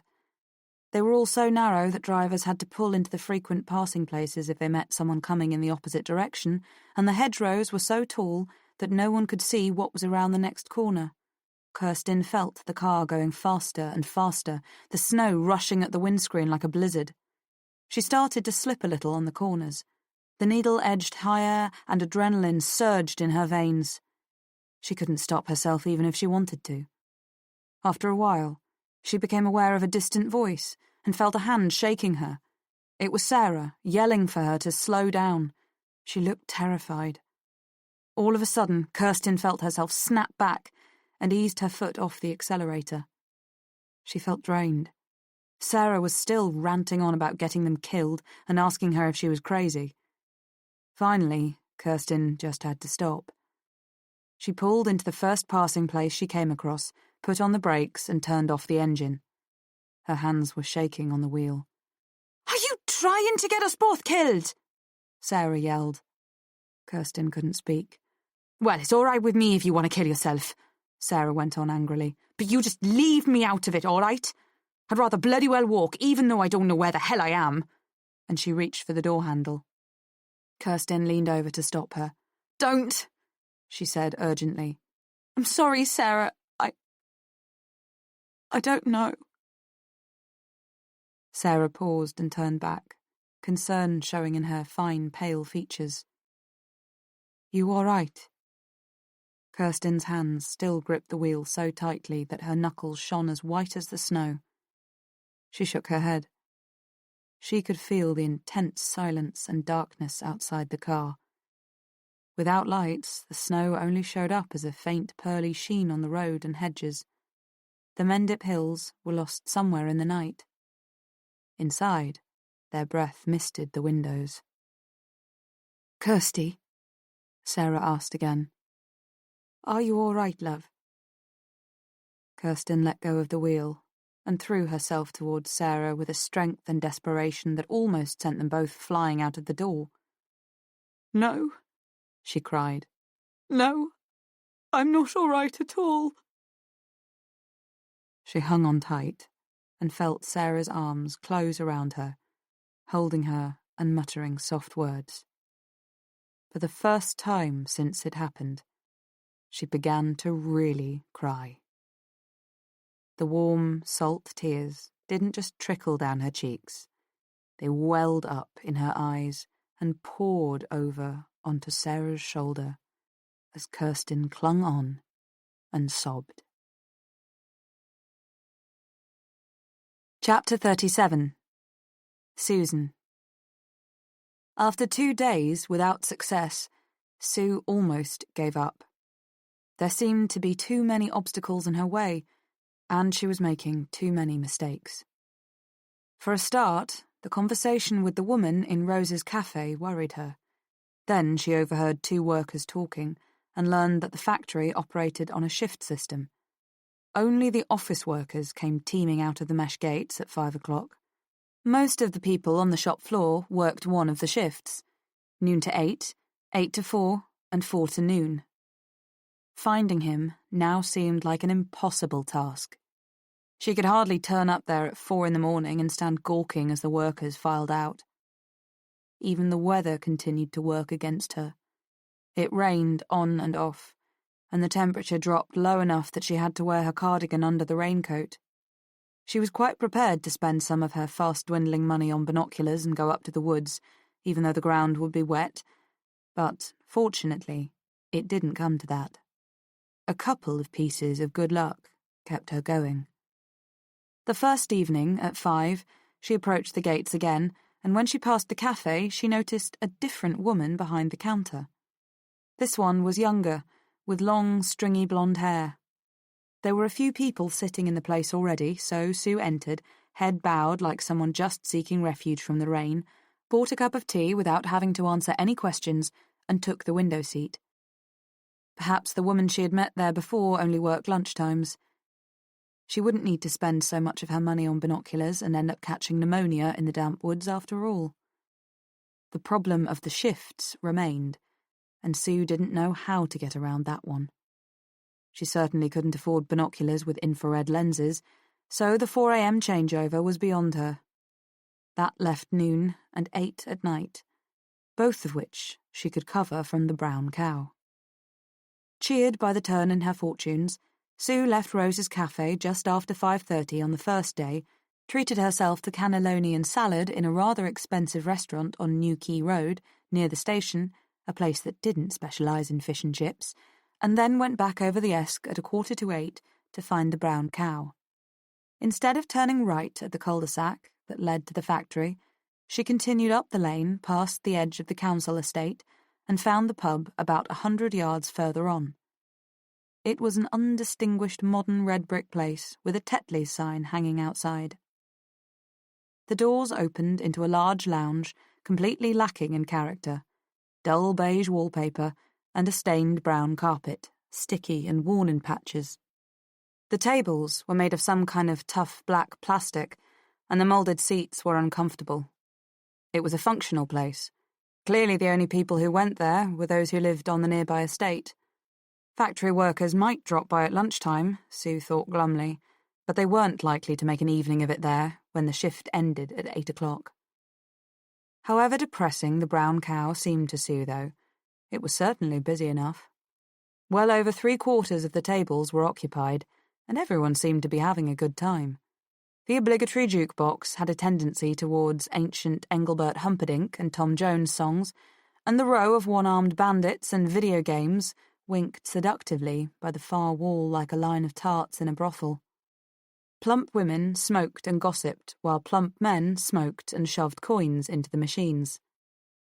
In her raincoat and hood, Sue thought she looked drab and anonymous enough not to attract too much attention in her dim corner. As it turned out, though, she didn't have to stay long. When no crowd of workers had turned up by 8:25, she felt her suspicions confirmed and left.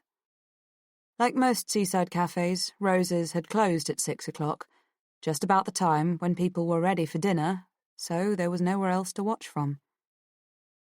Lunchtime on the second day seemed more promising. Not only did several of the office workers call in at the Brown Cow, but quite a few of the factory men came in for a pie and a pint at the end of their shift. Sue still didn't see the man she wanted, and she began to wonder how much longer she could go on. Though Keith's body hadn't been found yet, and nothing new had appeared in the papers, she was beginning to worry that the police might be getting close. Her money wouldn't last forever either, and she hardly dared contemplate the consequences if she was wrong about her quarry's origins. She had put so much energy into the search, gambled so much of herself on the outcome, that failure didn't bear thinking about. Especially now that 2 innocent people lay dead because of her. She went to Rose's cafe again that evening around 5, and turned up at the Brown Cow at 8. Still nothing.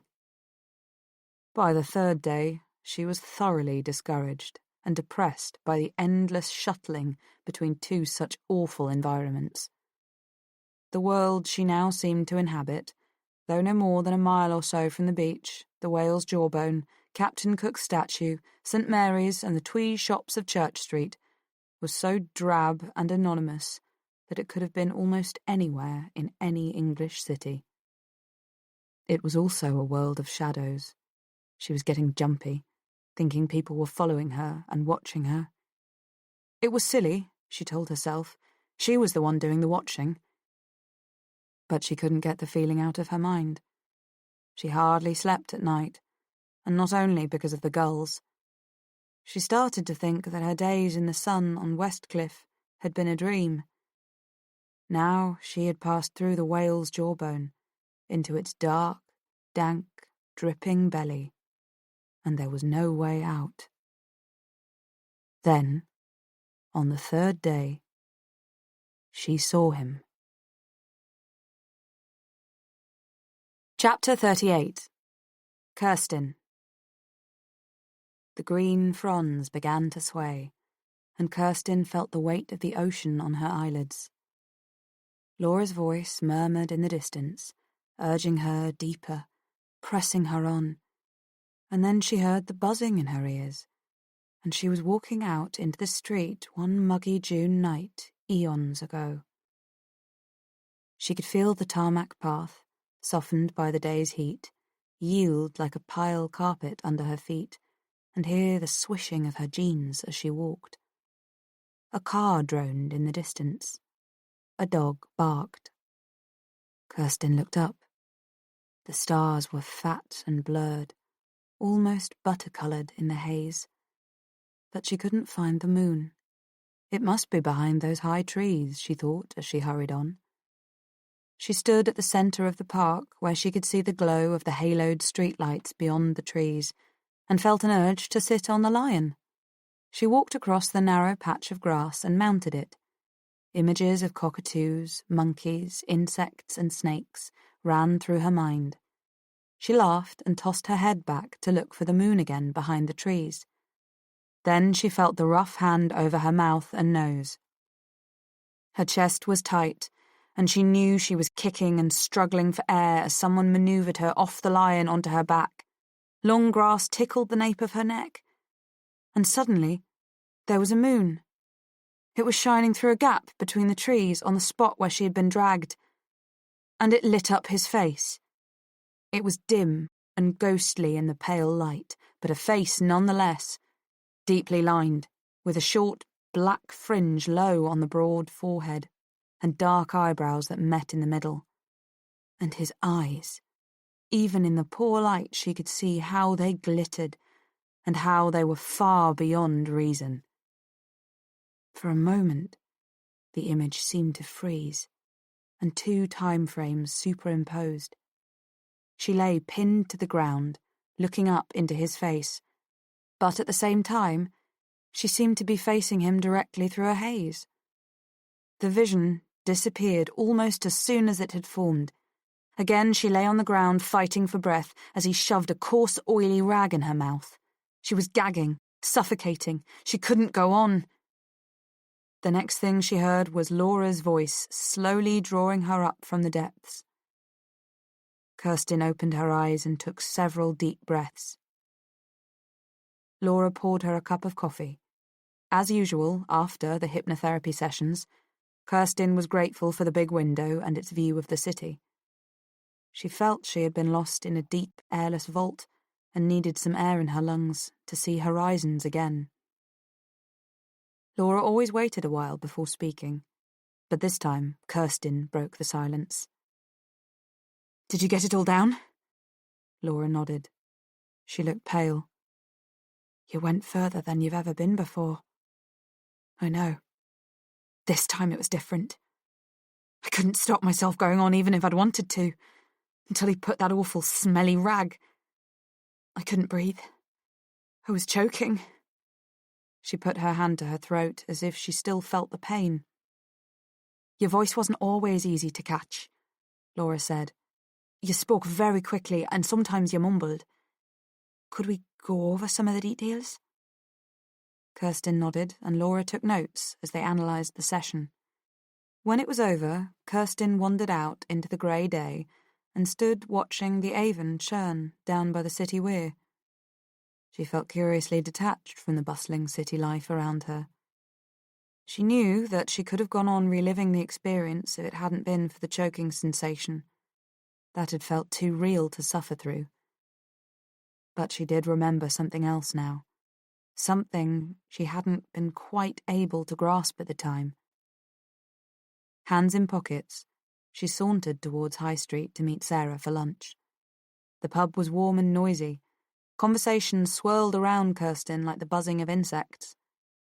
She felt as if she was floating. It was a pleasant sensation, though. It had been a long time since she had felt grateful for the atmosphere of a crowded pub. Sarah was sitting close to the side door, a half of lager in front of her and a paperback in her hand. Kirsten waved to her, stopped at the bar for drinks, and went over. Sarah shifted some parcels from the chair next to her and put them on the floor. Kirsten sat down. "Christmas presents," Sarah said. Kirsten sipped her double scotch and reached for her cigarettes. "Are you all right?" Sarah asked. "You look a bit pale." "I'm fine," Kirsten said.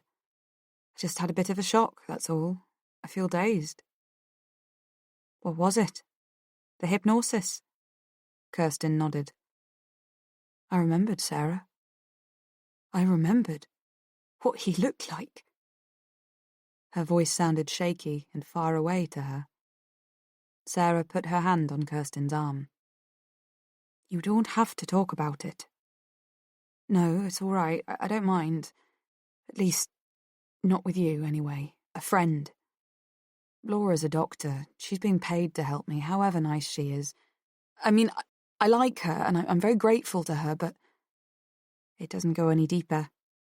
No. When it's not me in the office, it's someone else, isn't it? And she's probably just the same with them. It's nothing special. It's impersonal, like the police." And she told Sarah about finally seeing her attacker. "How old do you think he was?" Sarah asked. "I never really thought. About 40, 45, I suppose. Pretty old. It's just that he had this lined face, you know, rough-hewn lines from the edges of the nose and mouth." She drew them with her fingers on her own face. Then she shuddered. "It was awful, Sarah. It was like going through the whole thing again, but I couldn't stop myself. I didn't want to." "What happened next?" "Laura brought me out of it." "Have you told the police what he looked like?" Kirsten sipped some scotch and glanced towards the bar. Things were coming into clearer focus now. Her feet were touching the ground. "Not yet. Laura's going to phone them and send a report." "Are you sure you're telling me everything?" Sarah asked. "Why?" "You sound vague, and you've got that shifty look on your face.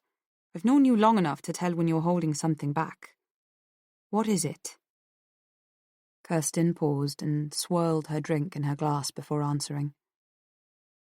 "There was something else. Just an impression. I can't really be sure." "What was it?" "When he put the gag in my mouth, I was too busy struggling trying to catch my breath to really notice at the time." "Notice what?" "The smell. There was a smell of fish. You know, like at the seaside." "Fish?" Kirsten nodded. "It probably doesn't mean anything." "What did the doctor say?" "Nothing." "What do you mean?"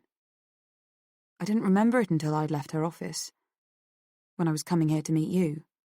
"Why don't you phone her?" Kirsten shrugged. "Like I said, it's probably not important." "But that's not for you to decide." Kirsten toyed with her cigarette in the large blue ashtray, shaping the end in one of its grooves. She felt herself starting to drift again, like the smoke that curled and twisted in front of her. "I don't know," she said. It just seems that I keep feeding them bits of my memory, things I've had sweated out of me, and nothing happens. They're so impersonal, just a big bureaucratic machine. 2 more girls have been killed since my... 2! I can't explain myself, Sarah, not yet.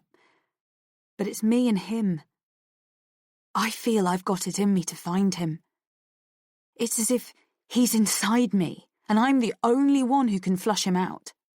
And then what? I don't know. Jesus Christ! Kirsty, if you ask me, you're turning a bit batty. It must be all our solitude and country air. She put her hand on Kirsten's arm again. You really should tell the police everything you can remember. Like you said, he's killed 2 women already, and there's bound to be more. People like him don't stop till they're caught, Do you think I don't know that? Said Kirsten, pulling her arm away angrily. Do you think I don't feel for those women? I have to live what they died. Come again? It doesn't matter. I'm sorry if I seem so touchy about it. I can't explain. I'm not even sure what I mean myself. Kirsten sipped some more scotch and looked around the pub again. The people looked indistinct. Their conversations were just meaningless sounds. Sarah changed the subject to shopping. As she half listened and let herself be lulled by the buzz of talk around her, Kirsten came to a decision.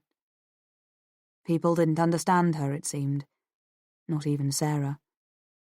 People didn't understand how personal it was. Not just for her, but for Margaret Snell and Kathleen Shannon too. Doctors, police, what did they know? In future, she would have to be careful just how much she told them. When she tasted that foul rag he had stuffed in her mouth and smelled his rough, stubby fingers, she recognized the saltwater taste as well as the fishy odor. The rag tasted as if it had been dipped in the sea. Wasn't there then a good chance that he had come from a coastal town?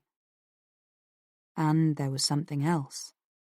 Not only had she remembered the smell, but when he had thrown her to the ground and put the rag in her mouth, as she stared up at him in the moonlight, his mouth had been moving. He had been talking to her. She couldn't hear any sounds or words, but she knew he had spoken. And if she could bring that back, there was no knowing what it might tell her about him.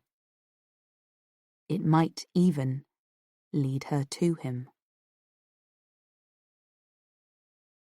Chapter 39. Susan. As Susan approached the brown cow at lunchtime on the 3rd day, she saw 2 white factory vans parked in front, and before she had even got near the entrance, 2 men came out of the pub and walked over to them. It was impossible to be sure from such a distance, but one of them matched the image in her memory. Low, dark fringe, the thick eyebrows meeting in the middle. She had to get closer to see if he had deep lines on his face, and most of all, she needed to hear his voice. When they started their vans and pulled out, she followed on foot. At least she could see which way they turned as they drove down the lane. If they went left, they would be on their way to the factory, and if they carried on down to the main road, they would be off making a delivery somewhere. She was in luck. They turned left. Sue hurried after them. She didn't know what she was going to do, but there was no point in hanging around the brown cow any longer. When she reached the turning, the vans had already pulled up outside the loading bays, 100 yards beyond the mesh gates, and the drivers were nowhere in sight. She walked along the street as far as the row of shops. She couldn't just wander through the factory gates and go looking for the man, nor could she sit in the cafe where the inquisitive woman would be on duty. What could she do? Before she had time to come up with a plan, she noticed the man walk out of the glass doors of the office building. He seemed to be slipping a small envelope of some kind into his pocket. A pay packet, perhaps. Whatever it was, he looked as though he had finished for the day. If he was a driver, the odds were that he had just returned from an overnight run, padded his timesheet with an hour or so at the Brown Cow, and was now on his way home. He was walking towards her, only about 40 yards away now on the dirt track that led out of the factory. She had nowhere to hide. She couldn't just stand there in the street until he came level with her. What if he recognised her? She had changed a lot since their last meeting, lost a lot of weight, though her wig was about the same length as her hair had been then. Surely he couldn't have got a much clearer impression of her looks than she had of his, but she couldn't stand rooted to the spot. There was only one thing to do. She rushed forward and ducked into the newsagent's. She needed her morning papers anyway, as she had been so absorbed in her new routine that she hadn't even spent her usual hour in the Church Street cafe. She hadn't looked for news of Keith, and she was still feeling nervous about the Grimley investigation, though no one had knocked on her door in the middle of the night yet. The newspapers were arranged in small overlapping piles on a low shelf just inside the window, below the rack of magazines. From there, as she pretended to make her selection with her back turned to the newsagent, she could get a closer look at the man as he went past. She bent and pretended to leaf through the stack, as if she were scanning the front pages for the best headlines, when suddenly he appeared right outside. He didn't walk past as she had expected. Instead, he patted his pockets, turned, and came inside.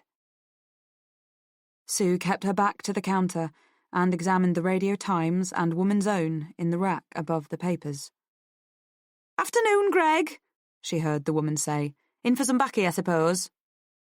"Yes, please." The man's voice sounded muffled, and Sue couldn't hear him clearly. "Usual?" "Aye.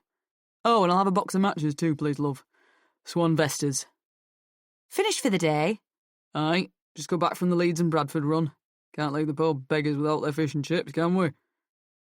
The newsagent laughed. Sue gripped the rack of magazines to keep herself from falling over. Her heart was beating so fast and loud that she thought it would burst. At the very least, both the newsagent and the man in the shop must be able to hear it. Her face was flushed and her breath was hard to catch. Everything seemed to swim and ripple in front of her eyes like motes dancing in rays of light. The magazine covers, the grim terraced houses across the street, and all the while she struggled to stay on her feet. She couldn't let these two people see that there was anything wrong with her. They would rush over to help, and then... Sue held on and fought for control as the voice, the horrible, familiar voice that had been whispering hoarsely in her nightmares for a month, carried on making small talk, as if nothing terrible had ever happened. Chapter 40. Kirsten. When Kirsten stood on the platform and watched the Intercity pull out at 12:25 on the 3rd of January, she felt frightened and desolate. Despite an awkward beginning, Christmas at Brierley Combe that year had turned out to be the best time she had enjoyed since the assault. She had been glad to have Sarah around, especially as a counter to all the uncles, aunts and grandparents who had treated her as if she were a half-witted invalid. The village itself looked like a Christmas card illustration. The snow that began on the 22nd of December went on for almost 2 days and settled a treat, particularly out in the country, where there was little traffic and no industry to spoil it.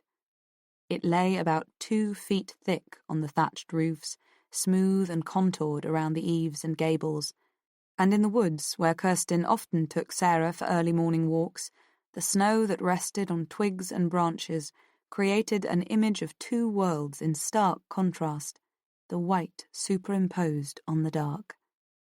They went into Bath once more to do some shopping at the Boxing Day sales and have drinks with Laura Henderson, whom Sarah liked immediately.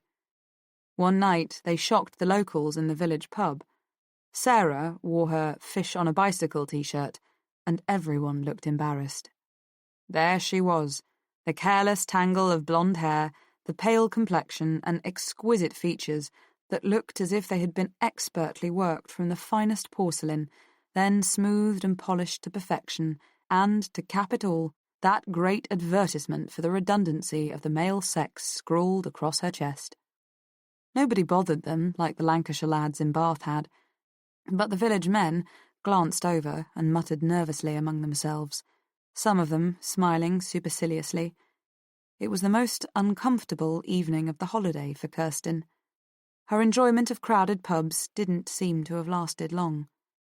She could relax with Laura and Sarah, but the proximity of men still made her tense and angry. And when they looked over with those superior smiles on their faces, her cheeks burned with fear and anger. After all, a man had taken what other men wanted from her.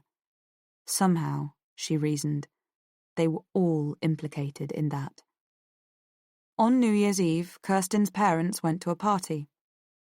Kirsten and Sarah were invited, but neither of them fancied spending the evening with a bunch of drunken old stockbrokers, their bored wives and yuppie offspring, so they decided to stay at home and celebrate by themselves. The cocktail cabinet was well stocked, a log fire blazed in the hearth, and they turned out the lights and lit candles instead.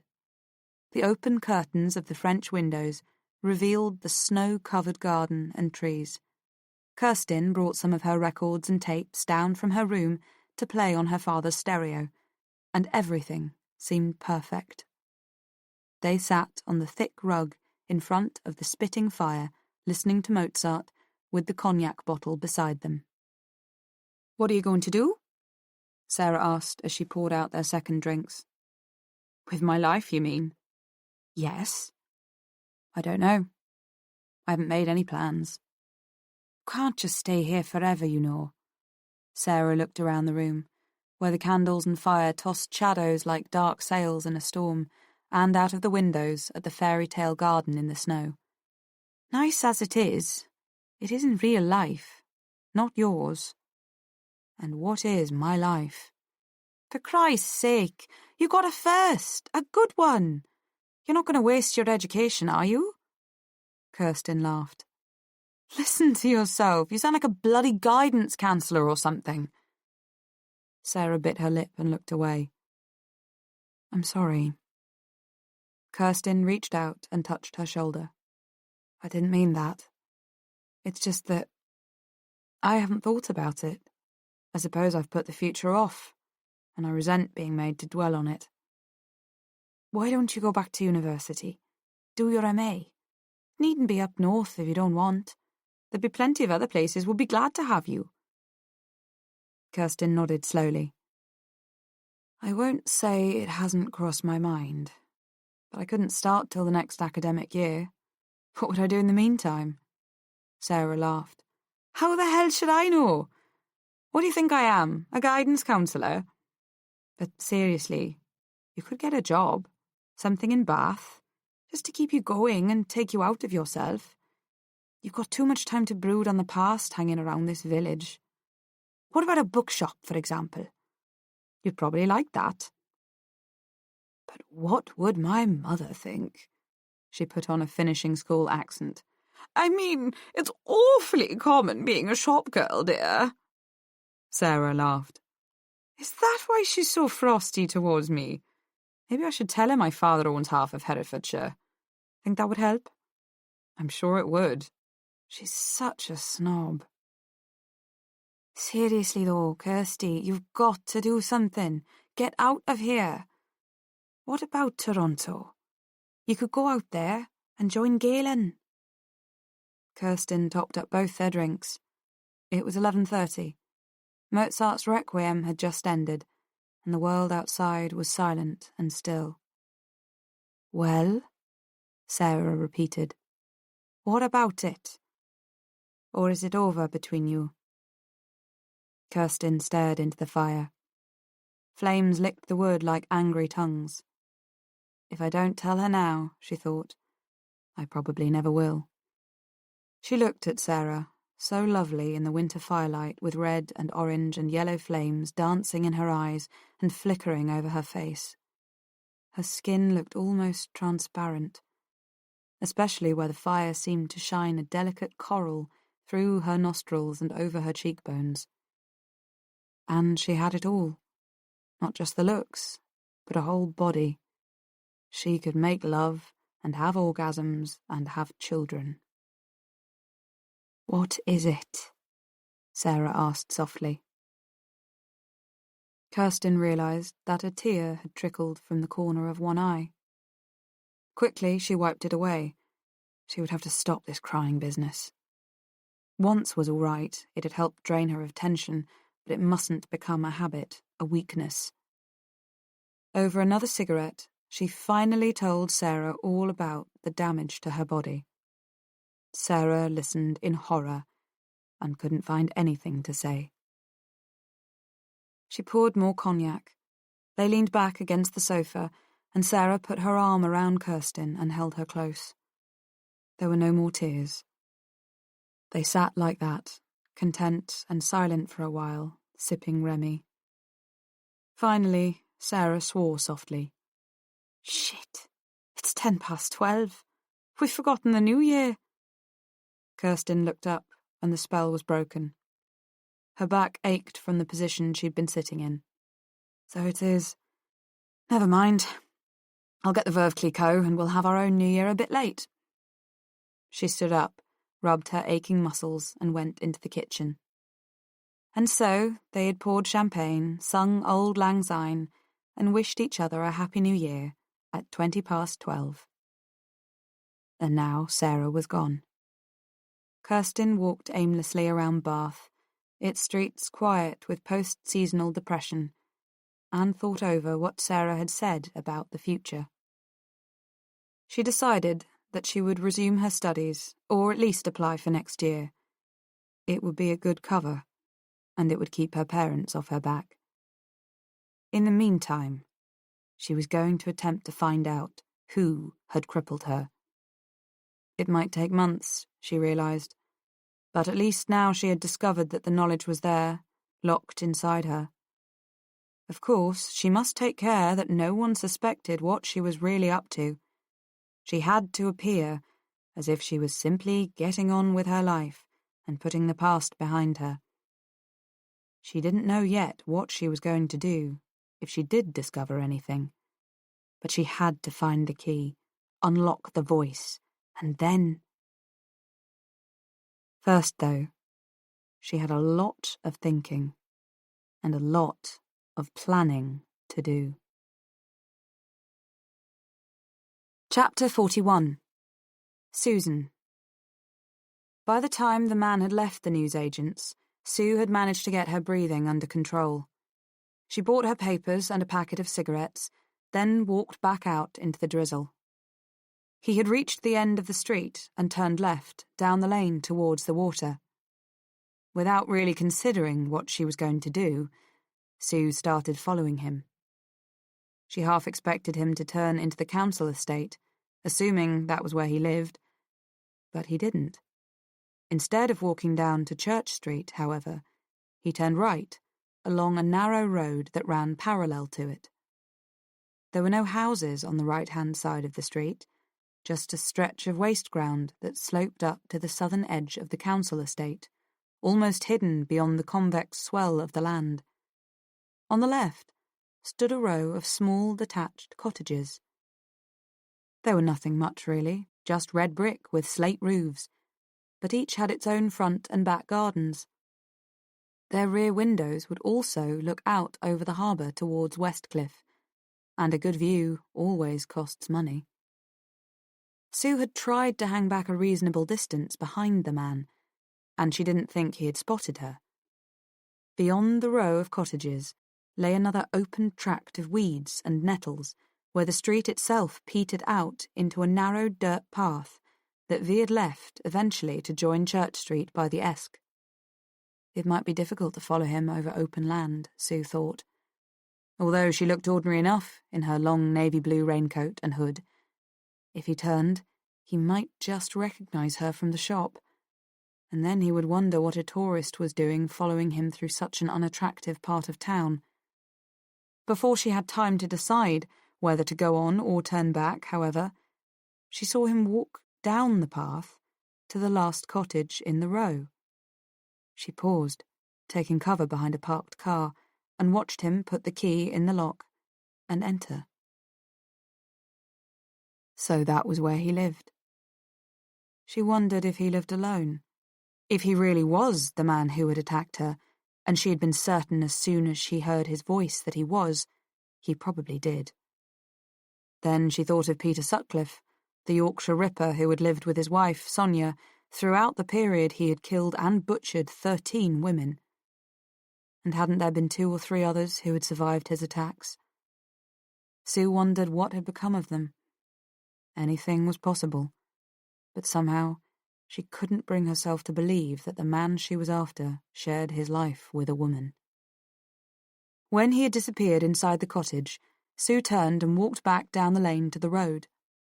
There was nothing more she could do at the moment. A little careful planning, at least, was called for now. She couldn't just go barging in and kill him. She had to lure him to an isolated open place after dark. Because she had been attacked in just such a place, she felt that she would have more chance of succeeding somewhere similar when the tables were turned. He was stronger than her, so she would have to use cunning. She couldn't see it happening in a house or on a street, but she knew where he lived now, and that was comforting knowledge. It gave her an advantage. As if to mark her entry into tourist Whitby, the drizzle stopped, and the clouds began to break, allowing a few feeble rays of sun through here and there.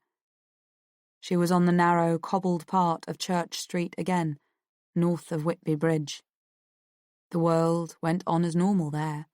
Families and courting couples wandered down the road as usual, pausing to look in the windows of the jet shops and the little gift shops that sold flavoured fudge or sachets of Earl Grey tea and Colombian coffee. It was 1:30, and Sue hadn't eaten yet. She was also eager to read the papers. She went into the Black Horse, bought a half of lager, and ordered a steak and kidney pie. The place was moderately busy, mostly with young couples eating lunch, macintoshes strewn on the seats beside them, and umbrellas propped up against the wall. She managed to find a small corner table and sat down to read the papers while she ate. There was nothing about the student slasher in the Independent. It had, after all, been almost a week since he had last struck. Unless the police caught him, or found an important clue, there would be nothing more about him until he had slashed and strangled his next victim. Sue meant to see that never happened. She glanced quickly at the headlines: war, lies, corruption, misery, and then turned anxiously to the local paper. The news was on the front page, staring her right in the face. Crimes linked?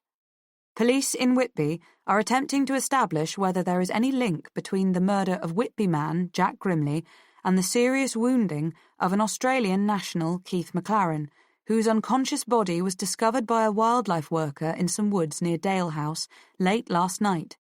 Mr. McLaren, suffering from serious head injuries, is presently in a coma in St Mary's Hospital, Scarborough. Doctors refused to comment on his chances of recovery, but one hospital spokesman admitted there is a strong risk of permanent brain damage.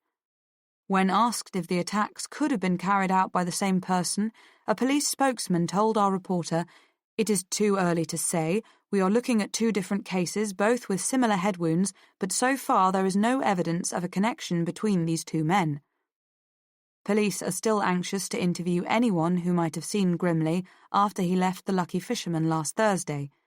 They are also interested in discovering the identity of a woman seen with McLaren in Hinderwell last Monday afternoon. She is described as young, with short light brown hair, wearing jeans, a grey jacket and a checked shirt. Police are eager that anyone who can identify her come forward at once. Sue put the paper down on the table and tried to control her shaking hands. He wasn't dead. Keith wasn't dead. She should have known she hadn't hit him hard enough. Instead of finishing the job, she had been frightened by that damn dog and hurried away without making sure. Perhaps she had felt sorry for him too, and that had made her soft. But it had never entered her mind that she might not have killed him. What could she do now? What if he were to come round and tell the police who she was? They already had a description of Martha Brown. Sue pushed the rest of her pie aside and lit a cigarette. She had no appetite left. It was time to get a grip on herself. She went to the bar, bought a double brandy, then settled down to reread the article carefully. She must be careful not to panic, not now that she had the scent of her true prey. She had to think clearly. The description of the girl was vague for a start, and it certainly didn't resemble the way she looked now. But would the proprietor of the Abbey Terrace guest house remember her? And what about Grimley's pals in The Lucky Fisherman? She had been dressed much the same that night, she recalled, as when she had walked in the woods with Keith. Would the men remember seeing her sitting with the Australian, glancing over at Grimley as if she knew him? And had anyone seen her with Keith in Staithes? She had been wearing her new outfit at first, before she had changed in the toilet, so what if someone could connect the one girl with the other? The police could be getting very close indeed, she realised. She would have to act quickly. There was no sense in staying around to get arrested for killing Jack Grimley when she had now caught up with the man she really wanted. Time was definitely working against her, its winged chariot snapping at her heels. And what about Keith? He might recover consciousness at any moment. Would he still be able to identify her? Or would his memory of the incident be gone, as hers had been for so long? She didn't know. All she knew was that she had her man in sight, and she had better find a way of luring him into the open soon, or the whole mission would be at risk. A Tweedy woman, who had just come to sit at the next table, gave her a curious look. It was probably time to change her haunts. She had been to this pub and the nearby cafe far too often. She sipped some more brandy. It warmed her throat and settled her fluttering stomach.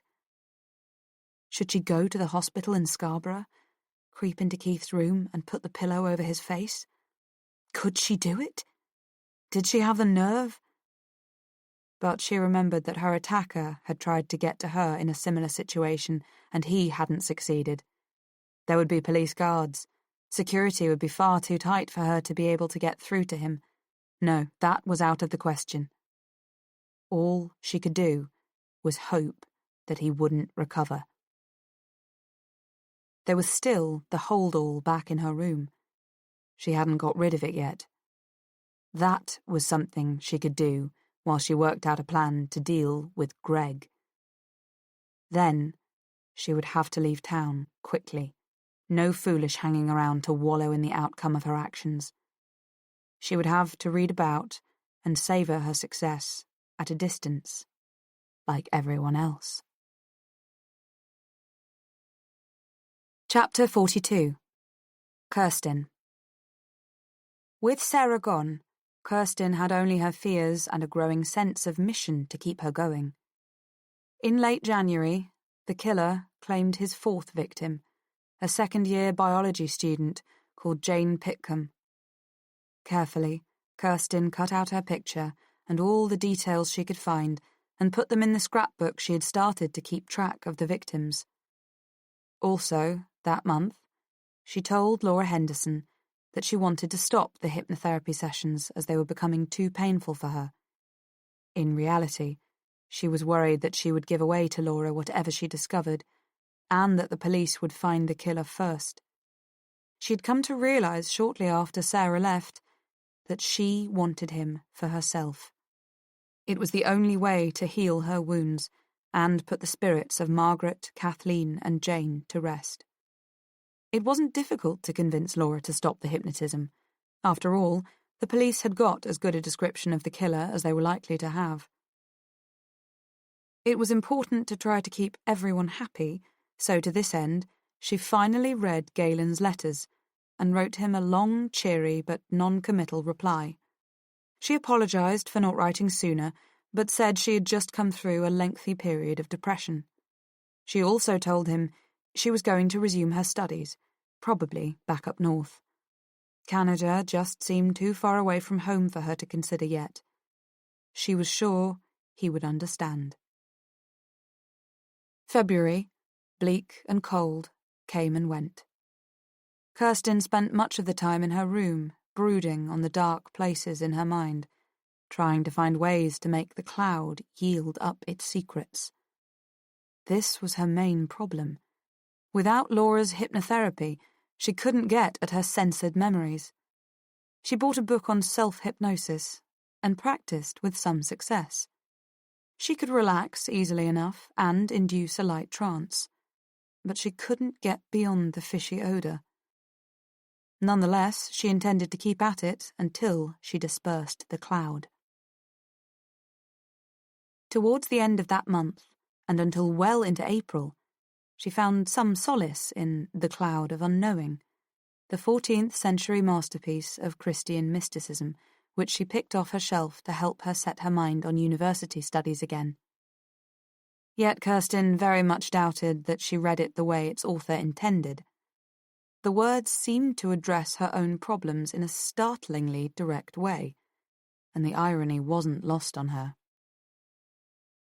When you first begin, you find only darkness, and, as it were, a cloud of unknowing. You don't know what this means, except that in your will you feel a simple, steadfast intention reaching out towards God. Do what you will, this darkness and this cloud remain between you and God, and stop you both from seeing him in the clear light of rational understanding, and from experiencing his loving sweetness in your affection. Reconcile yourself to wait in this darkness as long as necessary, but still go on longing after him whom you love. It was a kind of inversion of what Kirsten felt. Certainly it wasn't God she was seeking, nor did she love the object of her quest.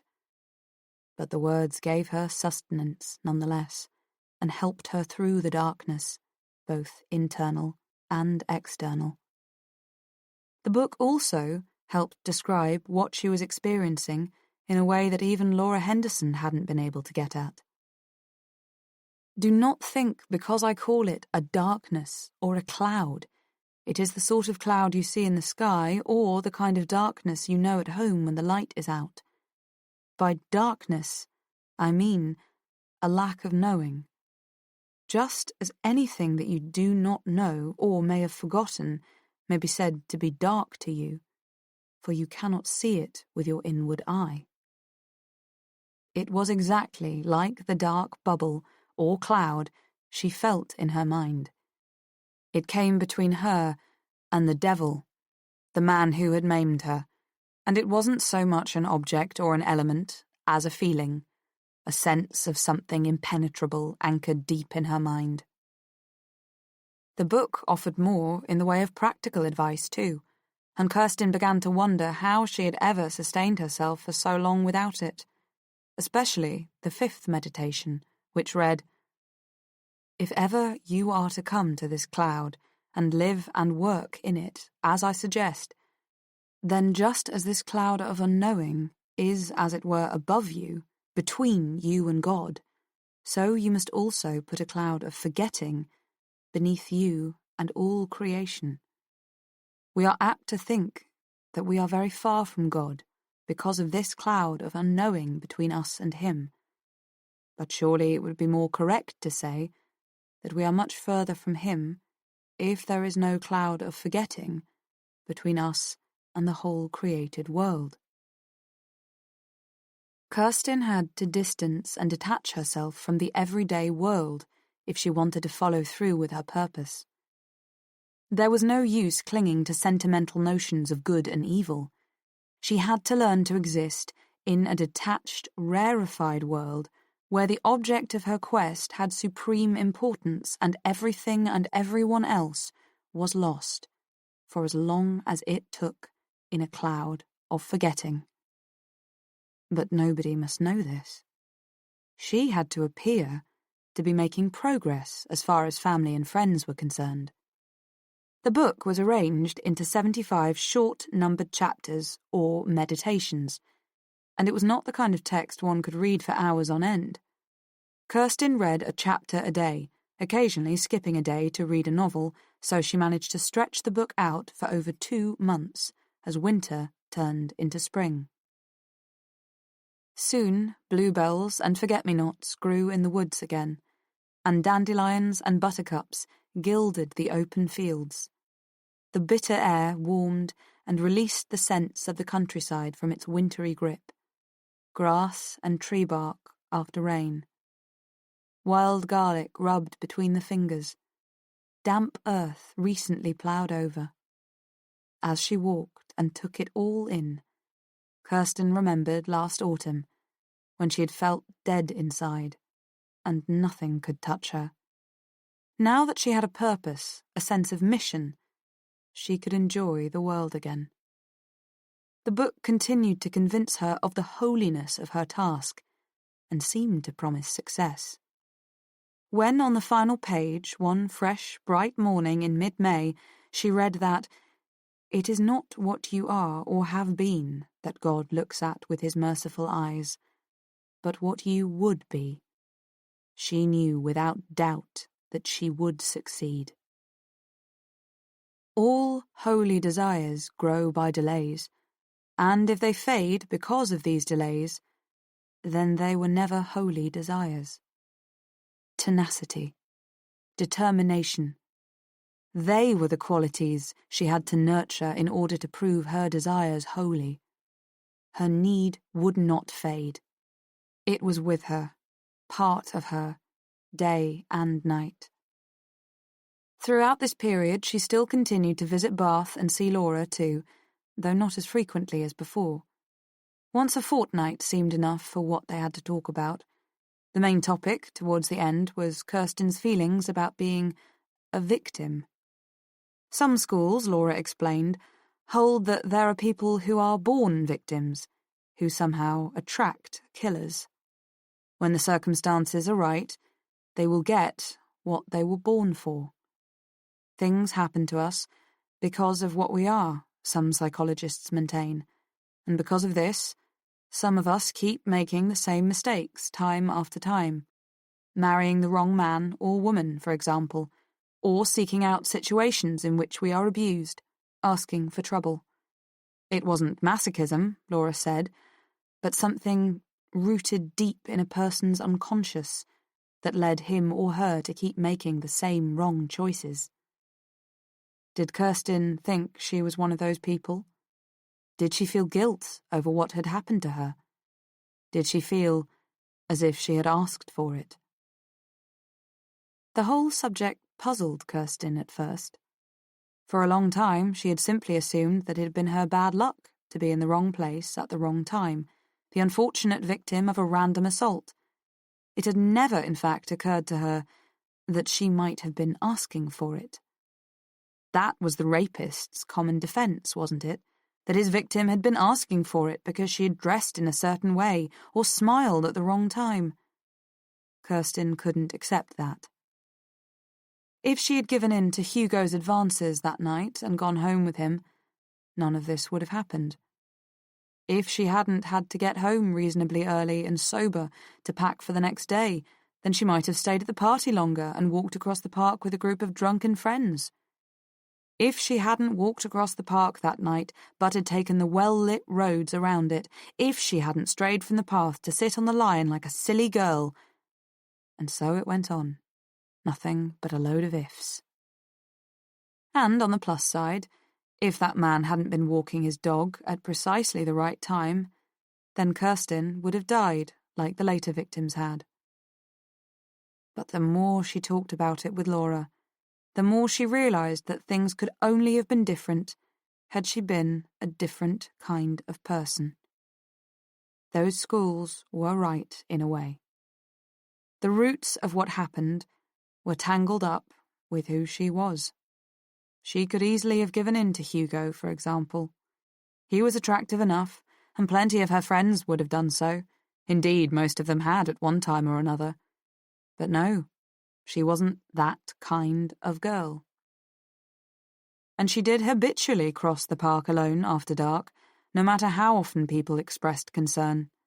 Also, it would never have occurred to her not to give in to that childish impulse to ride the lion, unless she had been with company. In other words, maybe she did think of herself as a born victim, and she just hadn't admitted it before. But she didn't tell Laura this. She could sense that Laura was testing her, trying to find out how sensitive she was. So she gave what she thought were the right answers. Laura seemed relieved. But Kirsten continued to question herself. Why did she cross the park by herself in the dark, for example? Was she looking for something to happen? She certainly hadn't been making any kind of a feminist gesture. When women want to make a point about their right to walk the streets and parks in safety, they do so in large, well-publicized groups, the sensible way. But Kirsten often did it alone. Why? Was she inviting destruction? Somehow, a simple chain of causality wasn't enough to explain what had happened to her.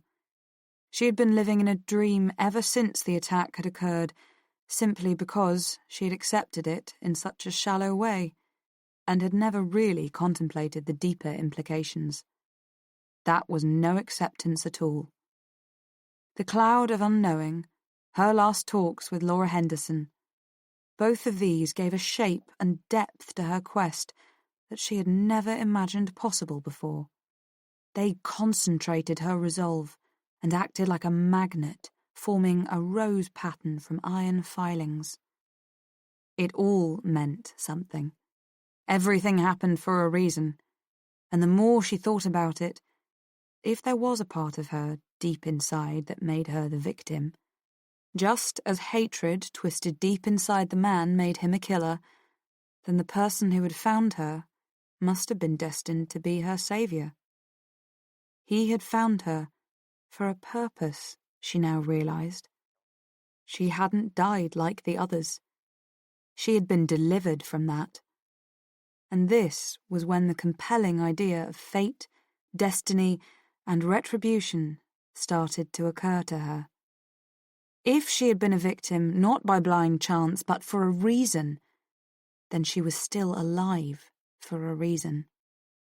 She bore her stigmata for a reason. She carried within her the means of destroying this evil force. In a sense, she was his nemesis. And that was destiny too. She never told Laura all this. Like the true nature of the cloud or bubble in her mind, it would have been too difficult to put into words. Besides, she wasn't at all clear about it herself at first. It didn't evolve as a fully fledged theory, like a Pallas Athena sprung from the head of Zeus, but the ideas took shape over time. It was something that she thought about a lot in the spring months of May and June, while she reread old novels, ploughed through Julian of Norwich's Revelations of Divine Love, and considered which university to apply to and which area of study to concentrate on. It would probably be best, she decided, to apply to several places, say the North, where Sarah suggested they share a flat together, and to Bath and Bristol, where her parents wanted her to go. Then, when the time came, she could see how she felt and make her choice. In early June, the killer, the man the press were now calling the student slasher, claimed yet another victim. Kim Waterford, a petite brunette with a twinkle in her eyes that even the poor-quality newspaper photograph couldn't dim. Well, he had dimmed it, hadn't he? Now her eyes would be dull and lifeless as dead fish. Kirsten pasted the picture and articles in her scrapbook and worked even harder at self-hypnosis. One glorious day in late June, when Bath was filled with tourists again and boaters splashed and laughed on the Avon outside the half-open window, Laura smiled at the end of the session, offered Kirsten a cigarette and said, "I think we've gone as far as we can go together. If you need me, I'll be here. Don't hesitate to call. But really, I think you're on your own now." Kirsten nodded. She knew she was. Chapter 43. Susan. Still clutching her hold-all in the carrier bag, Sue returned to the shops again that afternoon and spent a few pounds of her fast-dwindling funds on some dark grey Marks & Spencer's slacks and a blue wind cheater with a zip up front. She spent a good while in front of the toilet mirror on her makeup, changing the emphasis a little here and there, and found that it was possible to fasten her wig back in a ponytail without revealing any of her own hair. Her glasses also went well with the new outfit. Now, she looked just different enough not to spark any memories among those who might have noticed her ghost-like presence. She was no longer just the plain, primly dressed nice girl in the raincoat, nor was she the short-haired tomboy in jeans and a checked shirt. She looked more like a family holidaymaker taking a break from her parents' company for a while. The new clothes would also be more suitable for hanging around in the woods watching over the factory, if it came to that. She was annoyed about the hold-all. When she had got to Saltwick Nab, she found that the tide was coming in, not going out. She would have to go back later in the evening, or perhaps it would be easier to throw it from the top of West Cliff, or somewhere closer. There would be too many people around in that area, though. Someone might see her. She shoved the raincoat and hood along with everything else in the hold-all and took it back to her room. At least it was coming in useful now she had more stuff to get rid of. She thought about Keith a lot, too, lying in that hospital in Scarborough with tubes and needles stuck in him, just as she had lain over a year ago. She had dismissed the idea of trying to get to him. Security would be too tight, and she wasn't sure she could go through with it in cold blood. But she couldn't stop worrying. The police might be looking for her at that very moment. All the more reason to hurry up. At 5:15, she dropped in at Rose's cafe. The stringy blonde behind the counter showed no interest in her beyond taking her money. Sue needed some idea of what her man's hours were. When could she expect to find him walking alone in the dark? When did he make his deliveries? When did he sleep? She assumed that he had either made a morning delivery that day or had set off the night before and stayed over. If the latter, then the odds were that he would be at home tonight. It annoyed her that she couldn't find out for sure. She certainly couldn't ask anyone. No doubt the drivers worked very irregular hours, taking loads when they were ready and standing in for mates who were ill or had driven too many hours. All she could really do was watch a little longer, and she didn't know how much time she had left. Over the next 2 days, the weather, though still chilly, continued to improve. Sue took to hanging around the area by the factory almost constantly. All the time, she felt as if she were looking over her shoulder for the police, when she was the one who should be doing the watching. She read the papers every morning, but they reported no change in Keith's condition or in the state of the police investigation. In a way, though she still felt nervous and paranoid at times, she took heart that nothing had happened yet.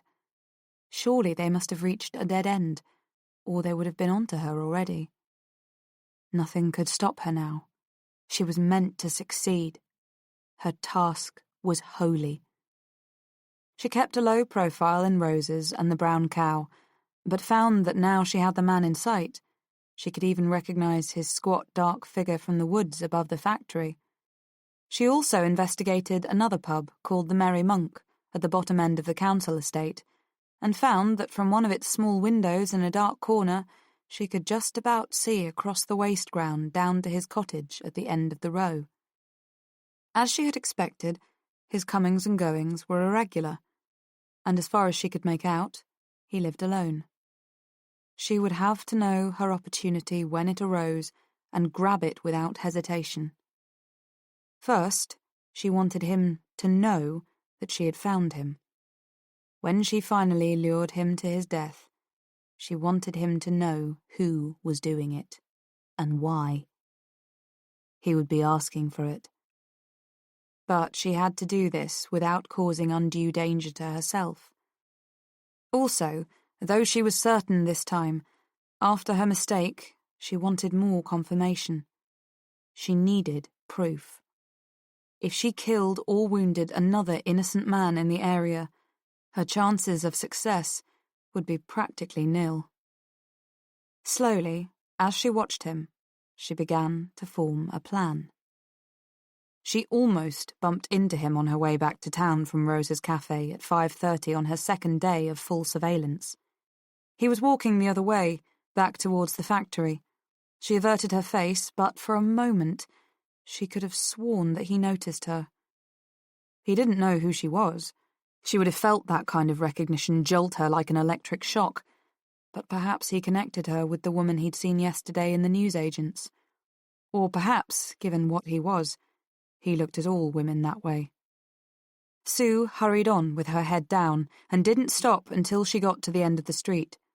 From there, hidden by the wall of the corner house, she saw him in the distance by the loading bays talking to a man in a white smock and trilby, probably a foreman, who gave him some papers.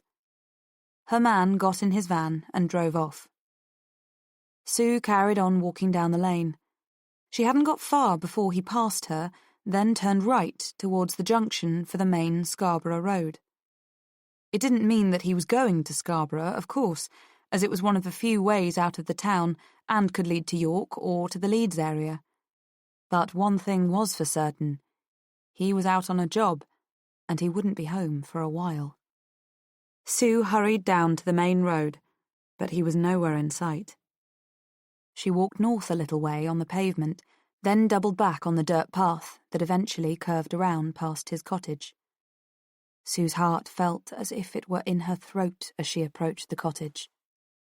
Coming from that direction across the waste ground, she couldn't be seen from any of the other houses on the row.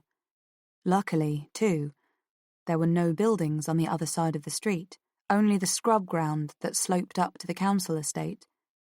She could be seen from her little window in the pub, but it was still early in the evening for drinkers, and there was no reason why anyone enjoying a pint and a chat in the Merry Monk should make the effort of looking out of that particular window, especially as it meant pulling the curtain aside a little. Even if they did, what they saw would mean nothing to them. She had thought of waiting until dark, but that meant she would need a torch, which would, in the long run, give her much more risk of being spotted. No, this was better. A blind approach at a time when most people would be busy preparing their evening meals anyway.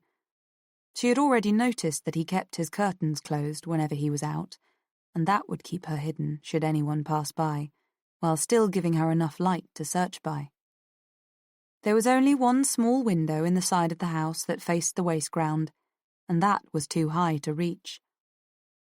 A kitchen extension built on the back, which also shielded her from the neighbour's view, looked more promising. The back door itself was solid and locked, and the curtained window that probably led into the living room or dining room also proved impossible to open. The kitchen window looked like a better possibility. The wood was old, and the unfastened catch had been painted over in the open position long ago. Sue wedged the heels of her hands against the crossbar and pushed up. At first, nothing happened, and she thought that perhaps the window too had been painted shut, but the paint was cracked and peeling on the outside, and before long it began to shudder upwards. Sue paused after she had made a space big enough to enter, but there was no sound. Nobody had heard her. Nimbly, she slipped in over the kitchen sink and closed the window behind her. The palms of her hands felt sore and sweaty from the effort. She had no idea what she expected to find. Walls daubed in blood, perhaps, or heads on spikes, and violent red graffiti scrawled over whitewashed walls, 666 and the whore must die. But she wasn't prepared for the sheer ordinariness of the place. The only uncurtained window was the one through which she had climbed, and that let plenty of light into the kitchen. Everything was in its place. The washing up lay in the draining rack. Glasses and plates shone like new. The surfaces were all clean too, and the room smelled of lemon washing up liquid. A refrigerator she could see her reflection in hummed. Cans of soup and tins of spaghetti stood in an orderly row on a shelf above the dining table, with its salt and pepper set out neatly on a mat at its centre. Even the small cooker was spotless. The living room, where light filtered in pale blue through the thin curtains, was just as tidy. Magazines stood in the vertical rack by the hearth, corners and pages aligned so they looked like one solid block as thick as a telephone directory. A pipe rack hung above the mantelpiece, and the air was acrid with the smell of stale smoke. In the corner near the window was a television on a stand, with a video on the shelf beneath it, and next to that, a cassette storage rack with a varnished wood finish, and not a speck of dust in sight. What did this man watch? Sue wondered. Pornography? Snuff movies? But when she examined the cassettes, she saw they were all ordinary enough. He had labelled each one in clear print, and most of them were simply tapes of recent television programmes he must have missed while out driving. Nothing more interesting than a couple of episodes of Coronation Street, no doubt taped while he was out on a delivery, a BBC Two wildlife special, a few American cop programmes, and 2 movies rented from a local shop, Angel Heart and Fatal Attraction. They weren't exactly Mary Poppins, but they weren't hardcore pornography either. An old sofa sat in front of the fireplace, its beige upholstery protected by lace antimacassars, and one matching armchair stood at a precise angle to it. Like the rest of the house, the room was small and spotless, and as far as Sue could make out in the faint light, the walls were painted light blue rather than papered. The only thing that struck her as at all odd was the complete absence of photographs and personal knickknacks. The mantelpiece was bare, as were the solid oak sideboard and the walls. There was, however, a small bookcase by the kitchen door. Most of the titles were on local history, some of them large illustrated volumes, and the only novels were used paperbacks of blockbusters by Robert Ludlum, Lawrence Sanders, and Harold Robbins. Bede's history was there, of course. Sue picked it up and noticed that the old paperback had been well thumbed. One passage, in particular, had been heavily underscored. Sue shivered and put the book back. Upstairs revealed nothing different about the owner of the cottage.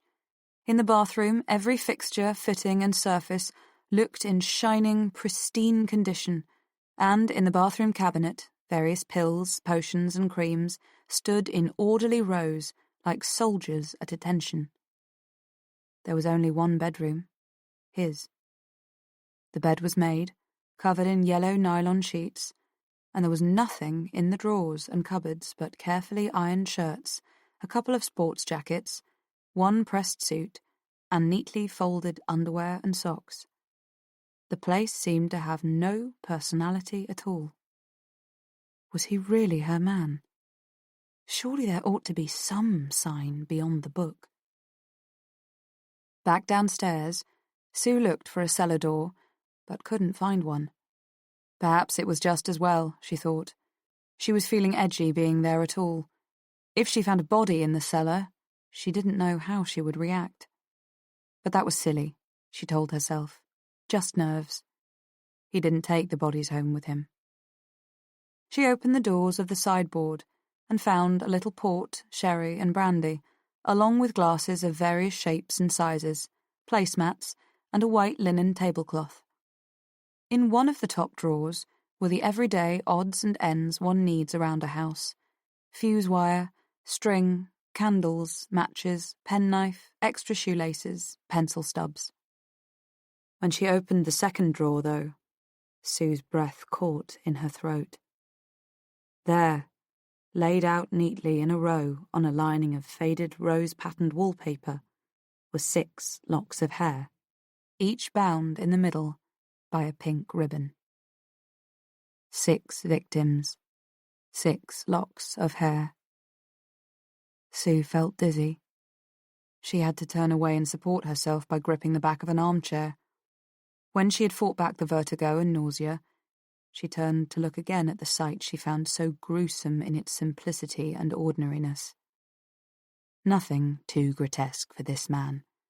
No severed breasts, ears, or fingers. Just 6 locks of hair, laid out neatly in a row in a lining of faded rose-patterned wallpaper. And further back in the drawer, a pair of scissors, a roll of pink satin ribbon, and a long knife with a worn bone handle and a gleaming stainless steel blade. But it was the hair that really captured Sue's attention. 6 locks. 1 blonde, 3 brunettes, 2 redheads. She reached out and touched them as she would stroke a cat. She could even put names to them. One of the red locks, the darkest, was Kathleen Shannon's. The blonde was Margaret Snell's. The curly brunette lock had belonged to Kim Waterford, and the straight, jet-black strand was Jill Sarsden's. None of them was Sue's. He must have been disturbed before he got around to taking it, she realised. No doubt it was the last thing he did, take a souvenir. And the police had never said anything about it, which meant either that they didn't know, or that they were keeping the knowledge up their sleeves to deter copycats and check against phony confessions, and, of course, to verify the true one, if it ever came. Well, Sue thought, here was an oversight she could rectify easily enough. She pushed back her wig, picked up the scissors, and carefully snipped off a lock about 2 inches long, exactly the same length as the others. She then bound it neatly with a piece of ribbon and placed it in line with the rest. Now, she thought, pleased with herself, just wait till he notices that. She was convinced that he drooled over his trophies every day, and what a bloody shock he'd get when he found another lock of hair there. Not only would he know there was someone onto him, he would probably know who it was. And that was just what Sue wanted. The house was silent, except for the sound of Sue's heart beating. But she still felt uneasy. It was time to get out before he came back. She slid the drawer shut and hurried back to the kitchen window. Chapter 44. Kirsten. That summer, Kirsten took long, brooding walks in the woods and reckless drives in the countryside. Close to the end of the university term, about the same time she had been attacked a year ago, the killer found his 6th victim, the 5th to die, in a quiet Halifax nursing student called Jill Sarsden.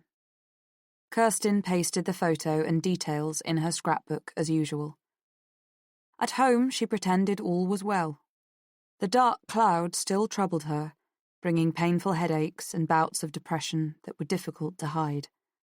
But she managed to convince Dr. Craven that she was making excellent progress since discontinuing the analysis, and the doctor's opinion helped to reassure her parents. If she was occasionally quiet and withdrawn, well, that was only to be expected. Her parents knew that she had always valued her solitude and privacy anyway. In her room each night, she kept at the self-hypnosis, but got no further. The directions she had read in the book were simple enough. Roll your eyeballs up as far as you can, close your eyes and take a deep breath, then let your eyes relax, breathe out, and feel yourself floating. She had even delved back into earlier memories of pain as practice. The time her finger got trapped in a door when she was 6, the day she fell off her bicycle and needed stitches in her arm. But still, she couldn't get beyond the odour of fish without feeling overcome by a sense of choking panic. One hot, bright day in late July, she stopped in a Cotswold village for a cold drink. Walking back to the car, she noticed a craft centre in an old stone cottage and decided to have a look inside. The cottage had been extended at the back and part of it converted into a glass-blowing studio. Kirsten watched entranced as the delicate and fragile pieces took shape from molten glass at the end of the tube. Afterwards, as she browsed around the shop, she noticed a row of solid glass paperweights, like the one in Laura's office, with colourful abstract designs trapped inside them. The rose pattern appealed to her most, and she bought it, feeling great satisfaction at the smooth, slippery weight in her palm. And it gave her an idea. That evening, in her room, she prepared for self-hypnosis again, doing breathing exercises and relaxing each muscle in turn. When she was ready, she sat before her desk, where the paperweight lay between two candles, drawing and twisting their light into its curved scarlet petals. Her book had mentioned that there were many ways of self-hypnosis, and she had chosen the method said to be the most effective. But whether there was something about the connection with her early sessions with Laura, or something special about the paperweight itself, Kirsten found she had much more success this way. Though the first attempt led to no great breakthrough, she got a strong feeling that she would soon find what she wanted if she persisted. It happened a week later. She had been taking herself further and further back from the attack and moving forward slowly. This time, she started with her preparations for the evening, a long bath, the lemon-fresh scent of her clean, comfortable clothes, the pleasant walk to the Ring o' Bells with Sarah. As usual, she drew back at the oily rag and the fishy smell, but this time she heard his voice. Not all the words, just fragments about a dark one and a song of destruction. But it was enough. With her training in linguistics and dialect, Kirsten could place the accent easily enough. When she came out of the light trance, her heart was thumping, and she felt as if she had been dropped into an icy bath. She breathed deeply, fully alert now, and poured herself a glass of water. The raspy voice still sounded clear in her mind. He was from Yorkshire. She couldn't be certain, but she didn't think he had a city accent or the broad speech of the Dales and the Pennine Moorlands. When she added this new knowledge to the salt smell of raw fish that had covered his fingers and palms, then she knew he was from the Yorkshire coast, a holiday resort, or a fishing village, perhaps. The more she thought about it, replayed the voice and remembered her lessons, the more sure she became. She jumped up and pulled down the old-school atlas from her bookshelf. From what she could see, the coastline stretched from around Bridlington Bay in the south to near Redcar in the north. County boundaries were no sure guide, though, especially as they had been changed in the 70s. She didn't think he was from as far north as Middlesbrough, where a Northumbrian strain subtly infused the local speech, but she would have to include the Humberside area as far south as the Humber estuary. That left more than 100 miles of rugged coastline. It was useless, she thought.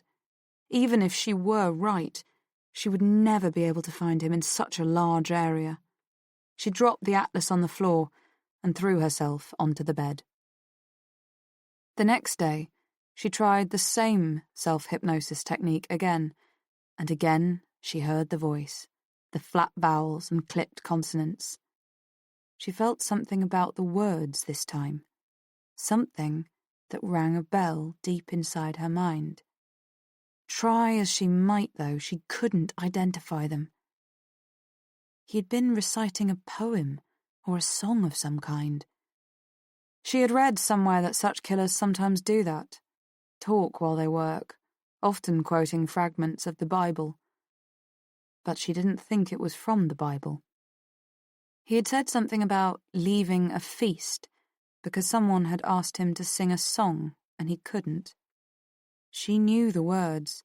She had heard them before at some time in her studies, but she couldn't for the life of her remember where. She slept badly that night, haunted by the fragmented speech and the raspy tone of his voice. but in the morning she felt no closer to her goal. She didn't know how it could help, but she needed to know exactly what he had said. She had to think, to work at it. The source was old, certainly pre-Renaissance by the sound of it, and that probably meant something from medieval literature. People were always singing and attending feasts then. There was only one thing to do: read. And so she set to reading medieval literature on warm days in the garden. Sir Gawain, Chaucer, Piers Plowman, anthologies full of religious lyrics. She read them all to no avail. All she got for her pains was that awful feeling of trying to find a quotation you have on the tip of your tongue but can't pin down, or the frustration of looking for a phrase in Shakespeare when you can't even remember what play it comes from. Outwardly, Kirsten seemed fine, preparing to go back to university, optimistic about her future. She even told her parents that she was considering the restorative surgery that the doctor had mentioned might be possible. But inside, she was seething with anger and frustration. One golden day in late August, she sat out on the back lawn under the copper beech, with hardly a breeze to stir her hair from her brow. She had given up on medieval literature as a source, and gone back even further, to Anglo-Saxon, which she had studied in her first year. So far, she had read translations of Beowulf and the Seafarer, and was now working her way through Bede's An Ecclesiastical History of the English Nation. It was an old translation that she had bought in a second-hand bookshop, attracted by the worn blue binding, the gilded page edges, and a pleasantly musty smell that reminded her of the local library. Inside the flyleaf, in faded, copper-coloured ink, was written, "To Reginald, with love from Elizabeth, October 1939. May God go with you." Despite the translator's flowery language, the venerable Bede came through as far more human to her than many of his austere colleagues in the early church, and she could picture him out on the lonely island of Lindisfarne, poring over illuminated manuscripts as he suffered through a wild Northumbrian winter. About 2/3 of the way through the book, she came to the passage about England's first poet, Caedmon, who had been unable to sing. Whenever the harp was passed around at dinners, and everyone was expected to contribute a song, Caedmon always stole away.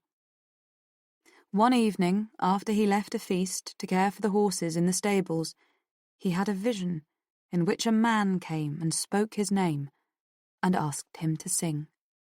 Caedmon protested, but the stranger paid no attention to his excuses. "Yet shall ye sing to me," he insisted. When Caedmon asked what he should sing about, the man replied, "Praise ye creation."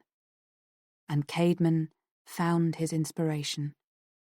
There was no blinding flash of light, but, as Kirsten read, the dark cloud that had lodged itself in her mind since the attack seemed to disperse. In addition to her own silent voice, she could hear another voice reading along with her a perversion of Bede's words. "And lo, I asked, of what shall I sing? And the Dark One told me, sing of destruction." It was the story he had told her as he beat her and slashed at her in the park that night. The summer garden turned to mist around her, like a place filmed through a greasy lens, and her book slipped onto the grass. She took a deep breath and closed her eyes. After images of light and leaves danced before her eyelids. Then the memories flowed back unbidden. She could see his face now, in shadow, with the moon over his shoulder catching one lined cheek as he smeared the smell of fish all over her lips and nostrils. He stuffed a piece of oily rag in her mouth, and it made her feel sick. Then he started slapping her, back and forth across her face and talking in that raspy sing-song voice about how he had left the feast of whores one night and had a vision of the Dark One, to whom he confessed his impotence. The Dark One, he said, gave him the power to sing to women. That's what he was doing with his knife. He was singing to her, just like that old poet from his town who had suddenly been blessed with the gift of poetry late in life. The images went on.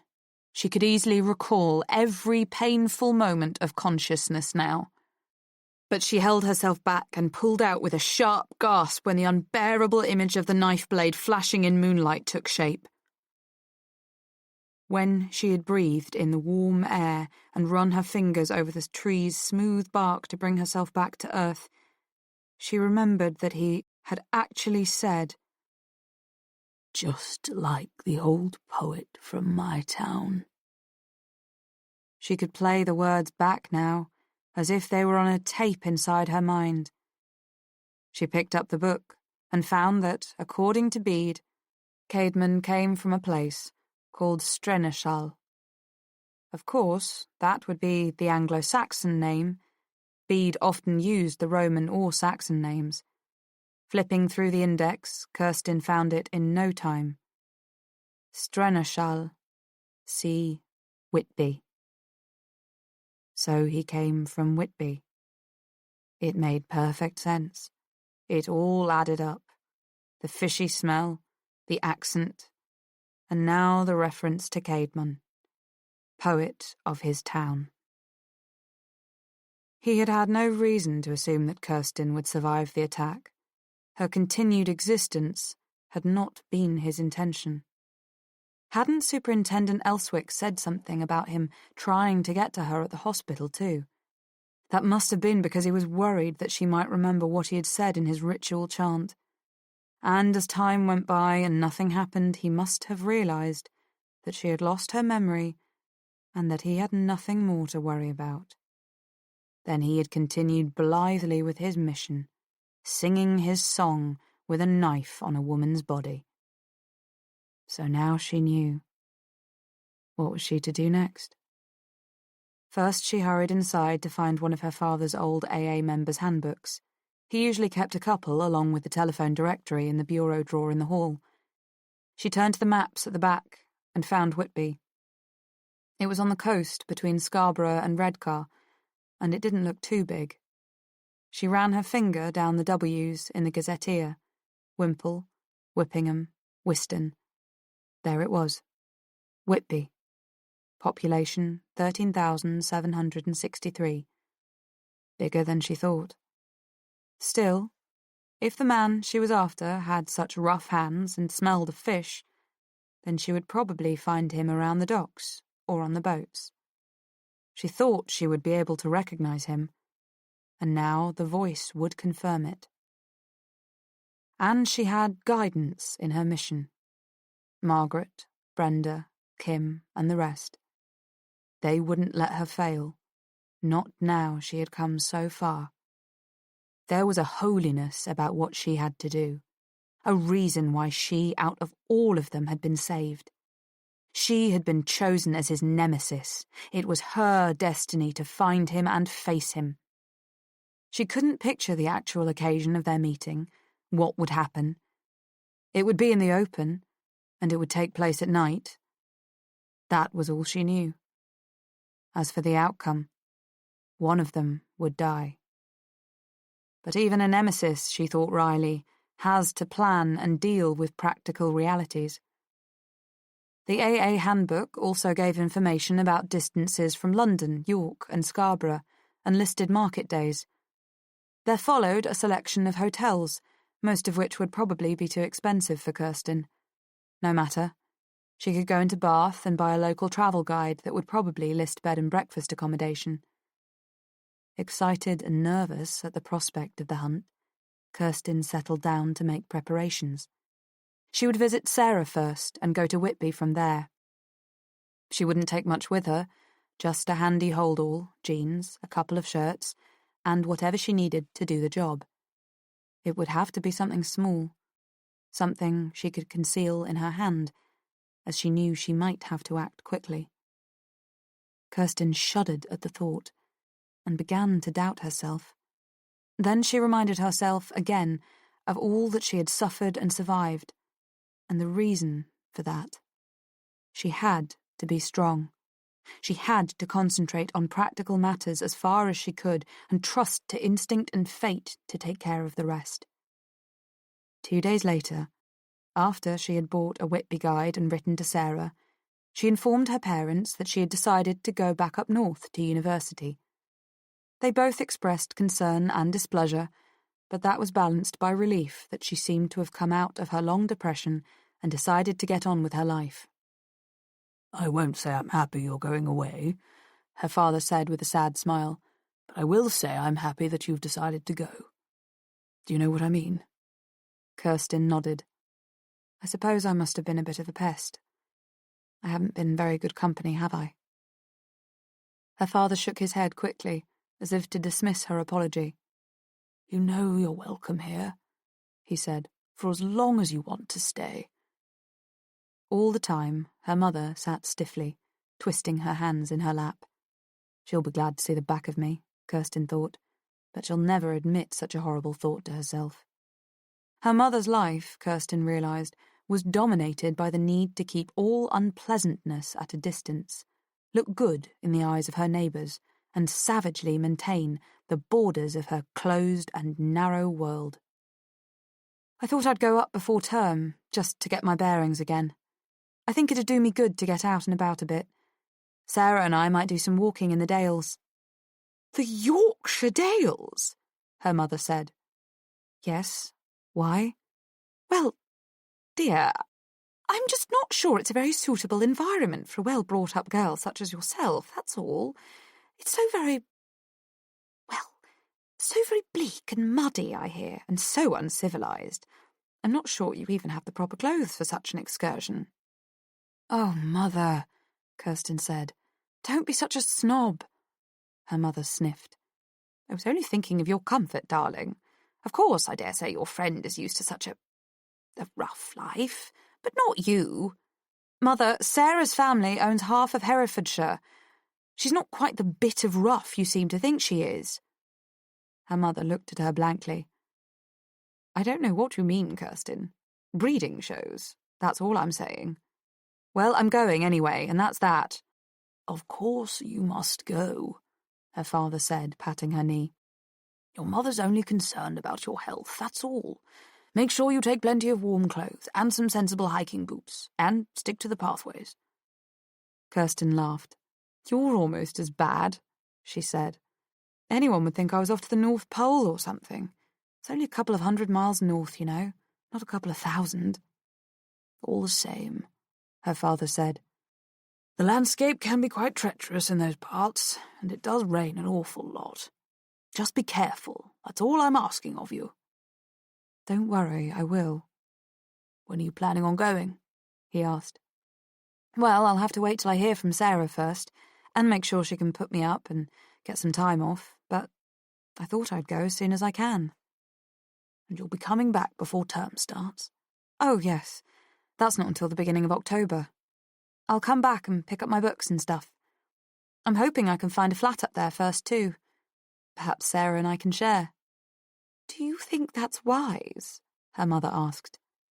"It'll be better than being on my own, won't it?" Her mother could offer no argument against that. "So," her father said, "you're off on an adventure. Well, good for you. You must have known there were times when your mother and I... We didn't know what the future was going to bring." "I'm all right, Daddy," Kirsten said. "Really, I am." "Yes, of course. Will you be seeing Dr. Masterson at all while you're up there? About the... you know." Kirsten nodded. "Probably," she said. "It won't do any harm to ask about it, will it?" "No, I don't suppose it will. I'm afraid I won't be able to give you a lift up there. We've got a very important project on at the moment, and I just can't take time off. Perhaps you could rent..." "That's all right," Kirsten said. "I was planning on taking the train. I have to learn to get around on my own." "Well, that's fine, as long as you feel comfortable with the idea. You'll be needing some money, won't you?" he said, and went over to the top right-hand drawer of the sideboard to fetch his checkbook. Chapter 45. Susan. Sue got out of the house easily enough without anyone seeing her, and went to celebrate her first housebreaking with veal scallopini, garlic bread, and a bottle of Chianti at the expensive restaurant on New Quay Road. After that, she stopped off at her room, then walked about a mile along the coast and through her holdall, weighted down with heavy pebbles into the sea. She stood and watched as the tide first threw it back, then sucked it out again and swallowed it. Even if it did turn up somewhere, she thought, it wouldn't be of any interest to anyone. Now it was time to put the final stage of her plan into operation. First, let him sweat for a while. And sweat he did. The first time Sue saw him on the day after she had broken into his cottage, he looked harried and preoccupied as he walked into work. It was raining, and he kept his hands deep in his pockets and his head down, but his glittering eyes swept the street and the windows of the houses all around him. He must have noticed her sitting in the front of Rose's cafe, Sue thought, but his eyes just flicked over her as they did everything and everyone else. He was nervous, on edge, as if he was expecting an ambush at any moment. After he had gone by, Sue turned back to the local newspaper. There was no change reported in Keith's condition, and the police seemed to have got nowhere in their search for Jack Grimley's killer. So far, so good. It would soon be over now. Near lunchtime on the second day, from the same vantage point, Sue saw him slip into the newsagent's. Quickly she left her tea and crossed the street to go in after him. He wouldn't recognise her. This time she was dressed differently. Also, she wore glasses, and her hair was tied back in a ponytail. He glanced around with a start at the bell when she entered, her head lowered, then turned his gaze back to the newsagent. "All right today, love?" the woman asked. "You look a bit peaky." "Not enough sleep, that's all," he mumbled. "Well, you take good care of yourself. You never know what germs are going round these days." "I'm all right," he said a little testily. "Just tired, that's all." Then he paid for his tobacco and left without even glancing at Sue, who bent over the newspaper and magazine section as before. She picked up the local paper and the Independent. When she took them over to the counter to pay, the woman clucked her tongue and said, "I don't know what's the matter with him. Show a bit of polite interest and he damn near bites your head off. Some people can't even be bothered to be civil these days." "Maybe he's worried about something," Sue suggested. The woman sighed. "Aye," she said. "We've all got plenty to worry about, haven't we? What with nuclear war and pollution all over the place. But I still manage to find a smile and a good morning for my customers," she went on, almost to herself, as she counted out Sue's change. "Not like Greg Eastcourt, that isn't. Usually such a pleasant chap." Then she shrugged. "Ah, well, maybe he's just tired. I could do with a bit of a lie down myself." "I'm sure that's it," said Sue, folding the newspapers under her arm and walking over to the door. "He's just tired." "Aye. No rest for the wicked, is there, love? Bye now." As Sue walked along the street, Eastcote's van passed her by and took the same route out of town as it had before. Another delivery. Whether he would be back later or would be staying out overnight, she had no idea. She could imagine, though, that he would be loath to leave his cottage empty for very long. In fact, if she were in his shoes, she would make sure she was back before dark. After all, he didn't know that she had broken in during daylight. She wondered what he had made of the extra lock of hair. Did he know it was hers? Surely he must suspect. Or perhaps he thought he was being haunted, that the supernatural was responsible for the sudden appearance of a seventh lock. Like the seventh daughter of a seventh son was supposed to be powerful in magic.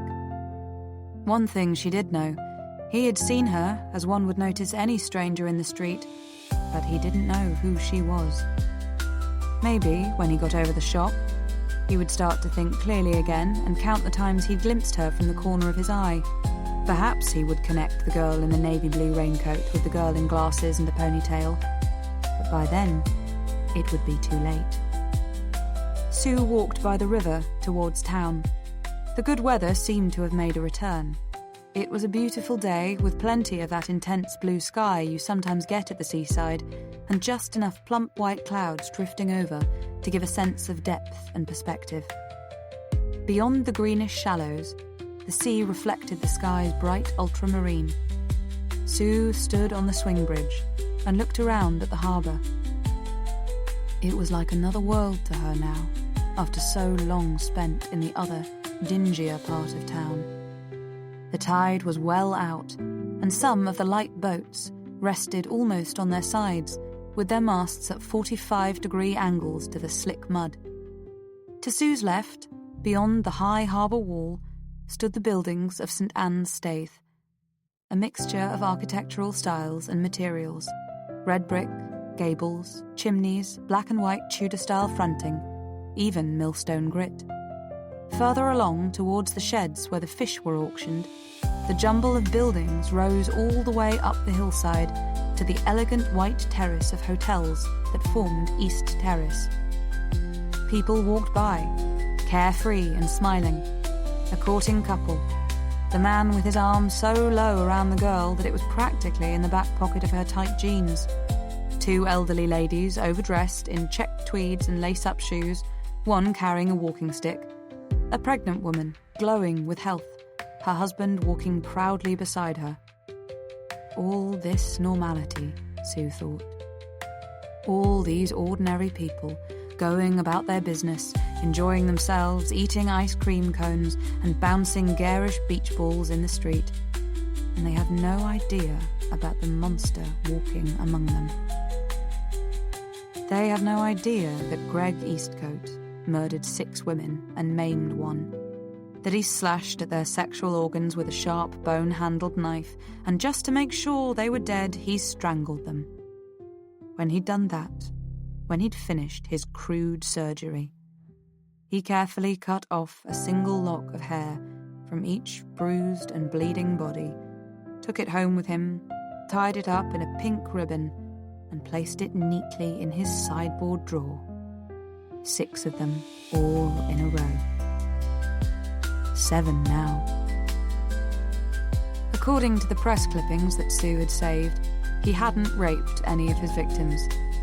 Clearly, he was incapable of that, and the rage he felt towards women for causing his condition partly explained his actions. But only partly. There was an enormous chasm between his motives and his deeds that nobody could fathom. In a vision, the Dark One had appeared to him in a perversion of the Caedmon story and told him to sing his own song. And so he had. Only his accompanying instrument wasn't a lute. It was a knife. And the tune it played was death. Sue wanted to jump up on the bridge rail and shout all this out to the complacent holidaymakers heading for the beach or the amusement arcades.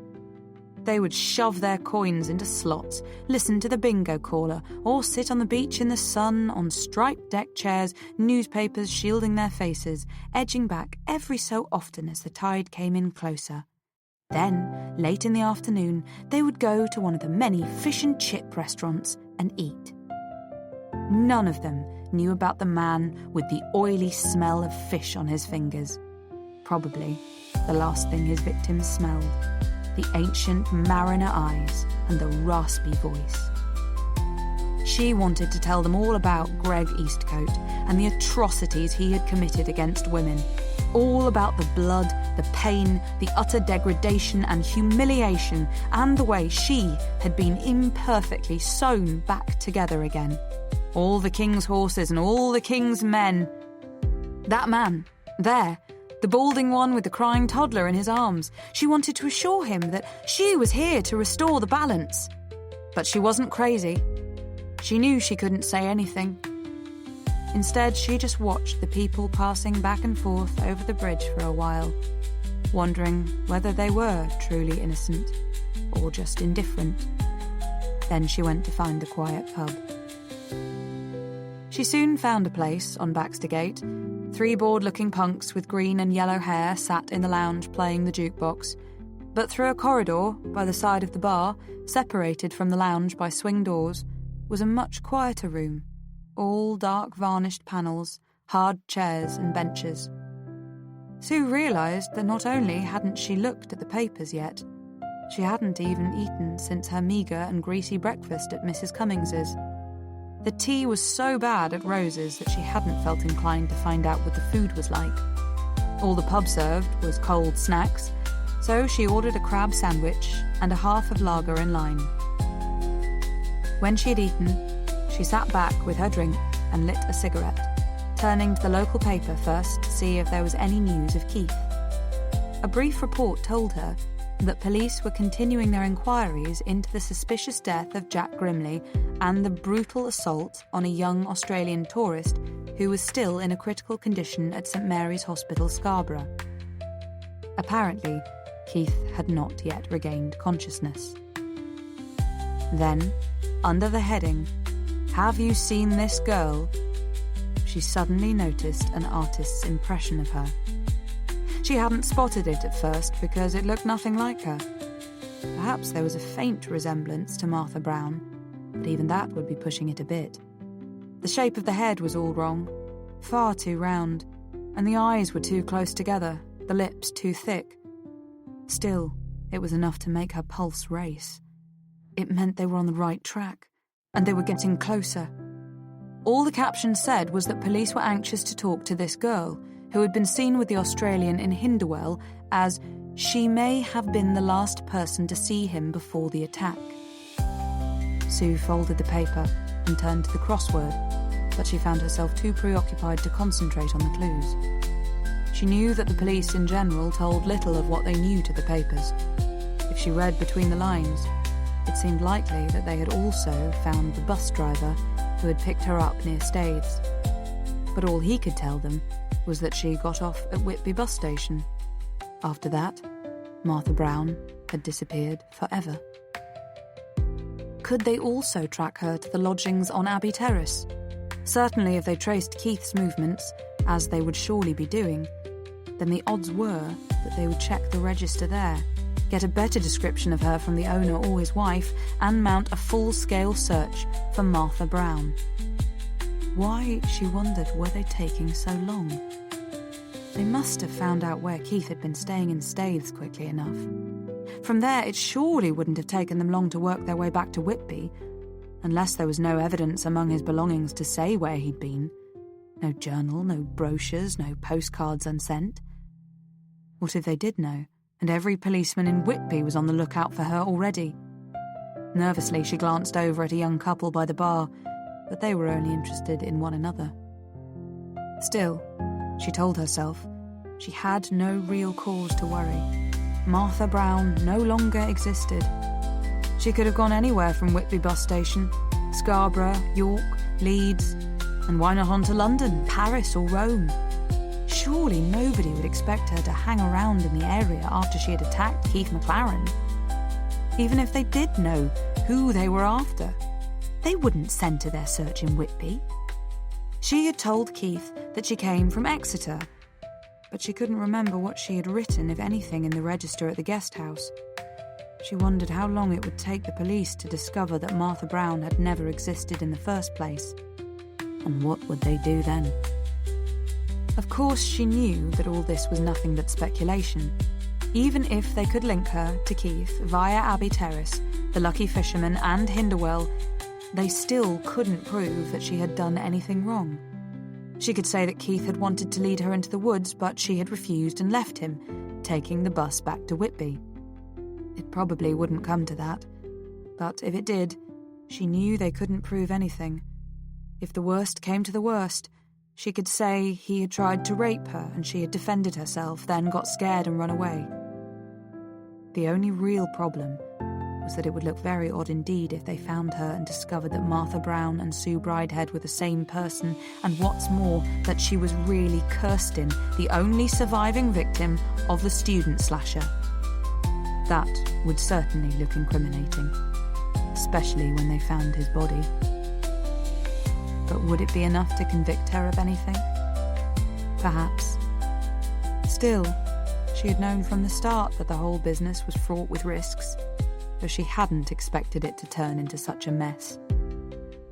There was also a chance that the police might find out about the wig and clothes she had bought in Scarborough, but that was very unlikely. She had purposely chosen large, busy department stores, and none of the shop assistants had paid her very much attention. Since she had been in, they would have served hundreds of other customers. Then she remembered the scrawny woman with the large head, the smoker she had startled in the ladies' toilet. She might remember. But so what? All she knew was that Sue had gone to the toilet in a Scarborough department store. Nothing unusual in that. There had been another woman who had spoken to her too that day. She remembered putting on makeup next to a woman who joked about her husband, saying she always took so long to go to the toilet. But none of it mattered. She had spoken to lots of people during her time in Whitby, as anybody would. No, there was nothing to worry about. Besides, she had divine protection, at least until she had fulfilled her destiny. Her spirit guides would hardly allow her to fail after she had got so far. Nonetheless, it was wise to be cautious, get it done quickly and leave town. There was no sense in jeopardising the main reason for her visit just for the pleasure of toying with her prey a bit longer and watching Greg Eastcote grow more paranoid day by day. She wasn't in this for cruelty, for pleasure. Besides, he would be growing more and more cautious. Best get it done tonight then, if she could. The student slasher seemed to have disappeared completely from the pages of the Independent, as Sue had suspected he soon would. And he wouldn't appear there alive again. With luck, when she had killed him, the police would search his home and find the 7 locks of hair.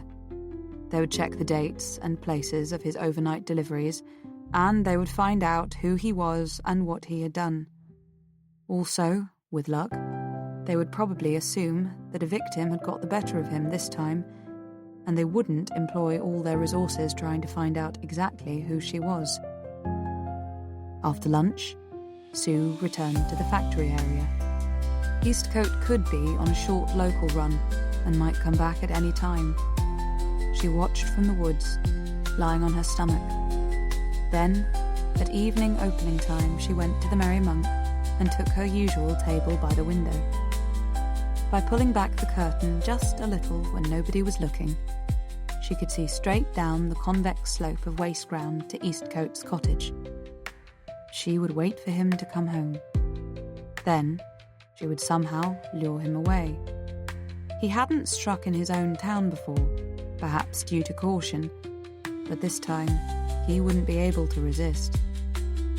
Shortly after 7, Sue saw him arrive home. The lights went on behind the pale blue curtains in the cottage. Uncertain how to draw him out, she finished her drink and left the pub. Instead of returning to the lane, walking downhill and turning right onto Eastcote Street, she walked straight across the waste ground from where she could easily be seen. Sunset was almost over now, and the western sky glowed in even striations of deep violet, scarlet and purple. A jet's trail snaked right across the western horizon, losing shape quickly, and 1 or 2 clouds blushed in the last light. Nettles and thistles stung Sue's legs as she brushed her way through the weeds, but the pain felt distant, unreal. She could knock on his door, or telephone perhaps, but she hadn't seen a phone when she had been inside his house. Knocking on the door was too risky. He might react quickly and drag her inside. Instead, she just walked slowly down to the street and paused when she got to the end of the low garden wall. The curtains were still drawn. She thought she could see a shadow move behind them. She stood for a few moments, certain that they were looking at one another, with only the thin blue curtains between them, then moved on, taking the dirt path across the scrubland that led down to the main road. As she walked, she felt a strange drifting sensation, as if she was floating an inch or two above the grass. Sue stopped and just stood there, about 100 yards from his house. It was uncanny, the certainty she felt that he had been aware of her standing outside his cottage, and that he would open his door and look. And he did. She stood there in the middle of a piece of wasteland, nettles, weeds, and thistles all around, silhouetted by the sunset. He walked to the end of his garden path, turned his head in her direction, and slowly opened the gate. Chapter 46. Kirsten. Kirsten stared out of the window at the landscape beyond her reflection. The rounded green hills of the Cotswolds soon gave way to the fertile vale of Evesham, where barley and wheat looked ready for harvest in the fields, and apples, pears and plums hung heavy on their trees in the hillside orchards. Then came the built-up landscape of the Midlands, cooling towers, the sprawling monotony of council estates, allotments, greenhouses, a red brick school, a football field with white goalposts. When the train crept into Birmingham, and she could feel the huge city pressing in on all sides, she began to feel nervous. This was, after all, her longest journey in ages, and she was making it alone. For over a year she had been living in a soft, comfortable, familiar world, shuttling between the Georgian elegance of Bath and the bucolic indifference of Brierley Combe. Now it was grey and raining, and she was in Birmingham, a big, rough city with slums, skinheads, race riots, and all the rest. Luckily, she didn't have to get off the train there. She hoped Sarah would be at the station to meet her when she arrived at her destination. After a 20-minute stop, the train pulled out and lumbered past twisting concrete overpasses into another built-up area, the derelict warehouses with rusty zigzag fire escapes, and the messy factory yards stacked high with crates and pallets that always seemed to back onto train tracks in cities. It ran alongside a busy commuter road, a dirty brown canal, and a dark brick embankment wall scrawled with graffiti. Next came a few green fields with grazing cows, and then the train settled into a steady, lulling clickety-click through Derbyshire into South Yorkshire, with its slag heaps and idle pit wheels, a landscape in which all the green seemed to have been smudged by an inky finger that was now running in the rain. Kirsten closed her eyes and let the rhythm carry her. She would stay with Sarah for a day or two, perhaps, until she felt it was time to go. Despite what she had told her parents, she had not suggested that Sarah take time off work. Kirsten would say she was going to the Dales walking for a few days alone. If that sounded odd, after all, she had spent the last year in the countryside, much of the time alone, then it was too bad. But Sarah would take her word. It was surprising how eager people were to believe her about anything after what had happened to her. The rain had stopped when Sarah met her at the station later that evening. They allowed themselves the luxury of a taxi to take them back to the bedsit. All the way, Sarah chatted about how glad she was that Kirsten had decided to come back, and how they would look for a flat together as soon as Kirsten had got her bearings again. Kirsten listened and made the right responses, glancing left and right out of the window like a nervous bird as familiar sights unfolded around her. The tall, white university tower, the terraces of sooty red brick student housing, the park. Washed and glistening after the rain, it all took her breath away with its combination of familiarity and strangeness. For 15 months, it had been simply a landscape of the mind, a closed-off world in which certain things had happened and been filed away. Now that she was actually riding through it again in a taxi, she felt as if she had somehow drawn her surroundings from deep inside herself, from her imagination. She was no longer in the real world at all. She was in a painting, an imagined landscape.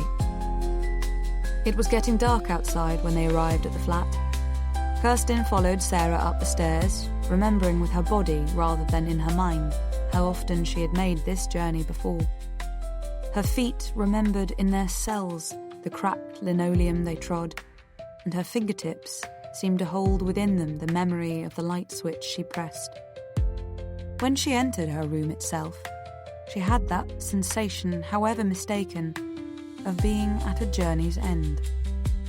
It was something she had felt so often before, arriving home after lectures or tiring exams. She remembered the occasional day spent ill in bed with a cold or a sore throat, when she would read and watch the shadows of the houses opposite slowly crawl up the far wall and over the ceiling until the room grew so dark that she had to put the reading lamp on. She dropped her holdall in the corner and looked around. Some of her belongings were still in their original places. A few books and cassettes in the main room, and mugs and jars in the little kitchen alcove. All Sarah had done was clear space for her own things. There was no problem with clothes, of course, as Kirsten had emptied the cupboard of most of hers. But Sarah had filled one cardboard box with some of Kirsten's books and papers to make room for her own on the shelves and the desk. Well? Sarah said, watching her. Not changed much, has it? No, it hasn't. I'm surprised. Does it upset you, being back here again? No, said Kirsten. I don't think so. I'm not sure. It's just a very odd feeling, hard to explain. Well, don't worry about it. Just sit down for now. Do you want some tea? Oh, there's wine. I got a bottle of Plonk. Thought you might like that better than going out on the first night. Yes, that's great. I don't much fancy going out. I'm a bit tired and shaky, but some wine would be nice. Sarah took the bottle from the small refrigerator and held it up. It was a pale gold colour. Aussie stuff, she said. A Chardonnay. Supposed to be good. She picked up 2 glasses from the dish rack and searched for the corkscrew in the kitchen drawer. Finally, everything in hand, she filled their glasses and brought them through. Cheese? I've got a wedge of brie and some Wensleydale. Yes, please. Sarah brought in the cheese with a selection of biscuits on a Tetley's tray, liberated from the ring of bells. They toasted the future and drank. Kirsten helped herself to some food, then picked up a book she noticed lying on the floor by the armchair. It was a thick biography of Thomas Hardy. Is this what you're reading right now? She asked. Sarah nodded. I'm thinking about doing my PhD in Victorian fiction. And you know how I love biographies. Seemed a pleasurable enough way of getting back into academic year. And is it? I mean, Hardy's hardly a light, cheerful read, is he? Sarah laughed. I don't know about a pessimist, but he was certainly a bloody pervert. How? Asked Kirsten. I've only read Far from the Madding Crowd for that novel course in first year. Don't even remember much about that, except some soldier showing off his fancy swordplay. Suppose that was meant to be phallic? Sarah laughed. Yes, but that's not what I meant.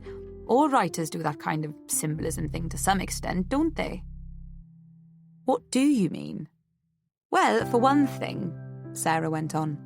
Do you know, he used to like attending public executions when he was in his teens, especially when women were being hanged. She reached for the book and turned the pages slowly as she talked. There was one in Dorchester, and he told someone about it when he was much older. Here it is, 1856. Martha Brown was the woman's name, and she was hanged for murdering her husband. She caught him with another woman, and they got into a fight. He attacked her with a whip, and she stabbed him. Hanging her was the Victorians' idea of justice. Anyway, Hardy went along and wrote about it. She pushed the book under Kirsten's nose. Just look at that. Kirsten read. What a fine figure she showed against the sky as she hung in the misty rain, and how the tight black silk gown set off her shape as she wheeled half round and back. I mean, really, Sarah went on. The poor woman was swinging at the end of a bloody rope, and Hardy makes out as if she was entering some kind of wet T-shirt contest. Would you credit it? Kirsten read over the description. It was certainly tinged with eroticism. "Am I right?" Sarah asked, pouring more wine. "Don't you get the feeling that Hardy got some kind of kinky sexual pleasure from watching the woman get snuffed?" She put a hand to her mouth quickly. "Oh, I'm sorry, love. I put my foot in it. Must be the wine going to my head. I mean, I wasn't thinking. I didn't mean to... You know." Kirsten waved her hand. "It's all right. I'd rather you say what you like than walk around handling me with kid gloves. I can take it. And anyway, you're right. It is sexual." "Yes. And what's more, did you notice how he turned her into some sort of convenient image for a poem? As if her life was only important because he got a charge from watching her get hanged. She wasn't even a person, an individual to him." "I wonder what she was like," Kirsten said abstractedly. "We'll never know, will we?" "I suppose not. But it's not as odd as all that, is it? The way Hardy uses her, I mean. We all tend to see other people as bit players in our own dramas, don't we? I mean, we're all self-centered." "I don't think so. Not to that extent." "Maybe not. But you might be surprised." She held her glass out, and Sarah emptied the bottle. Kirsten was beginning to feel a little tipsy. After the journey and the disorienting effect of coming back to her old room, the wine was affecting her more than it usually would. Still, it wasn't an unpleasant sensation. She helped herself to another chunk of Wensleydale. Sarah shook the wine bottle, grinned and jumped up, ruffling Kirsten's short hair as she passed by. "Fear not," she said. "I suspected we might need more than the usual amount of alcoholic sustenance. How about some music?" "All right?" Kirsten shrugged. "Fine." Sarah turned on the cassette player and disappeared behind the curtain into the kitchen. She must have been playing the tape earlier because one song was just fading out, and then Simple Twist of Fate began to play. It was the second track on Bob Dylan's Blood on the Tracks, Kirsten remembered, and it used to be one of her favourites. Now, as she listened to Dylan's hoarse, plaintive voice while Sarah was busy opening the second bottle, she realised that the strange lyrics didn't mean what she used to think they did. Nothing did anymore. Sarah returned with a larger bottle, lifting it up with a flourish. "Ta-da! More your cheaper kind of plonk, really. But I'm sure at this stage it'll do." Kirsten smiled. "Oh, it'll do fine." "What did you mean?" Sarah asked when she had filled the glasses and sat down. "When you said I'd be surprised. What would I be surprised by?" Kirsten frowned. "I was thinking of the man who attacked me," she said. "I wasn't a person, an individual to him, was I? I was just a convenient symbol of what he hated or feared. Would it have made any difference? I don't know. Would it have made any difference if it had been someone I knew? I can think of one way it would have. I'd know who it was. And I'd bloody well kill him." Kirsten lifted her glass of wine too quickly and spilled some down the front of her shirt. She patted herself on the chest. "Doesn't matter," she said. "It'll dry." "An eye for an eye?" "Something like that." Sarah shook her head slowly. "I'm not crazy, you know," Kirsten went on. "I mean it. Oh, there have been times. Sometimes I think it's some sort of contagious disease he gave me, like AIDS, only in the mind. Or like vampirism. Can you imagine all those ripped-up women coming back from the grave to prey on men? Of course I didn't die, but maybe a part of me did. Maybe I have a little bit of the undead in me. That's cuckoo talk, Kirsty. Or drunk talk. You're not going to convince me you're turning into some sort of vampire version of Joan of Arc." Kirsten looked hard at her and felt the focus blurring. "My God," she thought. "I'm losing it. I almost told her." She laughed and reached for a cigarette. "You're right," she said. "I'm not. It's all academic anyway, isn't it? Thank God for that, Sarah said. The music stopped and she got up and turned over the tape. As the two of them chatted, Kirsten glanced out now and then at the windows of the bedsits and flats over the street, just as she had in years past. At some point she noticed Shelter from the Storm, another of her favourites, was playing, and her eyes burned with tears. She held them back. Around midnight, Kirsten began to yawn in the middle of one of Sarah's stories about a retired brigadier general who had strayed into Harridan by mistake. Boring you, am I? Sarah asked. No, I'm just tired, that's all. It must be the wine and the travel. How about sleeping arrangements? Sarah yawned too. Look, now you've got me at it. How about I take the chair and you have the bed? Oh, no, I couldn't do that. It is your room, after all. I've just been caretaking. It was my room. No, I'll put a couple of cushions on the floor and sleep there. But that's stupid. You'll be so uncomfortable. Hell, it's a 3/4 bed. Let's share it. Kirsten said nothing for a moment.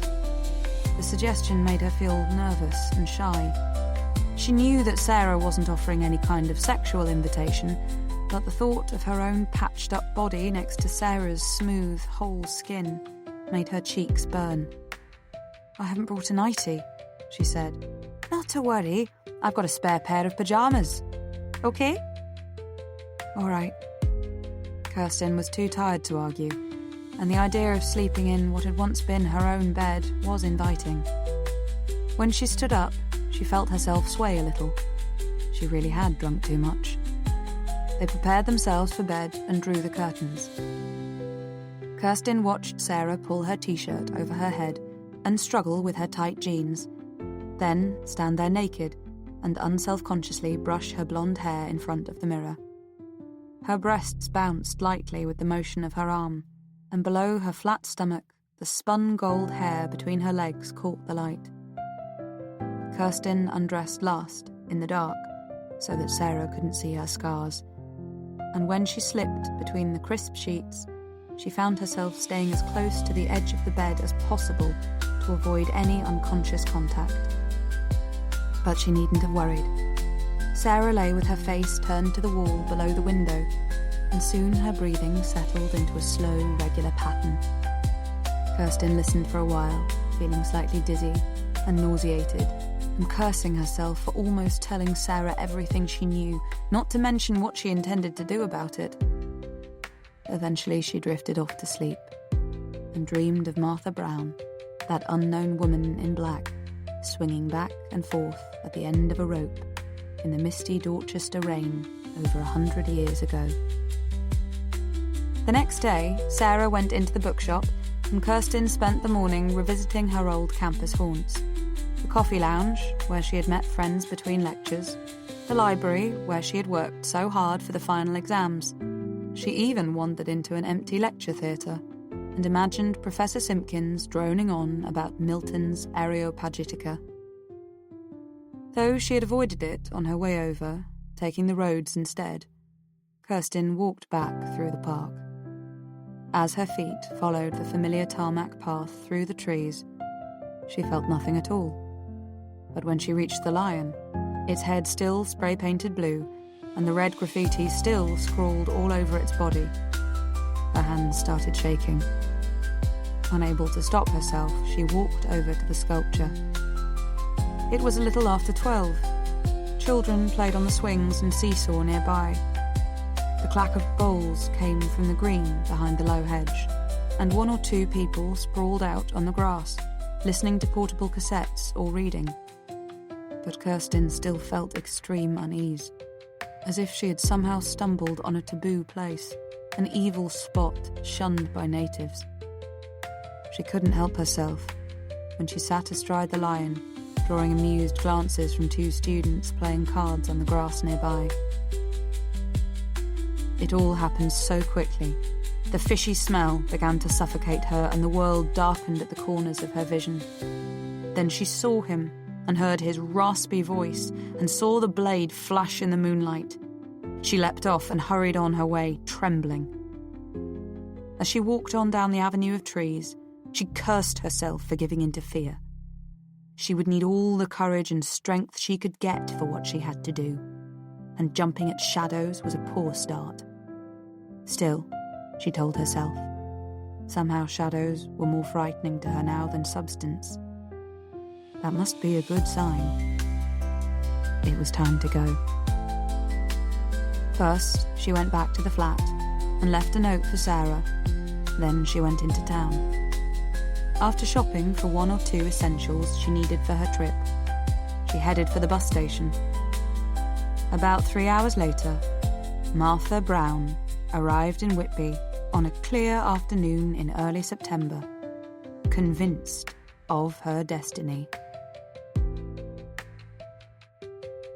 Chapter 47. Susan. Like some shadowy female figure out of Hardy standing on a blasted heath waiting for her lover, Sue stood on the wasteland in the thickening darkness and watched Greg Eastcote shut his garden gate and take the path towards her. Before he had got far, while Sue was still about 60 yards ahead, she turned her back to him and started walking along the rough path. When she got to the main road, there were few people about, but the street was well lit. Sensing him behind her rather than seeing him, Sue continued along until she had passed the intersection with Bridge Street where the road narrowed. This was the tourist area again, and the cobbled street of gift shops, the Monk's Haven, the Black Horse. At this time of evening, though, all the shops were closed. Polished jet gleamed in its gold and silver settings in the windows, and the enamel trays that had been covered with coffee or mint-flavoured fudge all day lay empty. All the happy holiday families were back at the guest houses, watching television, or they had managed to put the kids to bed and gone out to the pub for a quiet pint alone. Only lovers and vampires walked the streets. Hands in the pockets of her wind cheater, Sue walked on purposefully. She had known where she was heading all along, she realised, but she had known it in her instinct and her muscles, not in her conscious mind. He was still behind her, moving more cautiously now, not hurrying to catch up with her. Perhaps he was getting worried. When she got to the steps, she turned and started climbing, counting by habit as she went. It was dark and deserted up the hill, with no street lights to light her way. But St. Mary's was floodlit like a beacon, and high above the church, a waning 3/4 moon shone in the clear sky, surrounded by stars. At the top of the 199th step, where Caedmon's cross stood silhouetted against the bright sand-coloured church, Sue turned through the graveyard of nameless stones. She could tell he was following her, that he would soon appear at the top and look around to see which way she had gone. She slowed down. She didn't want to disappoint him. In the light of St. Mary's, she followed the path through the graves around the seaward side of the church and across the deserted car park, where the world turned dark again. She found the coast path and stopped for a moment by the gate. Yes, he was there, just coming out of the cemetery and looking in her direction. She turned back to the path and hurried on. She was high on the cliff now, the sheer part known as the Scar, walking in the general direction of Robin Hood's Bay. The raised boardwalk underfoot creaked in places, and she had to slow down in case of missing boards. A barbed wire fence came between the path and the drop, but it had collapsed here and there where erosion had eaten the rock away.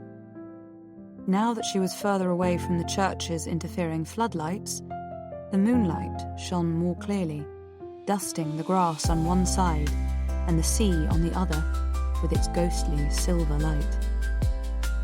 Sue thought she might lead him as far as Saltwick Mab and down the steps out towards the knuckled rocks that pointed to the sea.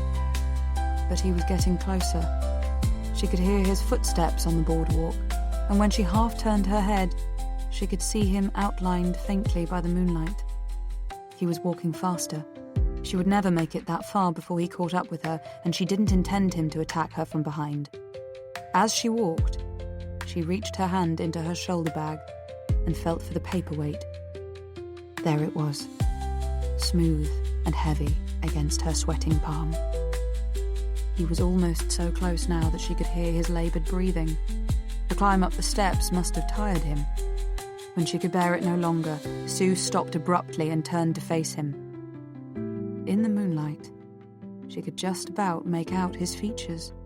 The low, dark brow, wide, grim-set mouth, and the eyes glittering like stars reflected on the water's surface. He had stopped too.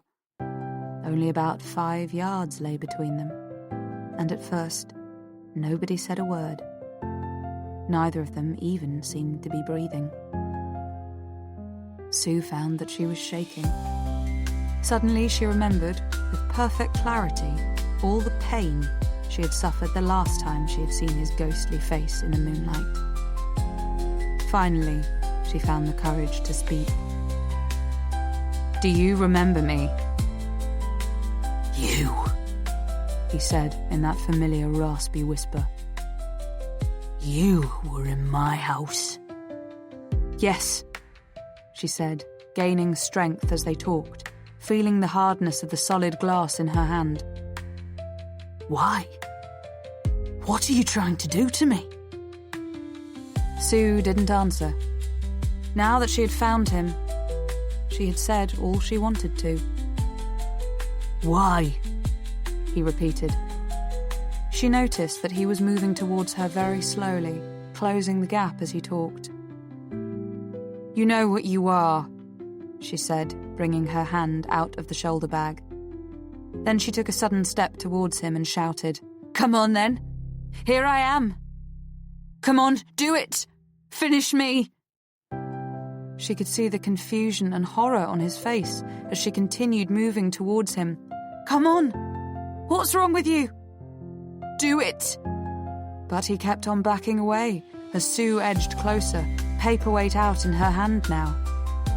He stretched out his arms before him as if to ward her off, and immediately she knew. She knew that he needed surprise to succeed. He was a coward. And what must she look like, she wondered, coming towards him with a fist of thick glass held out and all the rage of a ruined life in her face and voice. It didn't bear thinking about. The miserable bastard was terrified, and his fear unnerved her for a moment. He must have sensed her confusion, like an animal scents its prey, for he began to smile as he slowed his retreat. In a moment he would start walking towards her again, but he had already gone too far. On his next slow step backwards, one of the rotten boards shifted under him, and he wobbled at the edge. He waved his arms like a semaphorist, a look of terror on his face, and Sue almost reached forward to help him. Almost. But he regained his balance, and again she saw that other face, the one his human mask barely hid. She took a pace forward and kicked out hard at him. Her foot connected with his groin, and he tottered back towards the edge of the cliff with a scream. The fence was low there, only about a foot or so off the ground, and the post stood at an odd angle, crooked, pointing out to sea. As he fell backwards, his clothing snagged on the rusted barbed wire, and he managed to turn himself around. He was half over the edge, but his hands clawed at the thick tufts of grass. The more he struggled, the more the wire seemed to wrap him up. And when she moved closer, Sue could see blood seeping through his clothes. He grunted and snatched at the sods as he tried to stop himself from slowly sliding over. Sue knelt down and smashed at his hands with the paperweight. The fence post twitched like a dowsing rod as he howled and struggled, snatching at the barbed wire now, anything to get a grip, his hands coming away, crushed, ripped and bloody. Only his head and shoulders showed above the edge now. The wire had torn one sleeve right off his jacket, and its barbs stuck in the skin beneath. The post was almost out of the ground, pointing out to sea, and the more he struggled, the more he slipped. At last, he managed to find a foothold in the cliff face just below the edge, but his hands were so badly damaged that all he could do was push himself up with his feet and flail his arms about. The barbed wire tied him to the edge, but his feet pushed him away. Sue stood up, raised the paperweight, and hit him on the side of his head. The jolt ran all the way up her arm. Blood filled his eye.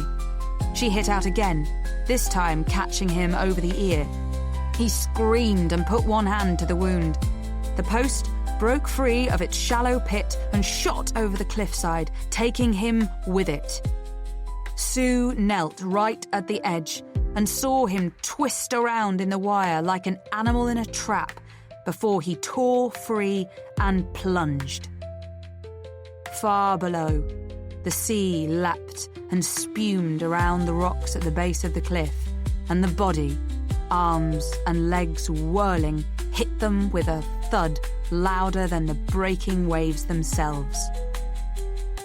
Sue could see him down there, slumped and broken over the sharp, dark rocks, where the foaming waves licked at him like the tongues of madmen. It was done. Sue looked back towards the distant church and thought of the normal, day-to-day world that lay below it in the town. What would she do now that it was over? Should she follow him? It would be so easy just to relax and let herself slide over the edge to oblivion. But no, suicide wasn't part of her destiny. Her own death had been her stake, what she had risked, but it was not part of the bargain if she won. She had to accept her fate, whatever it might be. Live with the guilt, if such she felt, or pay for her crimes if she was caught. But there was no giving in to suicide. She was free of her burden now, come what may. She had no idea if the police were close to discovering her identity. Perhaps they were already waiting back at Mrs. Cummings's to arrest her. And then there was Keith McLaren, still in a coma. What if he woke up and remembered everything? On the other hand, he might have brain damage or amnesia. If so, was it possible that he would spend his days trying to piece together the fragments of his memory by himself? And if he succeeded, would he hunt down the woman who had so suddenly and without provocation wrecked his life? She didn't know. She might have created another like herself, someone with a bit of the undead in him. But no matter how bleak some of the possibilities seemed, she felt free at last. More than that, she was Kirsten again. Even imprisonment would be a kind of freedom now. It didn't really matter what happened, because she had done what had to be done. Now she was free. Certainly her best bet would be to get out of town and back to Sarah first thing in the morning and destroy anything that might link her to the place. That's what she would do. Perhaps she could also tint her hair and make sure she looked like none of the girls who had been in Whitby. All Kirsten really wanted to do at the moment, she realised, looking towards the church, was crawl into one of those box pews marked "For Strangers Only," kneel and offer a prayer of sorts, then curl up on the green baize and sleep. But the place would be locked up for the night. As she got to her feet, the paperweight slipped out of her sweaty palm, bounced on the springy grass, and fell over the edge. She leaned forward to watch, and saw the glass shatter against a rock in a shower of white powder like a wave breaking. Free of its cage, the rose seemed to drift up on a current of warm air. Its crimson petals opened, pale in the moonlight. Then slowly it floated back down, and a departing wave carried it out to sea. This was an audio production of Caedmon's Song by Peter Robinson, read by Kristin Atherton. Published by Macmillan Digital Audio, an imprint of Pan Macmillan, a division of Macmillan Publishers International Limited. Text copyright Peter Robinson, 1990. Recording copyright Macmillan Publishers International Limited, 2018. The right of Peter Robinson to be identified as the author of this work has been asserted by him in accordance with the Copyright Designs and Patents Act, 1988, all rights reserved. Produced by Richard Hughes and recorded at the Strathmore Studios, Clerkenwell, London.